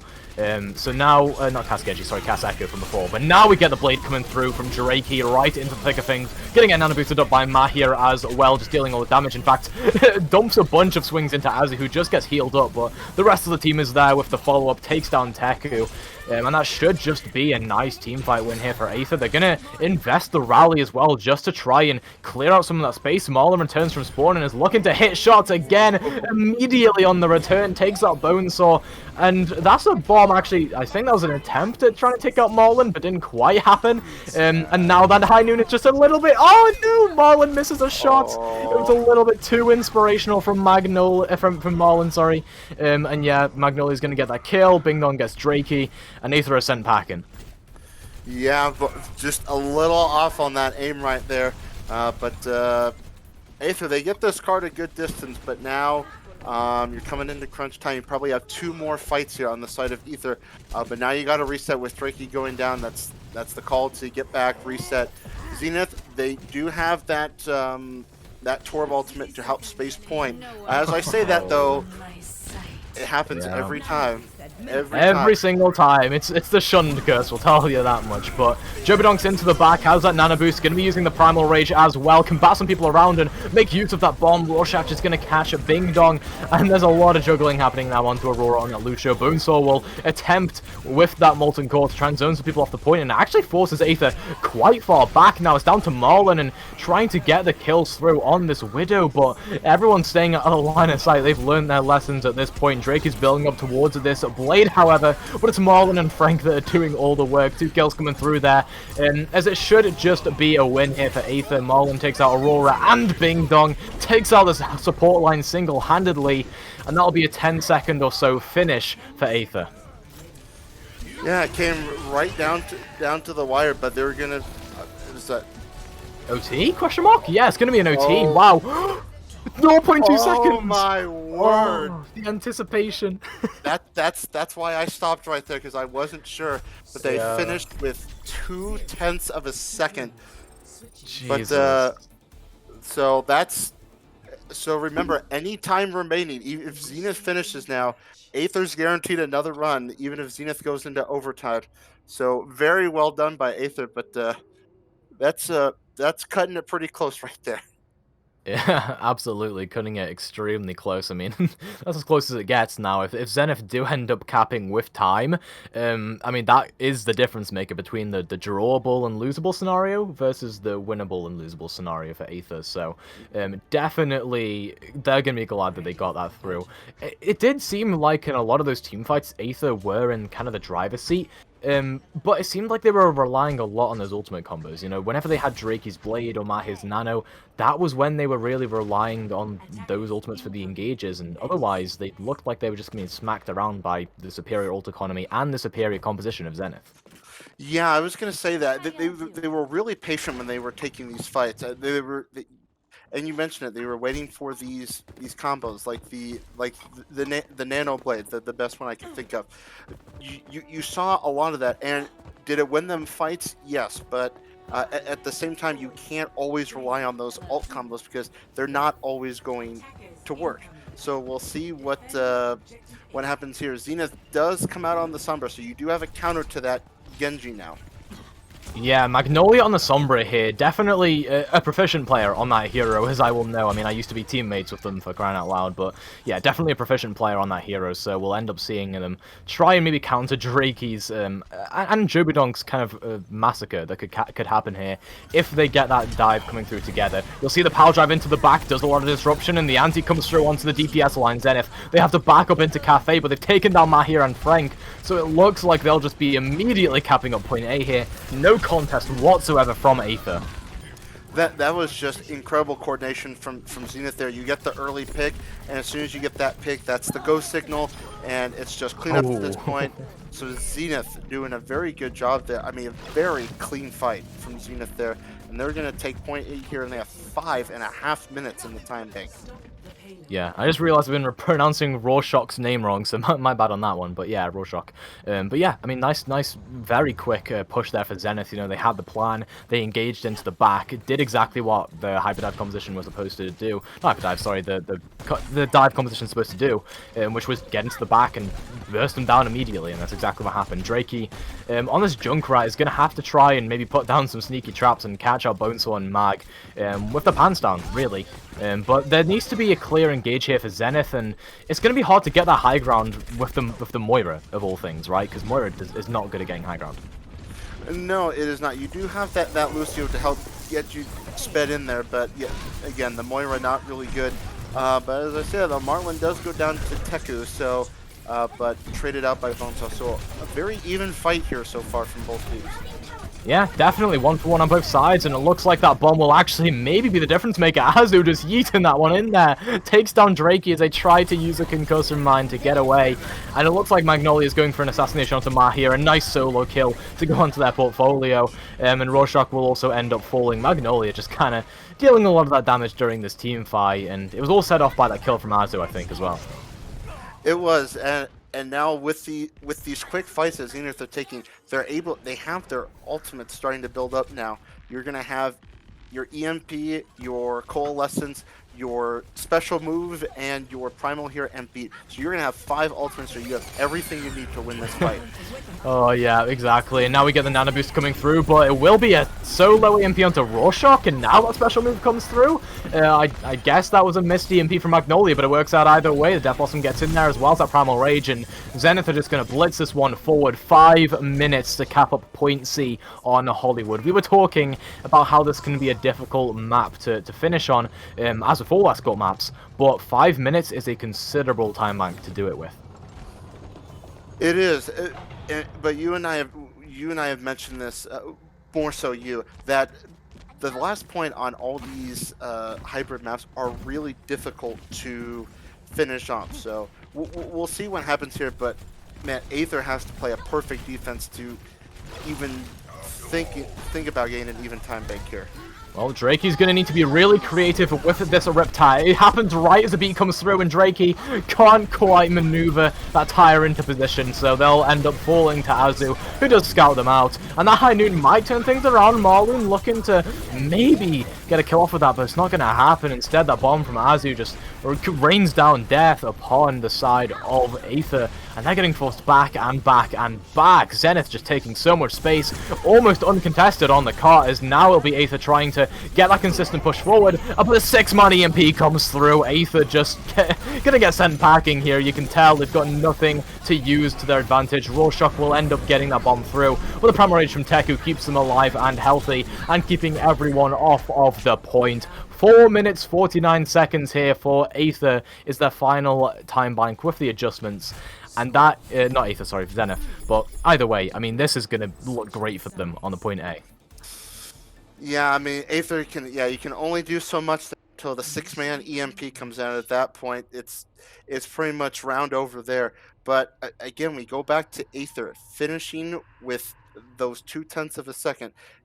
If those 0.2 of a second that come off and they finish in overtime, they don't get another attack run here. So they are very, very fortunate that they get a minute to play with here. But you essentially only get 2 fights now if you're Aether. So you've got to be really quick and decisive when it comes to these fights. Otherwise, if you take too much time, this is round over.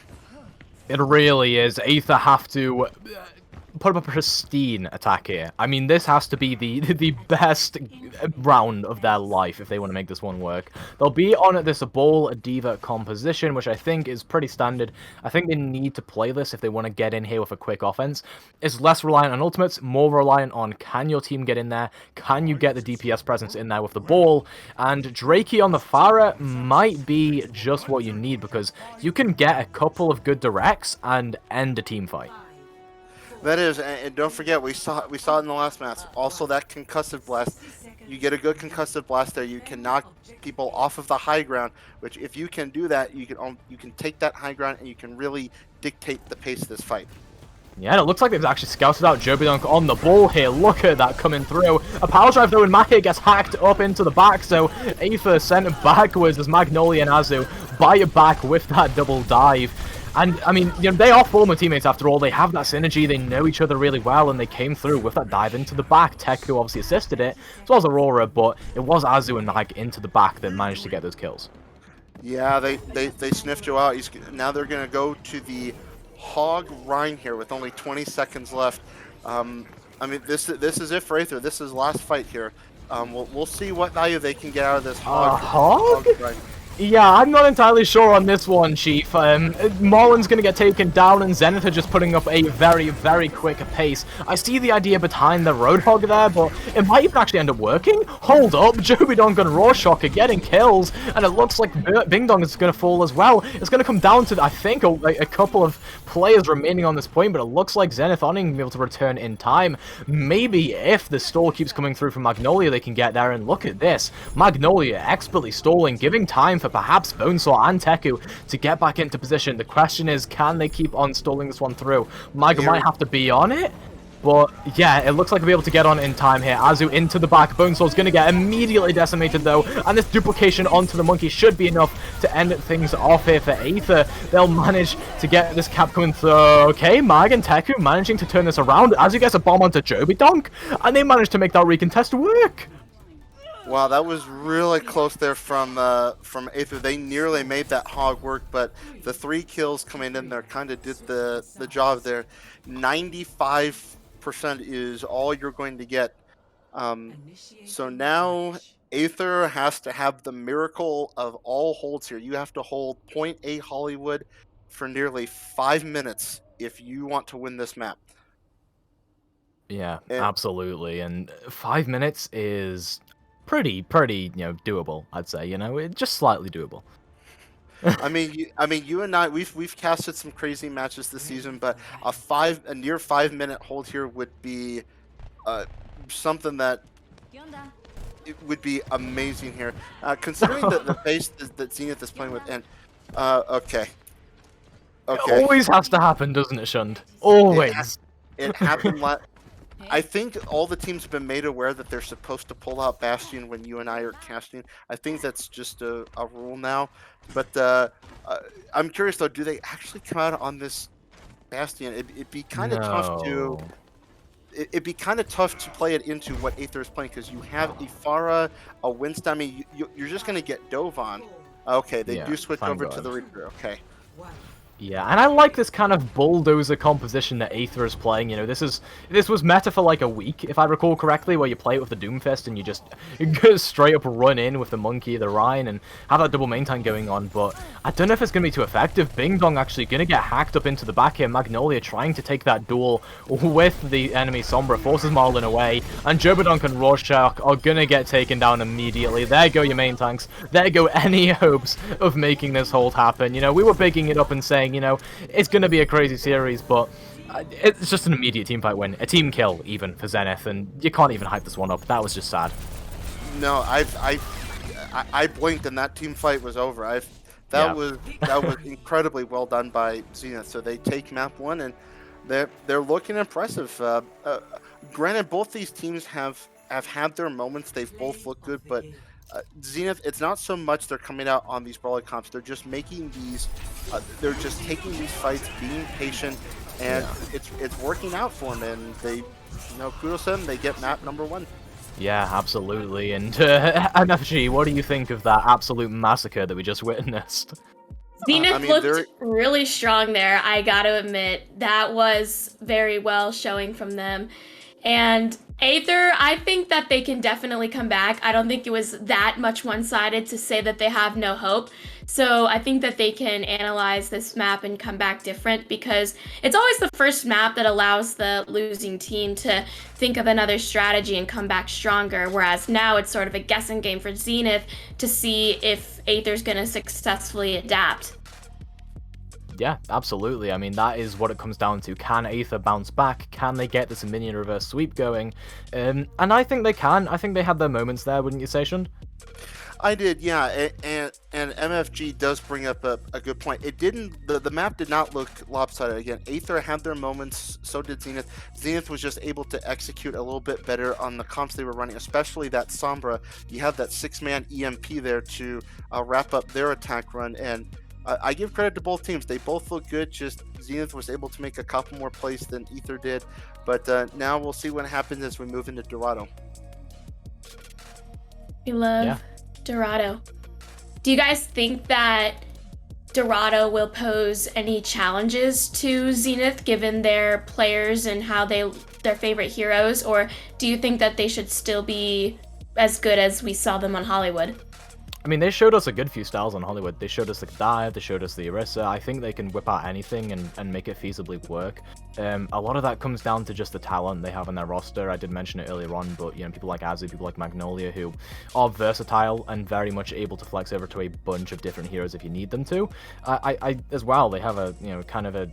They have the opportunity with that flexibility to not only just play compositions, but play variants of those compositions, adapt in the minuscule ways. I think Zenith are going to be looking good here. It's about Aether. Can they adapt? Can they bring out something that Zenith can't really adapt to? Yeah, and it's speaking in Halloween terms, we'll see if they can pull out any tricks here on map number 2. But no, I do agree with you, Toasty. Again, it's all about that adaptability. You know, we always talk about teams playing on comps that they're comfortable with, but this far into the season, I think it comes down to more about adaptability. Yes, you can succeed on your comfort picks, but are you able to make the changes when you need to? I think that's going to be the key question for both Zenith and Aether as we go into Dorado, a map where there are a lot of compositions that can work here, considering how much high ground you have on all 3 sections. There definitely is a lot of room to see different looks, and yeah, depending on the talent and what they are comfortable with playing, will be in for those treats. So, yeah, speaking of treats, since we've already given our full rundown of Dorado and waiting on the teams to go, what's your favorite Halloween candy? I mean, I've never been one for Halloween, so I wouldn't I can't answer that question. I'll pass to Shund. I'm probably about to get roasted for what I'm about to say here, but my favorite Halloween candy is candy corn. Okay, I'd say I respect that. I love candy corn. I always have as a kid, and my parents were even like, MFG, what is wrong with you? But I like candy corn. But now we have to go to Dorado. Yeah, thank you, MFG, for that enlightenment. I have no idea what candy corn is. I'm not gonna lie. I don't know if that's an American thing, but do not roast me harder than you're gonna roast Shund for that apparently bad take. I have no idea if it's a bad take or not. I'm gonna agree with you there, Shund. Just for the sake of argument, yeah, I like candy corn too. I think it is mostly just an American thing, but I like it. But a lot of people I know give me the death glare when I say something like that. I mean, fair enough. I mean, listen, you'd probably get bigger death glares for saying you like candy corn in the UK, considering none of us know what it is. But either way, let's get to the match at hand here. We got a very, interesting swap coming in here. So Lex is coming in for Zenith, and this is also another teammate from Catboy Crew last season. So we're getting the gang back together, it looks like. Yeah, so Aether coming out here on attack. Widow Genji on attack. Again, we saw this on Hollywood. Now they're bringing it out on Dorado, and you see this stall coming out again with the comp that Zenith's running.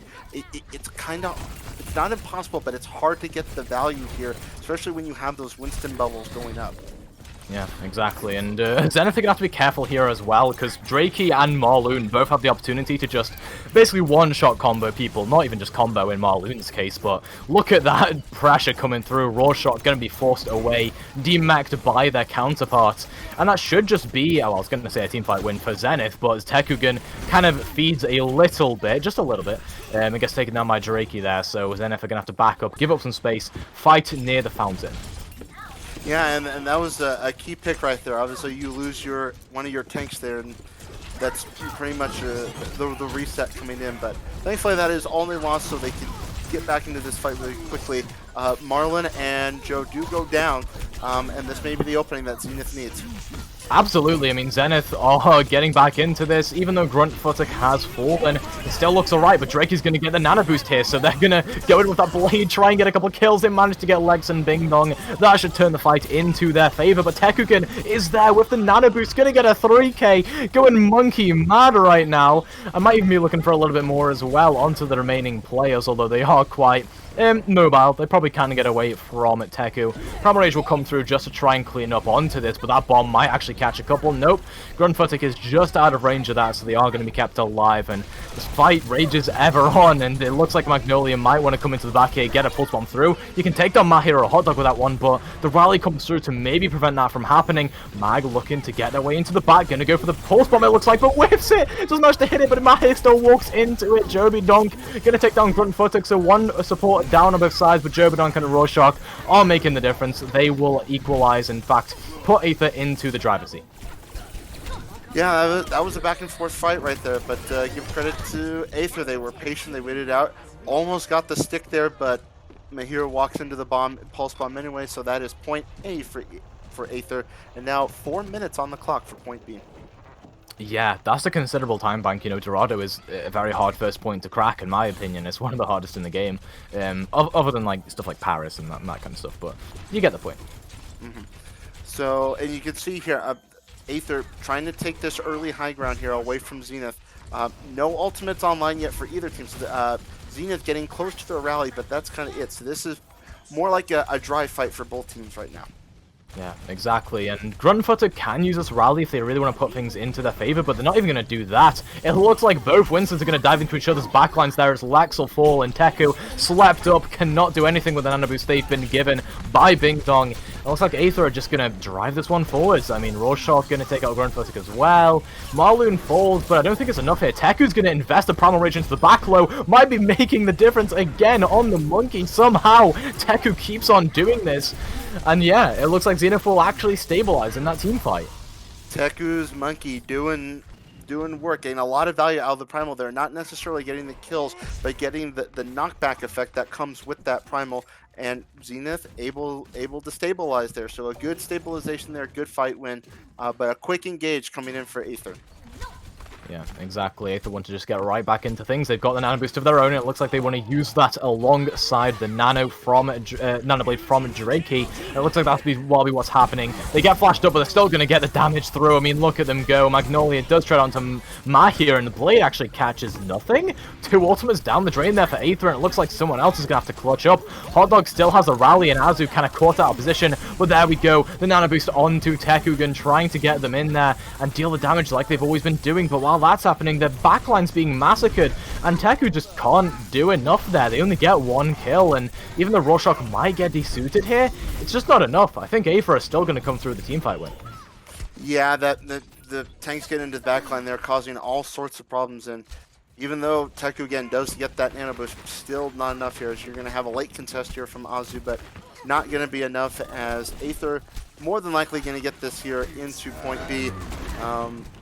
Here comes the Deadeye, and yeah, that's going to be point B for Aether. So Aether doing a much better job being patient in a lot of these fights, not really relying on these all combos, but more of being able to get these picks and then following up with those combos when necessary. Absolutely, it really comes down to that at the end of the day, and Aether, they have the opportunity now to take high ground. They can you get that cast to just fire down, I mean, bullets upon everyone. And Zenith are going to have a hard time retaking onto that because, you know, the Genji can basically just one-shot combo either Lex or Mag if they try and get up there. And also Drake is coming up towards a blade. This is going to look good for Aether. Drake, he's going to have that blade, and Mahir's about to have his nano boost online, so keep an eye out for another nano blade here. Teku gets whittled down here a little bit, but Zenith, they're coming up on some ultimates of their own, so this could be a very even fight here. But as I say that, the blade comes out, gets 2, and I think that should be it. Yeah, that should be Aether just rolling this one through. I mean, Magnolia, though, has different ideas completely. Gets 3 kills if you count that mech from Rorschach, and they've just turned that one around in an instant. Azu and Magnolia, again, the 2 names I keep mentioning here alongside Teku, and those 3 seem to be the call that Zenith need to put their resources into, because that was impressive. That was very impressive. Magnolia taking the words right out of my mouth. Every time I say it looks like Aether has won that team fight, you have one of those 3 from Zenith making a play. This time it was Magnolia, and now the reset coming in. Aether coming up on the rally and 4 ultimates. Zenith the same here. They're coming up on their rally and 4 ultimates. So as I say that though, Marlin does go down, so that's probably going to be a quick reset here for Aether as they wait for their Cassidy to get back. Yeah, it's a cheeky one clip from Mag actually on the staircase. You know, everyone on Aether rotated in there, but unfortunately couldn't keep Marloon alive as Magnolia just hit around the corner and got a nice little one clip. And unfortunately, there's not much you can do about one clips there. I mean, that Tracer does output a lot of damage. Those guns, while they may be small, they do output a lot of damage. And now you can see the fight on the high ground coming here as the dive comes in from Aether. Oh, nicely. And antied up. Yeah, and that High Noon actually going to get completely denied by Marloon, so that's 2 ultimates denied. Jobydonk and Marloon have both had them denied by someone on Zenith, and it looks like this fight is just going to debilitate in this small room. Gruntfooter gets taken down, Hot Dog going to get traded out there, so the Brig's falling first, if anything. But again, Mag and Azu just come through with a difference maker. I mean, come on, they construct these mad dives in such weird locations, and they manage to equalize and, in fact, put themselves into a better position in these team fights. They are, and they're being really decisive when they take these fights too. And now we're down to 30 seconds, so this is last fight territory for Aether. The only thing you're going to have to work with is what you've been using all game long, is that Nano Blade. It'll be online, but a pick, and that's it. Zenith has 3 ultimates here. The Pulse Bomb's going to come out, not going to catch anybody. The Nano comes out onto Teku, and so this is it, last fight. Okay, that's an inspirational pin as Lex hits 2 shots on the cast. Gonna look to go into the back here on the flank, throws the High Noon down, why not, has the skulls, gonna be probably denying that blade as well, forcing Drakey away and making them unable to make a play with that Dragon Blade like we've been seeing the entire time. So Lex, Azu, Mag, the 3 in the kill feed that entire fight, and they managed to make the difference. They end things off there on point 3. And it seems like no one in any of these games can cap up the 3rd point on any escort or hybrid map. I'm telling you that. No, they certainly cannot. And speaking of 3rd point, Aether, so for the first 2 points, Aether looked really good. Like, they were taking these fights. They weren't relying too heavily on those alt combos. But as we got into 3rd point, you saw it a couple times. They were relying on this Nano Blade. And while as soon as we think it got value, it's either Magnolia, Azu, or Teku on the side of Zenith just getting these plays and shutting down those fights. And that's what's been key here. Zenith able to be patient, shut down those fights, and really cause Aether trouble. And because of that, Aether not getting value from any of their ultimates, and Zenith has their win condition, so we could be starting at a 2-0 here. Yeah, we really could be, and honestly, Zenith, they're whipping out again this kind of Orisa composition. I'm not too fond of it, because Aether are playing this kind of hybrid brawl where this is either going to be a spawn camp, or they're going to play from the high ground and play for spam, and then go for a strong engage with Jobydonk and Marloon and Drakey. That is a composition that plays really well with Patience, but it does not look like that'll be happening. They will be looking to take the close engage here, it looks like. Yeah, so kind of that more aggressive comp as we saw last match. You have that Ryan, you have that Sigma, you have that May and Reaper. So this is really a comp set up to be brawly, and with not finishing the map, you kind of have to have that in this instance. Yeah, look at them in the small room. They can actually get spammed out as Mag and Lex go over to the explosive heroes. They can just spam it in the damage. I mean, look at them. Lex able to fire in with this Mercy Pocket, and that shield is going to whittle a down Teku from the back ropes.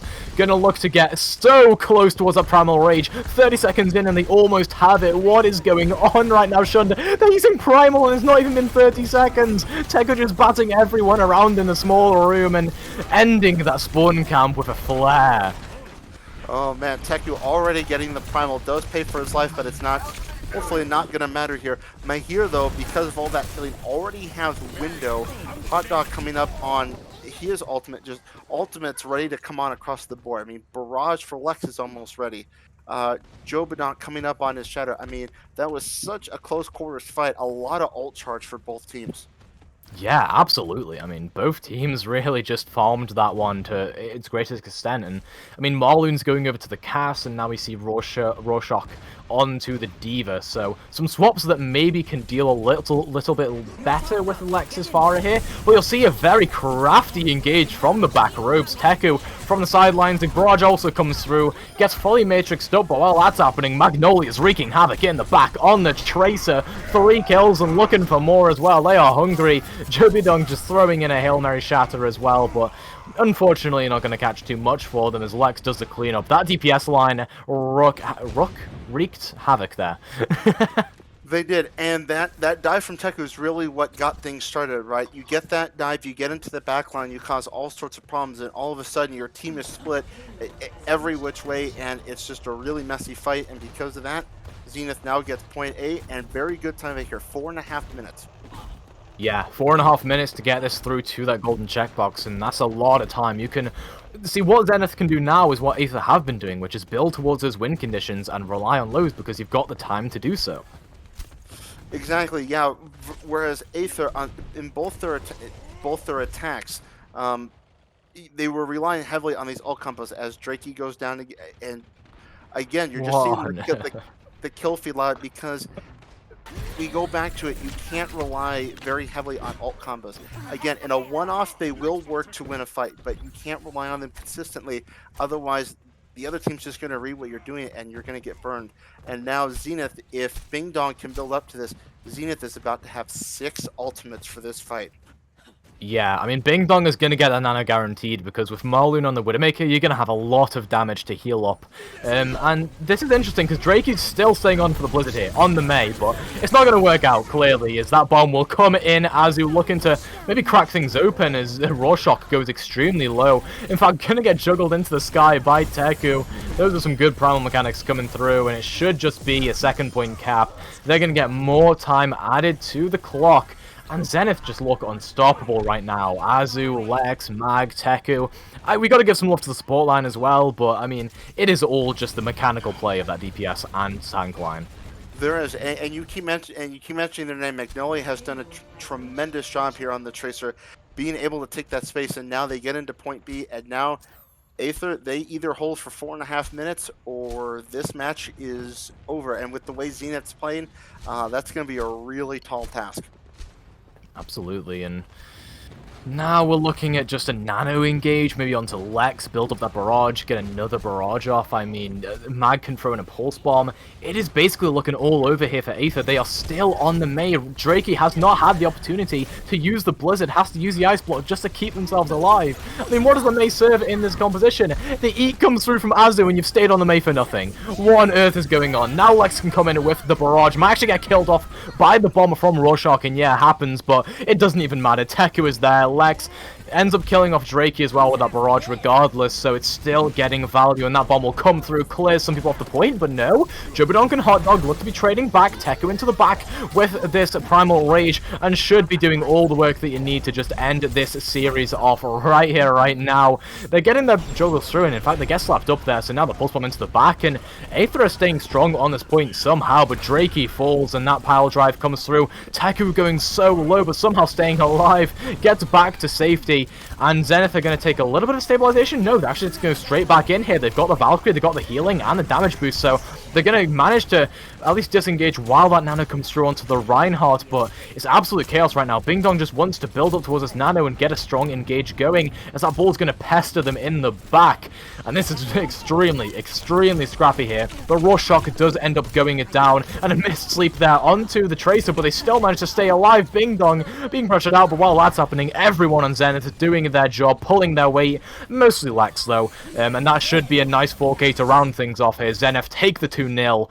What a dominant series compared to the other two we've seen. I know, that was, I don't know what more you can say about Zenith there. I mean, their DPS line really stepping up big time, but you give credit to everyone on that team. They did a tremendous job, and they looked unstoppable on Dorado. Blizzard World looked a little closer, but Zenith just put their foot down on this map, and they were really decisive on their attack, taking these fights, knowing when to dive, having that coordination, and when you can do that, if you do it right, it's almost borderline unstoppable, and give Zenith credit. They did it to perfection, and they got the win. The win they did get But Aether did definitely what we hoped that they would do, jumping from Hollywood to Dorado. They were able to make this a much closer series, as we clearly all saw. So I give them credit where it is due. But yes, Zenith is going to become victorious and get that clean sweep redemption. Yeah, and that's really what they needed as well in this season, right? I mean, they were 1-2, and now they're 2-2. Now they have the opportunity next week to make it 3-2. They definitely have the chance to make themselves have a good seed in this playoffs, whereas Aether, they're going to be playing catch-up. The best they can get is 2-3 now, and that's if they win next week. Both of these teams, as prospects going forward, are that Zenith are very happy. They're comfortable. Even if they lose next week, it's still okay for them. They'll be on the same level as Aether, basically. But even then, I mean, they are better than Aether, and that we saw that today. They played so dominantly, so fast-paced as well, and really wasn't even just that they were fast-paced, it's that they waited for those engage opportunities, and then they just dominated. Here are some members of Zenith themselves, so you guys have the floor for questions. Yeah, I mean, one thing I want to ask here, actually, mainly to Teku, is how do you get away with into the back pretty much alone and just not dying? All right, listen. We all know that I have a bit of a feed gene in my DNA somewhere. I was able to remove it scientifically through very minute precisions in my spinal column, and by getting rid of that gene, I have been able to stop feeding my ass off. Okay, me yelling at Teku to back up. Yes, that's also happened. Okay, that makes sense. That makes sense. Yeah, but no, like that pace you were playing with whenever Teku would go in. I mean, even when Teku was just a little bit, overzealous, a little bit feeding, you guys were following up on it. I mean, we were shouting your name, Teku, Azu, Mag, Lex. The four of you were just really spearheading that entire thing. Lofty support line as well, but really, like, what preparations allowed you to actually do this well against a team on the same record as you? Also, you go ahead and talk this one through. Yeah. So basically, what we've been doing so far is, week one we didn't really know what we wanted to play, and since then we've been like slowly developing our own style, slowly developing the comps that we like playing. Recently, we've started picking up the dive comp, and it's working very well for us.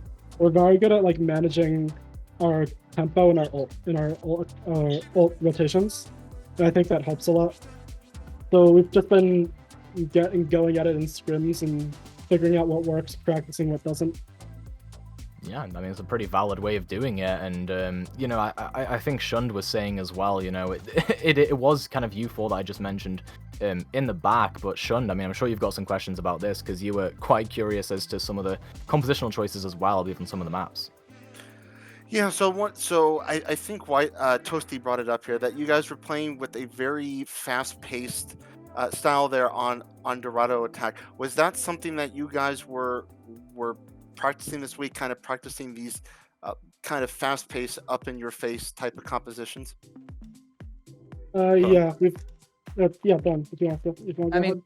A lot of what we've been doing in this week is, like Azu said, we've been figuring out what works and what doesn't. What seems to work is the very ooga booga, I'm gonna run at the enemy and shoot at them type strategy, which of course there's more going into it, but yeah, we've been practicing mostly fast-paced stuff because it's really strong, especially in the meta right now, to keep the enemy on the back foot, and that fits with our entire roster's hero pools and kind of just our entire roster's general play style for the game. And with you guys being 2-2 now, next week is the last week of the regular season. Is there a specific team you guys want to see next week? I want to see Summit, but I know that won't happen. They can hide behind the illusion that they're the best team in this league, but we know who the real winners are here. In the meantime, though, I'll gladly take whoever people perceive as the second best because I'm feeling pretty good. I mean, that is some heat. I'm hungry for a two-time. Yeah, I mean, yeah, feel free. I mean, you've got 3 of the KBC members, I believe, the former KBC members. We can't discount Grunt Foodock. Will won in season 1. Like he was on the OG Legacy roster. Times. Yeah. Yeah, so you guys definitely have it out for the two-peat, I suppose. And you're looking well equipped to do it. I mean, if you guys, improve and get that record up and really in playoffs step up your game, you could really be one of the better teams, in my opinion. Maybe that's my bias speaking, as I know, like, half of you, and I played with you last year. But, I mean, genuinely, you did kind of pop off today. Whether that was because Aether are bad or because you guys are good, we have yet to see. But going into the next weeks, I mean, what's your kind of mentality going to be? Are you looking to take it easy until playoffs, or are you going to just completely sweat it for the rest of the season? We still suck. We're going to get better until we're the absolute best we can be. There you go. Even in games that are winnable, there's always a mistake that you made that you can go back and look at. You always watch your VODs, you always go over them with your team, you always make sure that you fix that one small thing. Like, I didn't wraith out as much as I could. I need to improve that. Everyone, even in your winning games, like, for those of you watching, in your ranked games, watch your VODs and fix your mistakes even if you win. It's a Bones public off for service president. announcement. Thanks, Bones. First gamer Thanks, man. president. Well, thank you very much, you guys, for that wonderful advice. And once again, congrats on the win. I'll leave you now to go celebrate with your teammates. And as far as we go, we're gonna go ahead and throw it a break so we can get ready for our final match of the evening, which is going to be Cowabunga versus the Solomon Island Sloths. GG's, Aether. GG's.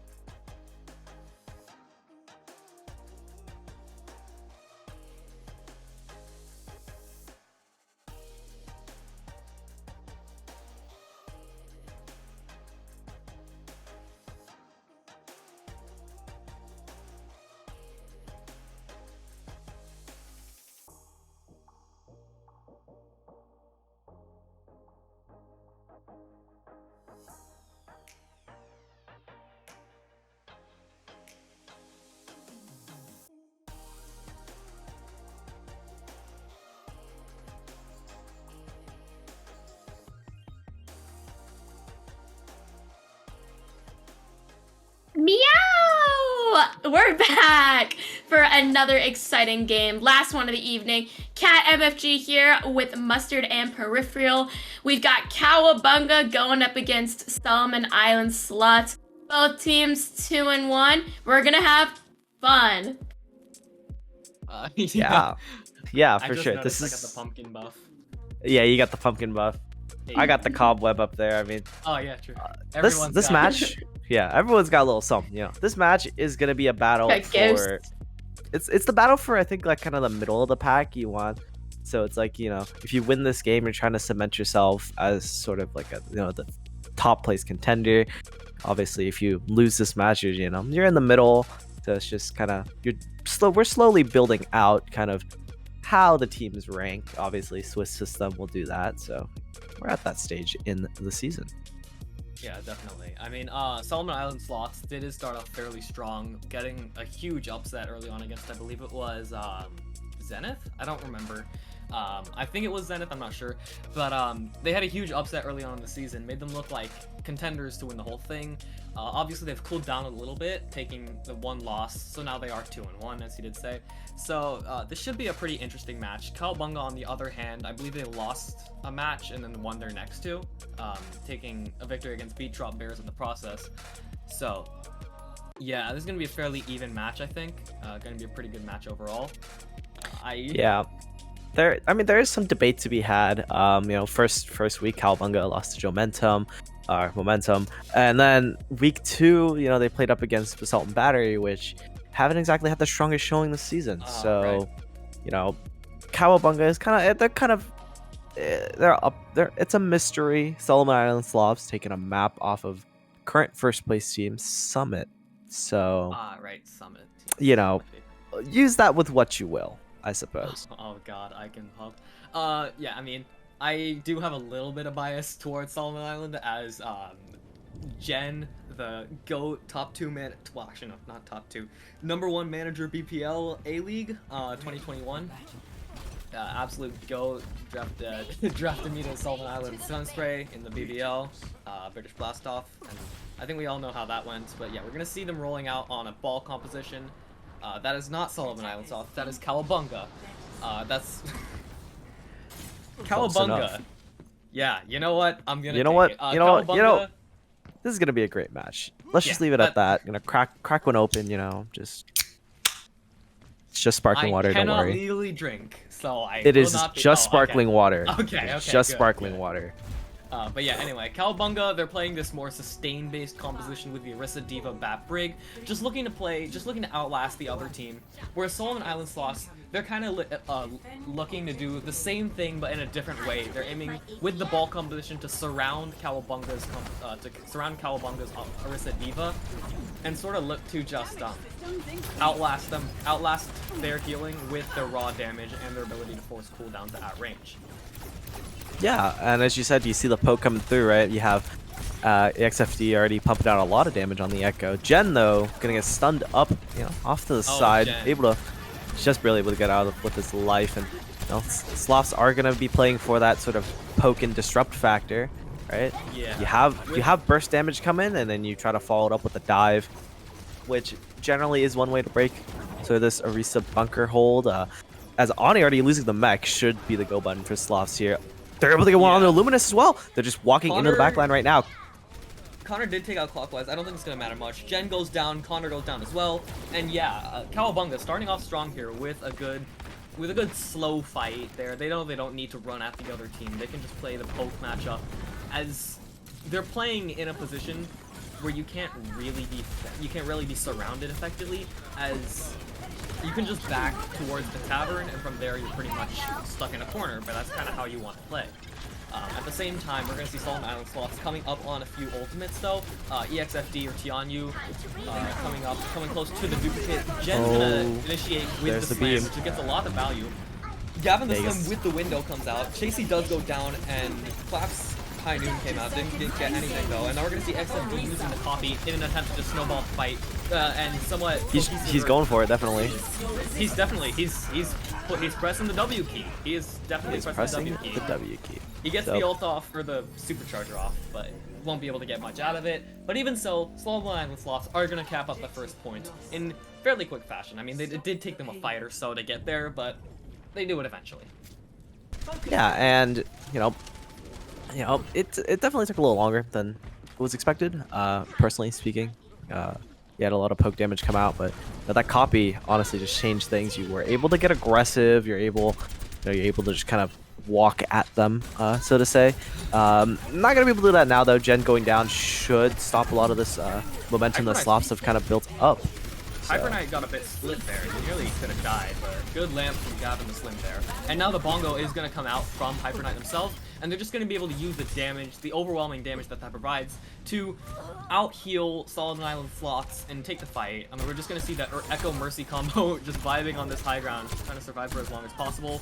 And, I mean, Jupiter's still alive for now. Jupiter, that was not for much longer. That was a little dicey there from Jupiter, how able to get out with his life. Yeah, Sloths, they're building up ultimates right now. They're just not using any. They're sort of taking it slow. They have the time bank to do so, but Eichenwald second is the the place where people get caught up. But that's just a great opening pick from EXFD.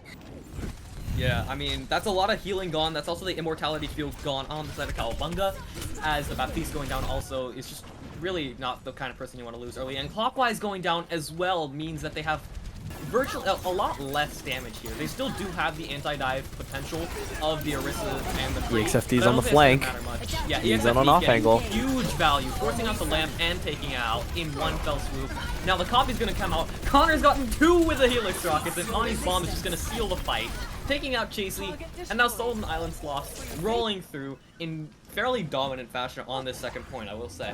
They're gonna be able to cap this second point. Yeah, but I think that was a little bit of an overinvestment of they got off the point there. Little overinvestment of ultimates, right? You pop the ultimates. The bomb didn't really get that much value because you're already getting picks with the copy, with just Connor existing. But Cowabunga now, kind of a complete shift in momentum. They change up their composition here. They don't have any ultimates. Sloths might actually be able to push this one in. Yeah, I don't like this switch from Cowabunga as much, as it just enables a brawl comp, or it just enables the ball comp to play even more how they want to. And it's already we're already seeing that as Hyper Knight. Hyper Knight. Well, Connor killed 4 in that fight, so like, I mean, good on him. Hyper Knight's just so split from the rest of his team, as the rest of his team just falls over in that scenario, with the ult coming out from Illuminous. Now we will see Solid Island Sloths turning this last corner, and it's getting dire for Cowabunga, as they're now they're now fairly close to switching into stall mode. Connor and Jen on this high ground, just looking to play. Just looking to play with the space that they're given. Genesic's Mine's gonna come out. Clap, though, gets 2, takes out both of the DS on the side of Solid Island Sloths, so now a lot of their damage will be gone. The Mines from Gen getting a lot of value, but Clap gets 3, takes out Genesec with the flash. No Fan the Hammer needed. No dishonest Overwatch here. Cowabunga, at seemingly the last hour, they will be able to rally, and they will be able to stop the cart in its tracks. Yeah, so again, there's just a window, zoning window here from Gavin, just to not allow Sloths to come out of their spawn. But as you see, right, as you shift off of that ball comp, you slowly start to play the rush. You saw Cowabunga, they take the L on the first fight because Sloths, they do have the ultimate advantage. They're just gonna walk at you, and then Cowabunga now they just have the compositional advantage. Now they're just gonna try and snowball that. That's a big blizzard from Clockwise coming out, and Decem, I believe that is Decem 15. I'm not sure. I can't do Roman numerals. But Chasey, the Diva, and Clockwise getting picks of their own. Does get the remix with the stagger. The stagger. Yeah, that's a stagger. Oh. We are witnessing a stagger. Okay, well, Ani's gonna be able to rejoin the rest of their team. We did see also Solid Island Sloth switching onto the brawl. I forgot to mention that. But yeah. Genocide, a very prolific ball. So it'll be. I don't know the logic really behind the switch, and it doesn't seem to be working out. The shatter from Gen comes out. Oh wait, this is winnable. Jupiter booped Decem off the map, but Clockwise has gotten 2. salvaging this fight somewhat for Cowabunga, and still they're holding strong. The clock has dropped to below 90 seconds. And now for Solomon Island Sloths, we've seen EXFD or Tianyu switching onto the Doomfist, perhaps in an attempt to just win this next fight out through the sheer potential to create chaos. The bomb from December. There's the comes out, chaos takes out that's Jupiter. being created. You have, the lamp comes out now. You have the window going through. Yeah, it's not looking good for Solomon Island Sloths at the moment. Yeah, Cowabunga, they do stabilize, with help with that window, a beat, and I think a bomb there as well. They do, but Sloths are in a rather precarious position. They don't have any ultimates except for that bomb coming up, and they're coming up on last fight with this weird timing. Clockwise takes out Oni with the Blizzard though, very good investment for them. The Lamp is very good from Illuminus, but it's not going to help much as Chasing Gavin and December get picks of their own. December with 2, they've come alive on this 3rd point, and now 30 seconds are left on the clock from Solomon Island Sloths, and they still cannot win this last fight. Yeah, and now you're just gonna, walk up. This last fight here for Solomon Island Sloths, they still don't have any ultimates. Jupiter will build up to that beat, but you're going up against a window and a shatter. We'll get the high noon and the beat from Cowabunga later in the fight. So Sloths have to come up big here with a really strong pick. Or I mean, they forced the window into irrelevance pretty much, as well as the high noon from Clap with the wall. Oh my! I say that, but he's gotten 4. What is that? My voice is cracking like crazy. Even my vocal cords cannot process the absolute madness that Clap just pulled off, getting 4 with the high noon to rescue that fight for Cowabunga, and they will hold on this 3rd point. Cowabunga, they looked a little uncertain there on their on their first kind of defense. Solomon Island Sloths, they had a decent time bank going in the second, and again, they just really couldn't. Sloths really just couldn't close things out on 3rd point. They just were never able to really build any ultimate advantage, especially the DPS ults. They couldn't figure out what DPS they wanted to run. They just kept ping-ponging back and forth, and it ended up not giving them any sort of opportunity to really build up ult bank and try to snowball it. And now on the defense, they're going to run a very similar composition to what we saw on their first attack. So, and Cowabunga opting for, I assume, what will be the 6-man composition. Okay, Clockwise, I'm just gonna assume Clockwise is— oh, no, I know this comp. Okay. Oh. No, please tell me they're not doing what I think they're doing. I also want to point out, Connor switching to, staying on the Soldier in that Brawl comp probably hurt them a lot, as with Soldier, you kind of want to play a flankier poke style, which doesn't really work with a Brawl comp, but, I mean, they're on the Tracer now, and— wait, what is this comp? Okay, I'm just gonna assume Cowabunga are running Brawl here. Yeah, it's 6-man. There it is. Okay. It's the this 6-man comp. Overwatch time. Let's go.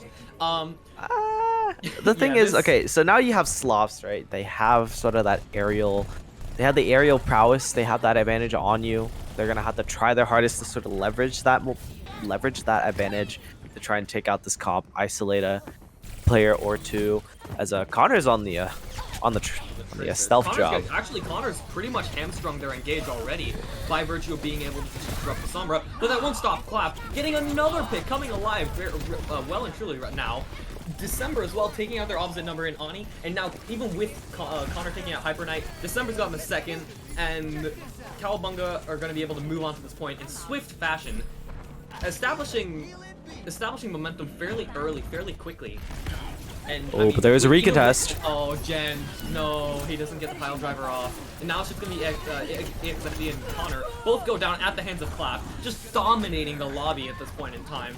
And yeah, Cowabunga, in swift, dominant fashion, they're going to take this first point. And for Solomon Island Sloths, they're coming up on a few ults, but there's still like the question of how do you play into this comp? How do you overwhelm the Moira Lucio backline that provides so much sustain? Yeah, again, you have, you have a lot of sustain, but, again, the best way to counter it is just burst damage. That's the one thing that their comp cannot really go up against. So you do have the Echo there, you land a Stickies, you land a pile driver, just get a clean engage, and that's what they're trying to do here, but it's not really going to work out well. EXFD goes down, the full essence and the bomb combo goes huge. Clap takes out one, but Hyper Knight goes down, as does Clap, with Connor getting a nice stick, trading his life to do so.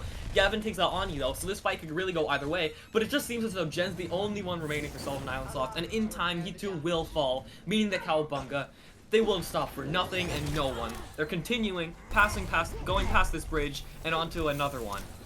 Well, I say another one. This is more of a bridge.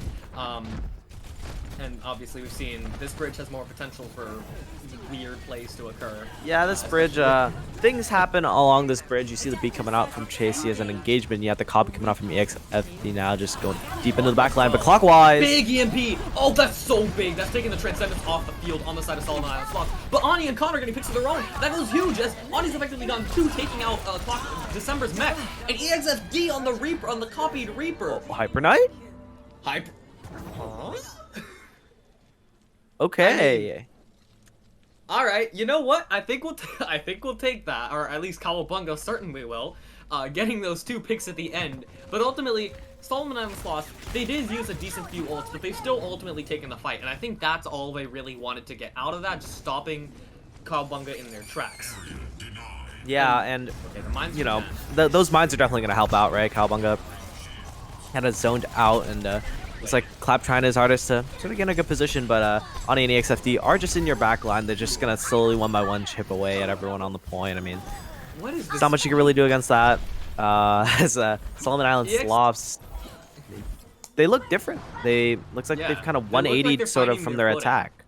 Yeah, I mean, EXFD switched onto the Reaper. We saw Illuminous in a very weird position, just sort of both teams kind of switched sides there, where it seemed as though Cowabunga were taking the rotation through Castle. Connor's in the back line. Just let them play. And now Connor gets a pick on the Chasey. That's crucial. Chasey. That's their engage effectively gone. As now with the Lucio, you don't have the speed boost. You don't have the quick rotations to be. You don't have the ability to make quick rotations. And now you're effectively at the mercy of the pokier comp the Solomon Island Sloths want to use, or the pokier style that Solomon Island Sloths theoretically want to play. But now with the dive.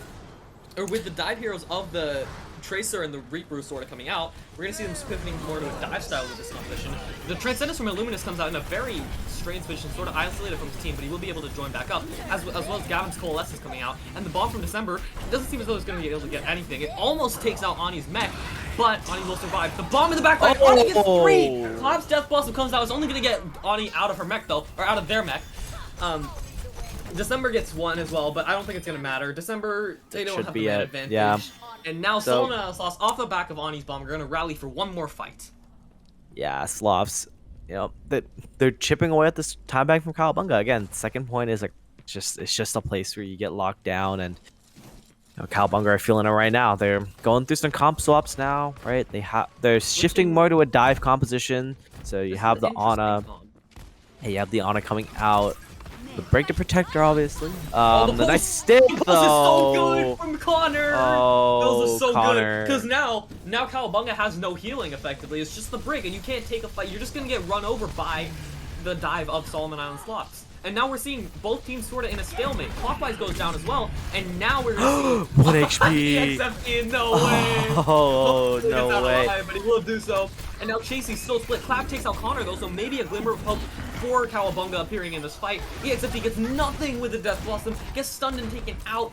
And now the roles have completely reversed. Now it is Solomon Island Sloths that can't really take the fight. And Clockwise back with the EMP will aim to use it to just seal the fight for Cowabunga, who rallied magnificently here. Genesec's alone and stuck with Clap, who does have the flashbang. The EMP from Clockwise comes out. The High Noon from downtown. The high ground High Noon. Chasey and Clockwise both fall though. Jen getting a huge boop there, even with Clap taking Jen out. I don't think it's gonna matter. EXFD's taking out Hyper Knight. December and Clap and Gavin have all fallen. And now for Cowabunga, from a seemingly a 1 fight, they've snatched defeat. Like the Philadelphia Fusion. They just cannot seem to pull it out in this match. And They're now just not able left. to. Yeah, like now the question becomes, can you even touch now? Like, you have the Nano Monkey engage, you have the tank ultimates on the side of Cowabunga, but first you have to touch the card. They will seem to be able to do so. Hyper Knight will have the Primal Rage up. The slam from... Oh, Illuminous is so split there. Illuminous has to fall. He does at the hands of Clockwise. And now, this is a winnable fight for Cowabunga. They do have the man advantage. Ani's bomb comes out, as does that of December. December with the remake takes out EXFD, and with Hyper Knight taking out Connor means that at the final hour, a glimmer of hope, and Cowabunga will be able to lock up this second point. Clap hits a cheeky stun onto Jen, just forcing him off the map. No respite for the hamster. I hate the hamster. We all hate the hamster. Clap takes out Illuminous, and now that's just it.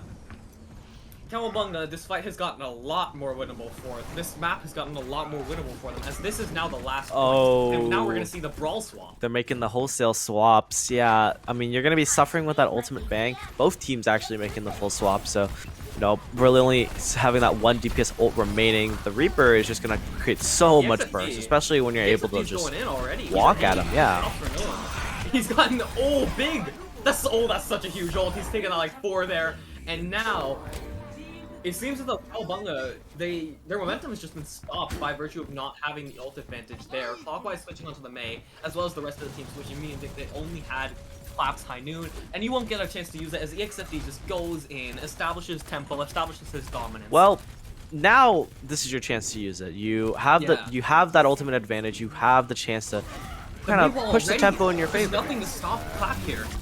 He could go huge again. Yes, he doesn't though. He won't find the same fortune. He gets nothing. Claps does take out EXFD as well as Illuminous' lamp though. And now this is a winnable fight for Cowabunga. Connor split off, but he will be able to take out Hyper Knight somehow, some way. Ani's bomb comes out. December did take out Connor though. Ani takes out Gavin though, meaning that they have virtually no healing presence here. Jen getting clapped as well. It's just Chasey, and now they barely can they even touch? Clockwise will be able to. The Blizzard from Clockwise comes out after the Ice Block, and now Illuminous is split, alone from the rest of his team, probably will fall here. Clockwise takes him out. The Lamp from Gavin comes out just to keep them alive in this fight. It goes down rapidly at the hands of EXFD. Genesis backed onto this ball as well, maybe just to create a little disruption, maybe just to stall a little longer. But Hyper Knight's Shatter is massive! He takes out one, he will go down, but December following up, make sure that Connors goes down, and now Cowabunga has all the momentum, all the ultimates in their favor. The bomb and the window, which is gonna come out just to seal this fight, and now Genesec just stalling, just rolling around for his life. The beat comes out, as does EXFD onto the Reaper, just to try and stall out a little longer. The beat's gone now, and Hyper Knight switching onto the ball, he's taking out EXFD as well. Connor's wall is just gonna come out to maybe create a little space for us, a little breathing room, but the Blizzard from Connor's wall coming out, that could be a really good Blizzard. Ani's taking out Clap, though. December takes out Illuminous and the Lamp, but Connor and Ani have gotten picks of their own, and now Solomon Island Sloths rallying at the final hour. They're taking this fight back, and somehow, even with Connor going down, it seems as though, again, Cowabunga have just lost the fight barely by the skin of their teeth. The Blizzard from Clockwise, he gets the Blizzard off! End to end and back like 3 times. I can't even count anymore. But Clockwise takes out EXFD. The slams, the reciprocated slam from Hyper Knight is gonna come out. Clockwise has taken out 2 now. The lamp from Illuminous is gone down, and now Solomon Island Sloths. They thought they had the fight, but Clockwise coming up huge again and again, and Clap as well as Chasey coming back the last minute are going to convene to make sure that Cowabunga at the very last moment is going to somehow win this fight.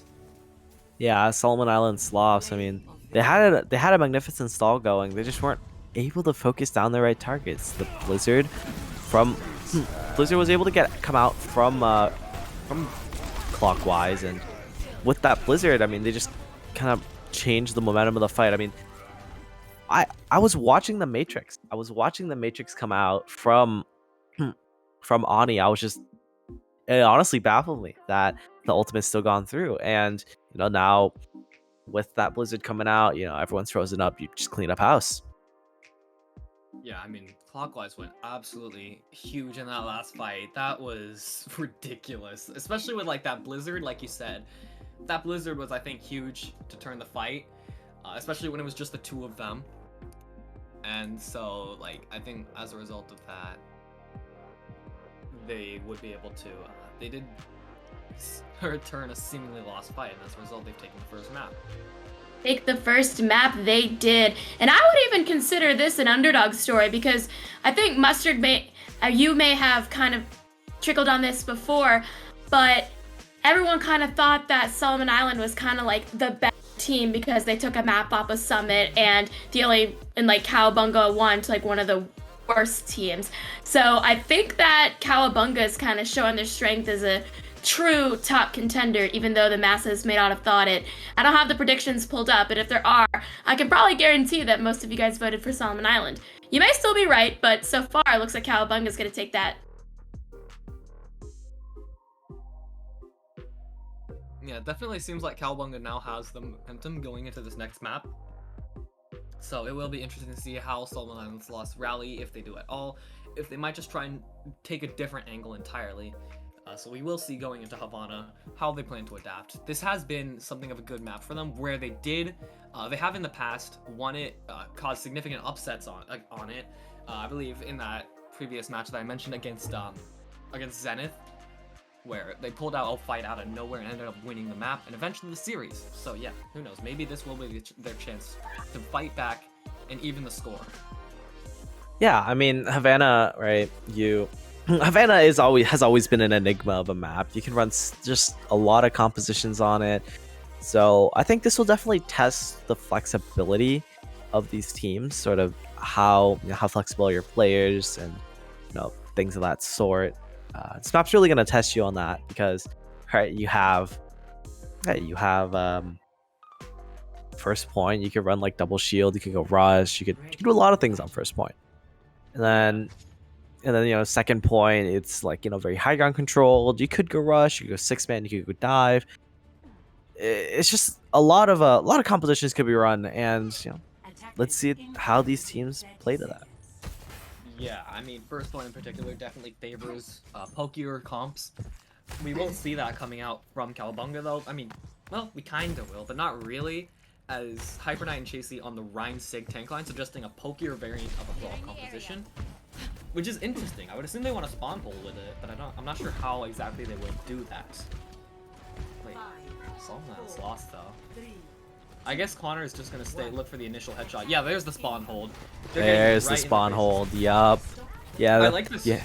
I like. You have both shields. You have the Symmetra even just to kind of melt down Jen's shield, and we'll see if Sloths are gonna be able to break this one. Yeah, I mean the Maywall comes out. Hyper Knight just asserting dominance right out the gates, getting the charge kill onto Genesect. EXFD, oh, though, EXFD. That's a big pick. That means they can't really sustain if Solomon and Sloths just decide to take the fast fight. So You do have the teleporter to get out. Cowabunga do have sort of that get out of jail free card, assuming it doesn't break, but Jen is just gonna get walled off. No. Yeah, I mean, in this position you can't afford to cede ground, as you're really only holding close just to stall for time. Ani taking out clockwise though means that the teleporter will split. Although Ani's no. Clap. My brain's not definitely not a good position there, and yeah, the rest of Cowabunga are just gonna fall over as in retreat as Sloths slowly break that spawn hold barrage, even invested by EXFD just to sort of ensure that no one from Cowabunga can come, but just put the nail in the coffin. There will be no 1v6 here. Solomon Islands Sloths, they have the ultimate advantage. They have 4 ults coming up here. Ooh, yeah, they're gonna have 6 ults. They can build 6 ults here if Clap gets a lot of value in the pre-fight. Oh yeah, so this be really big. This will be an ultimate heavy fight. As this is gonna be this is gonna be. We're gonna see Cowabunga. They're definitely gonna have to play this. Oh, Connor with the flank. Big from Connor. Oh my, the 4K high noon. Even with the other ults coming out. Oh man, he didn't get the 6K though. That's an unlucky. Both McCree's coming out in this match with 4K high noons. That's lot of 4K high noons as well. Yeah, a lot of value being had from these high noons. And yeah, now Solomon Island Sloths, they're gonna cap up this first round. Yeah, and you see Cowabunga shifting to a double shield here on defense. Definitely, it's definitely sort of high ground forcing, but it's just a big shatter from Jen. The flux from Chasey though, the flux is bigger, and now I believe. Wait. Okay, Clap's in the backline getting picks, as is Gavin getting the pick on the Genesect. So Cowabunga are rallying here somewhat. They're gonna take this fight, and they are gonna win it out. So good stuff from them. I do like the switch onto double shield here, sort of to just Okay, Genesect's onto ball now. Yeah, so it looks like I think they see the double shield. They're like, okay, let's move back to the ball comp. Let's sort of go back for more poke. But Jupiter is still on Baptiste, so where exactly are you gonna get the value from the Baptiste? Where is that gonna come into play? Cowabunga they're just gonna burst down your ball. You can't heal them from long range, right? It's just a lot harder with Baptiste right click to heal from range. You don't have a nano boost to kind of synergize with your Genji. And yeah, there you go. Jen's already dead. To be honest, I think they're using the Bap more as a DPS here, I saw the Paris tournament do it once it held. That's the only reference I have. But anyway, Ani's gonna take out Hyper Knight. Clap getting value of their own, though, taking out EXFD. Tell it saying pretty much to his face that no, we will not be playing Genji here. Illuminous as well on the Zen now, taking out Chasey. And just looking to put some poke damage in. Oh. Clap on the flank though, just ratting in corners. Call him Steel Valorant because he's playing a different game for all we know. Connor's gotten 3 though. Ani did take out Clap as well. So Solomon Island Sloths, even losing their Zen early, they are gonna take the fight. They're gonna continue to trundle along. And now they're approaching the second point. Yeah, the second point. You see Cowabunga, they're set up for a fight, but they really don't have that many ultimates to work with. The Clap with the High Noon and Hyper Knight building up that Bongo late might be all you're going to get. That window, though, is just going to be devastating, especially with the Visor going through it. I mean, Clockwise already making their mark on Hanzo, but it's not going to matter as the rest of his team's just been run over already, especially with especially with Genesect, Jupiter, and EXFD in particular, all getting massive value. And now with Solomon Island Sloths capping up the second point, EXFD is going to have the blade up. So with that, they could just snowball hard. That is an unfortunate lamp from Gavin. Oh no, he fat fingered. Yeah, hopefully they're gonna build that back by the time the next fight breaks out. But again, Cowabunga, they don't have ultimates again. They're once again in a position where they don't have ultimates because they make swaps. They have the Bongo, they'll have the window build up, but you're going up against 3 ults. You have the Blade, you have Mines, which you're likely going to combo together, or... Claps on the Widow already? Okay. Those Mines are, bit creative, I won't lie. Wait, they take up... Chasey did fall. Chasey did lose mech to them. So, you know, EXFD's Blade's gonna come out. CLC will switch onto the Brig as well. Clap takes out Connor, though, establishing their mark early on in the Widow Mirror. And now Cowabunga's just gonna reset here. Oh, no way. Oh, I thought Clap was gonna take out... was just gonna spawn camp EXFD. Oh, no that would have been spawn huge. for you. Yeah, it would have been a bit corny. Yeah, so... Widow duel. Clap coming out on top there. Cowabunga against the Sloths. I mean... what can you do if you're Cowabunga? It's difficult. You know, you're finally building up to your ultimate, so this has to be your opportunity. This is your fight to win. You have to take it. And Clockwise with a good opening pick, but Illuminous has other words. Interesting. I mean, I guess they want to just try and overwhelm, like take space and overwhelm through the healing potential, but they won't really be able to do that as the raw damage of oh, it's a shot. Okay, Clap. Okay, another one. He's got 2 now, and now Cowabunga are gonna come alive. Now they're gonna start to take space. Clockwise, Gavin, and Clap gets another. Chasey, Clockwise, and Gavin as well, getting picks of their own just to solidify that fight. And there we see the advantage of the Widow on this point. The unrestricted sightlines enabling you to just jump up, peek over that wall, click ahead, go back down, click another head. And by then you've already won the fight. Yeah, that's 1 or 2 picks can turn the tide of a fight. Clap, he's just going to shut it down before it even starts. Yeah, Jupiter, you're not going to have any healing. Yeah, this is getting a little ridiculous, I will not lie. Just a little bit. Someone has to check Clap, bro. Like, We're also someone run a check really quick. That man is hitting a lot of heads. PC end game. Chasey as well is getting a lot of value here. Connor's also opting out of the Widow duel now, just rather trying to just harass the Widow as Tracer. But we're also seeing, I wanted to point out, Solomon Island's Sloths here, they're kind of falling over on this 3rd point, similar to Eichenwald. So, I don't know, maybe this is a pattern, maybe this is just Cowabunga adapting. Yeah, a big flux here from Chasey though. Lamp does keep everyone nice and topped up, but Luminous going down is just a little less healing. Connor able to equalize the XFD now with the Dragon coming out. Chasey's really split, but he should. Yeah, Chasey is in no man's land. No. There it is. Oh, you poor soul. Well, he did take out Jupiter, so it's a little... A nice way to say goodbye, I suppose. You murder the other you murder the other team's Baptiste. Jen and Connor. Jen gets 2, Connor getting 1. Means that Solomon Island Sloths, at last, they're going to be able to proceed. Although they have no time. They have 20 seconds left. I didn't even notice in the midst of Clap getting all that value. EXFD now switching onto the Widow. Just opting to maybe try and keep Clap under control, but with the Insight and the Bongos coming out, it'll be easier said than done. The Dragons as well. Oh, that is a really nice Dragon. Split up. Oh, Jupiter. Oh, Jupiter, no. Oh, no. Gavin and Clap. Okay, well... Yeah, the rest of Cowabunga, they're just going to clean up. Cowabunga's gonna clean up. Oh, clockwise. Yeah, clockwise on a little bit of a flank, but I mean, Yeah, I mean, it works. It works out. Nice cleanup from Cowabunga. Jupiter, not quite too sure what happened there, but with sort of the way the fight was already going, I don't think the Sloths are going to really pick that one up and continue to roll with it. I mean, 86 meters, though, on third point on Havana is no easy feat. So that's still quite a long way for Cowabunga to push the cart here on their attack. And we've seen what they can do. Looks like they're very, very confident in their third point because they have Clap on the Widow. But the key is getting through the first 2 points. What are you going to do to get through the first 2 points? Yeah, it'll be interesting to see how both teams adapt with Cowabunga establishing a pretty good hold on third point, as well as the spawn hold. We're gonna see both teams playing double shield here. Well, assumedly playing double shield. Assumedly, Chasey, yes. Yeah, Chasey. Double shield. Chasey, Yeah, he's the doing double his own shield, thing. double sniper. You know, it's a tried and true on Havana. Chasey gonna be opting for the Diva actually. Which we've seen Risa Diva around. It can definitely work out in terms of sort of how you choose to play the Diva, right? You can provide a lot of people. Yeah, he's on the there it is. Wait, no, he's Chasey's not. back. Okay. Oh, Chasey, okay. stop playing mind games, please.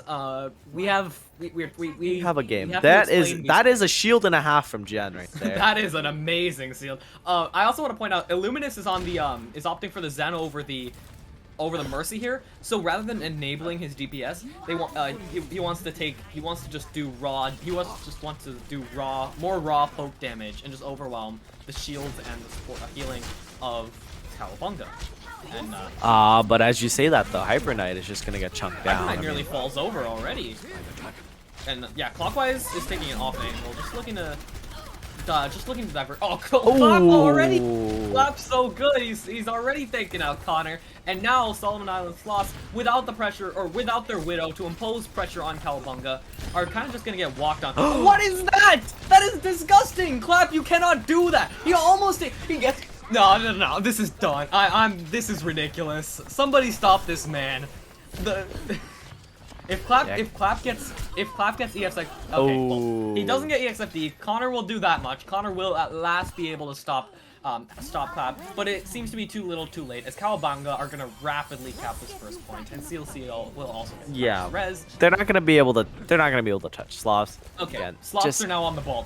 So. Yeah, the Widow again. Like I think that's your best shot if you're trying to go up against the Widow. You're trying to go against their DPS who aren't necessarily that mobile. But you're not even gonna get that opportunity. Clap has already picked off EXFD. I guess this is your window. This has to be your window of opportunity. You have sights up. You know where Clap is gonna be positioned. You have to sort of press the go button, but it's gonna be difficult without a lot of your DPS. Hyper Knight's just pushing the cart though, and the rest of his team are poking for free. Like, it just feels like Cowabunga is playing this better. The dragons from Clockwise come out. That's not Clockwise, that's EXFD. And EXFD's dragons will take out Clockwise. So ultimately Hyper Knight's still pushing the cart. He's gotten it halfway already, and Jupiter's gone down, as well as Gavin taking out Ani. So now Cowabunga are just gonna be able to keep pushing this cart. And I mean Connor. He does take out Gavin. Okay, not bad. So maybe this is winnable for Sloths if they can come back in time. Jen is just spinning for their lives. For their life rather. Clockwise takes out EXFD, their opposite number, although not without Hyper Knight going down. So a little bit of collateral damage, if you want to call it that. Clockwise will have the dragons up just to get value out of this position that Solomon Island Sloths have been forced into. Jupiter's lamp will be forced out and go down accordingly. Chasey's bomb did take out Jupiter though, so that's a lot of healing on the side of Solomon Island Sloths going down. Hyper Knight, he's just gonna look to stall out, just gonna look to push this cart. Connor and Clap taking the Widow duel, but Chasey will interrupt it. I mean, I don't know why Chasey felt the need to get in the way of their Widow duel, but he will take out Connor. Ani did take out Seal CEO, meaning that the rest is off the field as of the pocket potential. Ani's gotten two more, the bomb and Clockwise, going a bit crazy with it. Clap did take out EXFD, who was presumably trying to get the sneaky assassination pick, as did Hyper Knight onto Illuminus in the back line. And now the lamp on the side of Jupiter will be forced out. It won't really do much though, even with, I say that, Jen and Connor did get picks of their own, so now Solomon Island Sloths, again, they're turning these weird fights where it just seems like it could go either way. That was just such a weird fight for both teams. Even Sloths, like they were up and then they're down, then they're up and then they're down. And just no one seemed to be able to really finalize sort of, hey, let's clean up the house. And especially with the spawns, when you reach that part of the second point, are pretty equal. So it's just like, you know, you get this back and forth stall like you're playing 2CP, and it looks like Sloths came out on top of it. And big, good early pick there. That takes off a lot of the one-shot headshot potential that the Widow has, and thus a lot of the poke damage, just the immediate, the insta-kill poke damage. The slam from Jen's gonna come out as well. Jen will go down though. Clap, switching onto the McCree, he's like, no, I don't think I will be taking the Widow duel. Instead, he's just gonna play to sort of make the ball's life as hard as possible, and will do so. Although the pull from Hyper Knight was very good. That is Steel and Illuminous goes down. Duper as well falling. That is a window and a visor. I'm not too sure. I'm not sure sort of what their goal was. Again, you know, you're down like 4 players. It's just it's so difficult to just it's so difficult to change the tide of that fight, especially when you have the Orisa shield, you have the Matrix. You're not going to get any value from, you know, window and visor in that scenario, and you're not swapping off either, so there's no sort of like swap justification. I mean, Solomon and the Sloths, they're gonna switch to a more sustain-based comp, where they just want to stay alive. They want to outlast the poke. They want to. JC switched onto the D.Va as well. EXFD's already taken out Clockwise, which means that you don't have as much poke on the side of Solomon and the Sloths. Clap's just gonna zone everyone. Rather. My brother has just entered the room. I'm not sure why. AXFD did take out CLCEO. Clap's High Noon is gonna get countered as well. So, Genocide takes out Hyper Knight, so now this fight could really go either way, but it seems as though Solomon has the advantage. Oh, that advantage will not last long. Jen's gone down, presumably. EXFD though, they get a pick on a Gavin. That's a lot of healing gone on the side of Cowabunga. And now, Solomon on the Sloths again winning out these weird ass fights. And EXFD, he will get pressured out by Chasey, but will survive for the time being. Just looking to get shots off on this low ground. Clockwise as well, fighting on the card, just trying to get some more poke. The Dragon from Clockwise will come out as well, just looking to split up. And big pick, great pull from Hyper Knight as well. But Gavin does go down, meaning that you don't have as much healing if you are Cowabunga, which they are, obviously. Chasey does take out Connor, and Clockwise getting EXFD again. Now Cowabunga, they're approaching the golden box of victory. They are in the driver's seat, and they show no signs of even attempting to want to let go.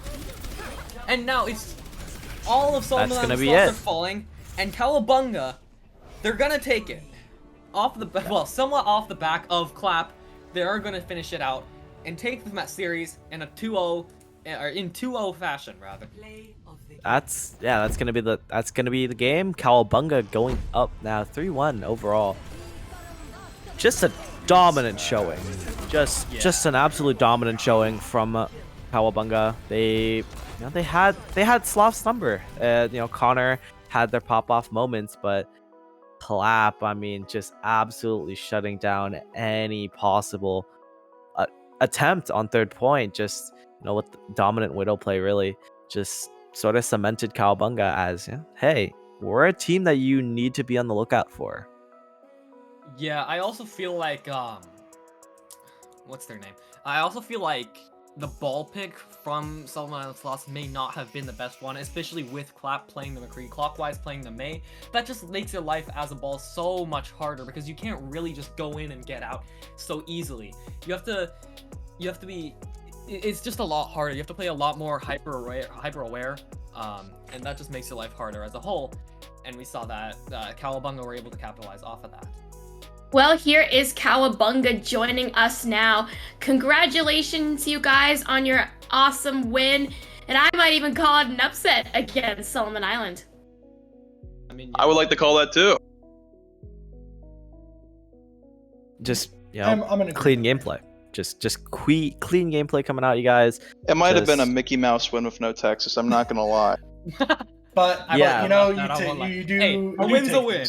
A win is a win. A win is a win. Yeah, the Sloths, you didn't mention Texas is not here today, so they're definitely down that one player. So a little unfortunate for Sloths, but I mean, win's a win. So how you guys wasn't feeling? Banned, right? He just wasn't there. I think he just wasn't there. Oh, okay. Okay. Yeah, I mean, like, how you guys feeling after that?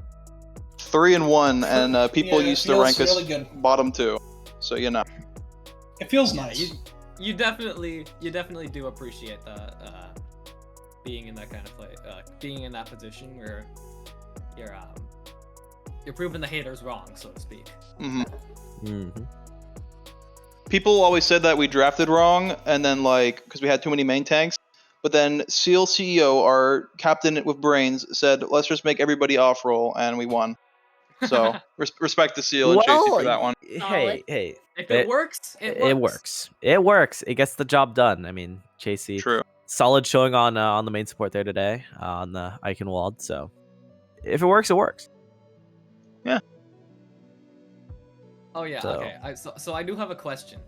Does Clap normally do that, or was that just a one-time thing, or like is he normally that cracked? Because I think in our wins, it's been pretty consistent where Clap has gone kind of above and beyond and did what we needed in those moments. Claps. Yeah. Yeah. I can definitely get behind this sentiment. In the pressure of the game, he seems to rise up to the occasion a lot. Yeah, it's great to have a player like that who you can depend on to rise to the occasion to just activate when the time demands it, or when the situation demands it, and just come alive and absolutely dominate. Yeah, and if we look overall, you guys 3-1. Yeah. Didn't expect that one. It'd be a Really pretty didn't. sexy one. I can't wait to talk about that one for the next week.